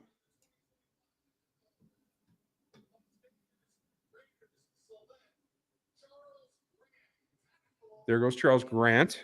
So they're taking some chances. Yep, what? They're taking back-to-back tackles. They're taking chances on guys with upside, with athleticism. By the way, a whole lot of questions. I had Charles Grant. I loved him like a lot. He's in the second round for me. Okay. I don't hate the Holy pick. cow, really? Yeah. I don't hate the pick. I have a weird, why are we taking both of these guys right now unless you want Caleb as a guard only? Because unless you're going to trade Colton Miller, which, I mean, you could. Well, they're in a contract dispute. Yeah, y'all drafted DJ Glaze in the second round last year. You forget about that? Tom didn't do it. This feels like Tom. Yeah. Get as much protection for Gino now. He's old like me. Protect. This feels like Tom. He made a call. Fair. That's fair. But yeah, I had Charles Grant in the second round. I thought when you're getting guys coming out of smaller schools, if they know how to use their length, I'm betting on that. He knows how to use his length. And I'm more okay betting on that than a guy who does not know how to use his hands and his arms. But I think that Grant knows how to do that. I can teach the other stuff because he's a good enough athlete too. Okay. I had him on the board. I just had him in the next round. Not a big deal. If you like the guy, especially at that position to protect a quarterback, go get the guy. I have no problem with that. Niners are in at 100.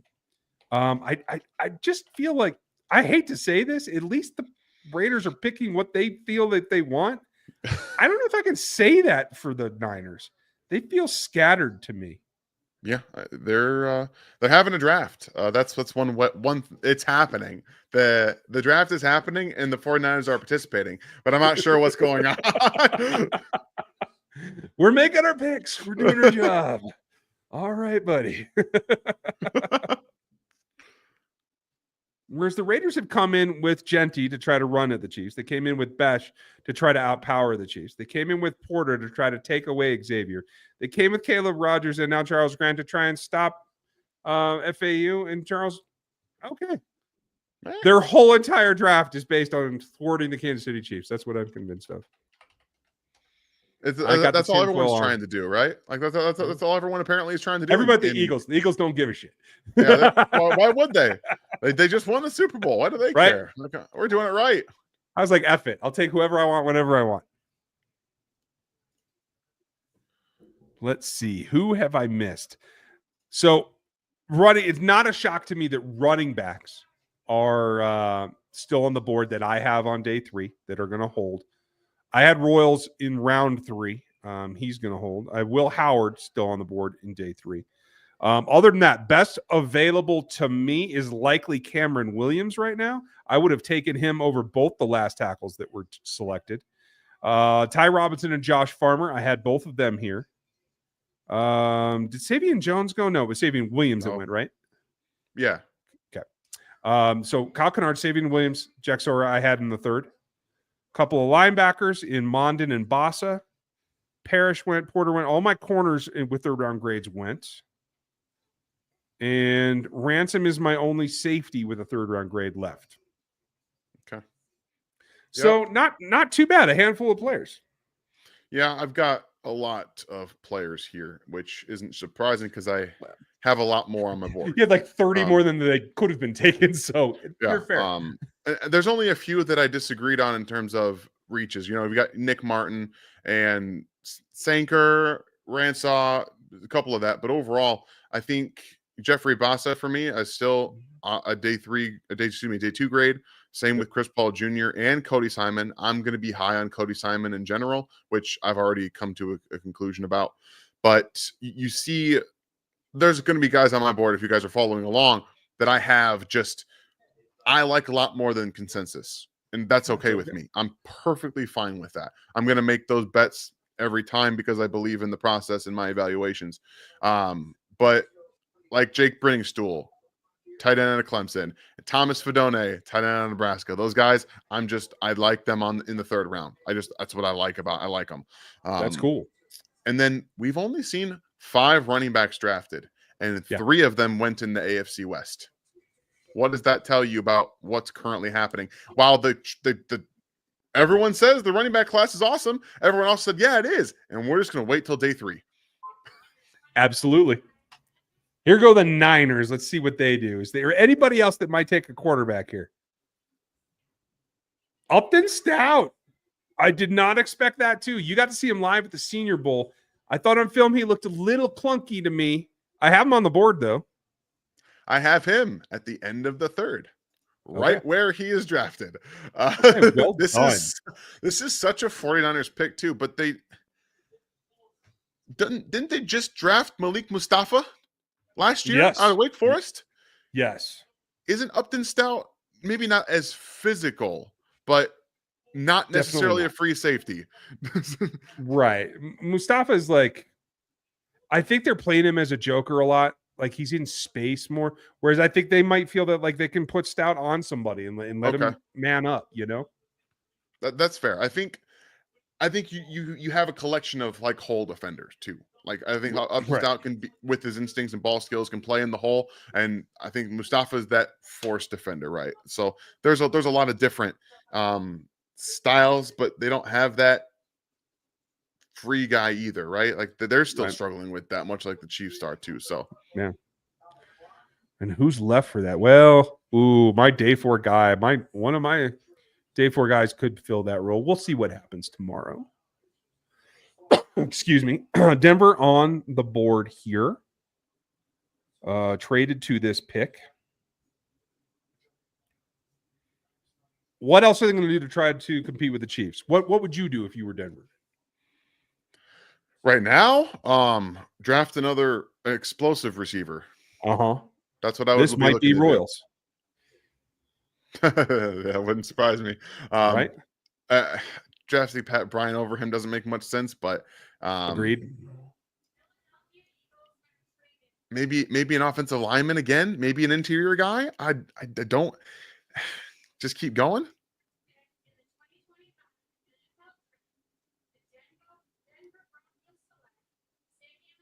Simeon Jones goes. Okay. Well, that's another 3rd round defensive end that I had. We both had on our board. Yep. Absolutely. So nailed that one precisely. So what the question is, have you gone and re-seen Revenge of the Sith in theaters yet? I haven't had time. I haven't either. I literally haven't had time. Might be a post-draft activity for us, Jace. Appreciate you. and Sacramento, thank you, sir. Appreciate it. I hope that made sense. Wasn't trying to be aggressive either. So cheers to you and thank you again. Yeah. Okay, last call for questions, folks. Pull this out real quick. So yeah, this is part of my history. My dad was born and raised in Iowa, so he got to choose the football team that he watched, and he chose the Chiefs. So growing up, whenever the Chiefs were on, that was, even though I lived in Michigan, we tried to watch the Chiefs as much as possible, and I just naturally liked watching them because of, one, they were better than the Lions, even during those times, and I grew up loving the running back position. So I got to watch Priest Holmes and Larry Johnson and Jamal Charles, and that was my era of watching football. So I attached myself to that, and that's why I became a Chiefs fan. I like it. I like it a lot. Hey, Thunderis is going to Sith tomorrow. Hope you're doing good, Thunderis. Tell me how it is. I'm going to try to get the wife to go. The kids are not into Star Wars, but she and I are, so we'll give it a shot. Yeah, if you guys Mark, can't tell, I'm in probably Star Wars. Just a little bit. I mean, we've got evidence. I mean, if you're uneasy about McCarthy, would you do a quarterback here, Sanders or otherwise? No. Okay.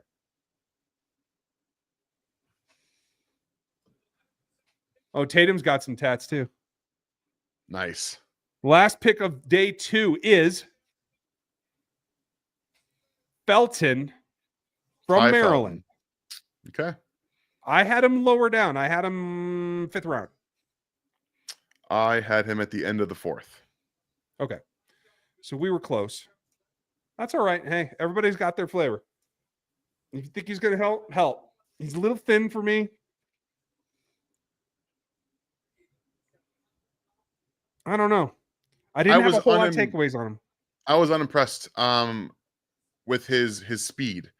And there's the it's more build up, which is fine for him, but he's kind of small on the outside.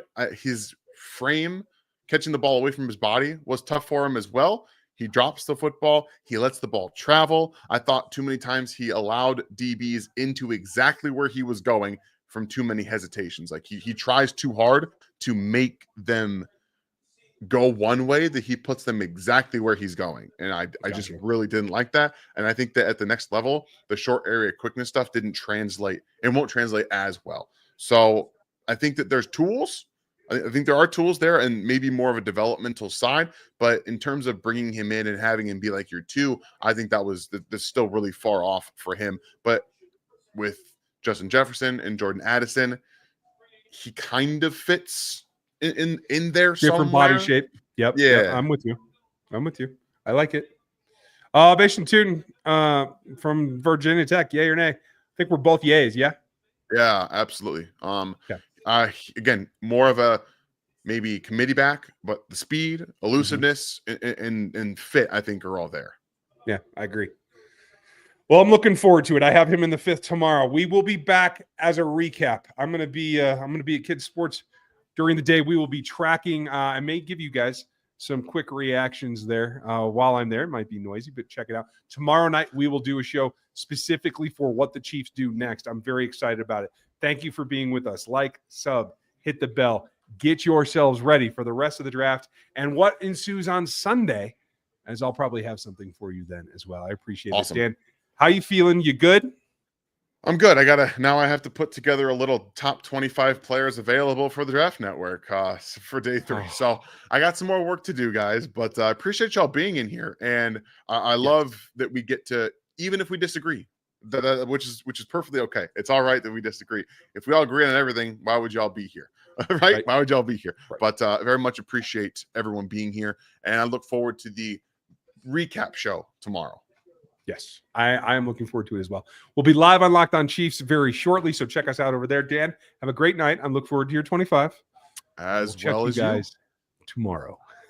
Sleep well. Welcome your new Chiefs. We'll see you tomorrow. Thanks for watching this video from the team at RGR Football. Click these videos to see more and subscribe to RGR Football.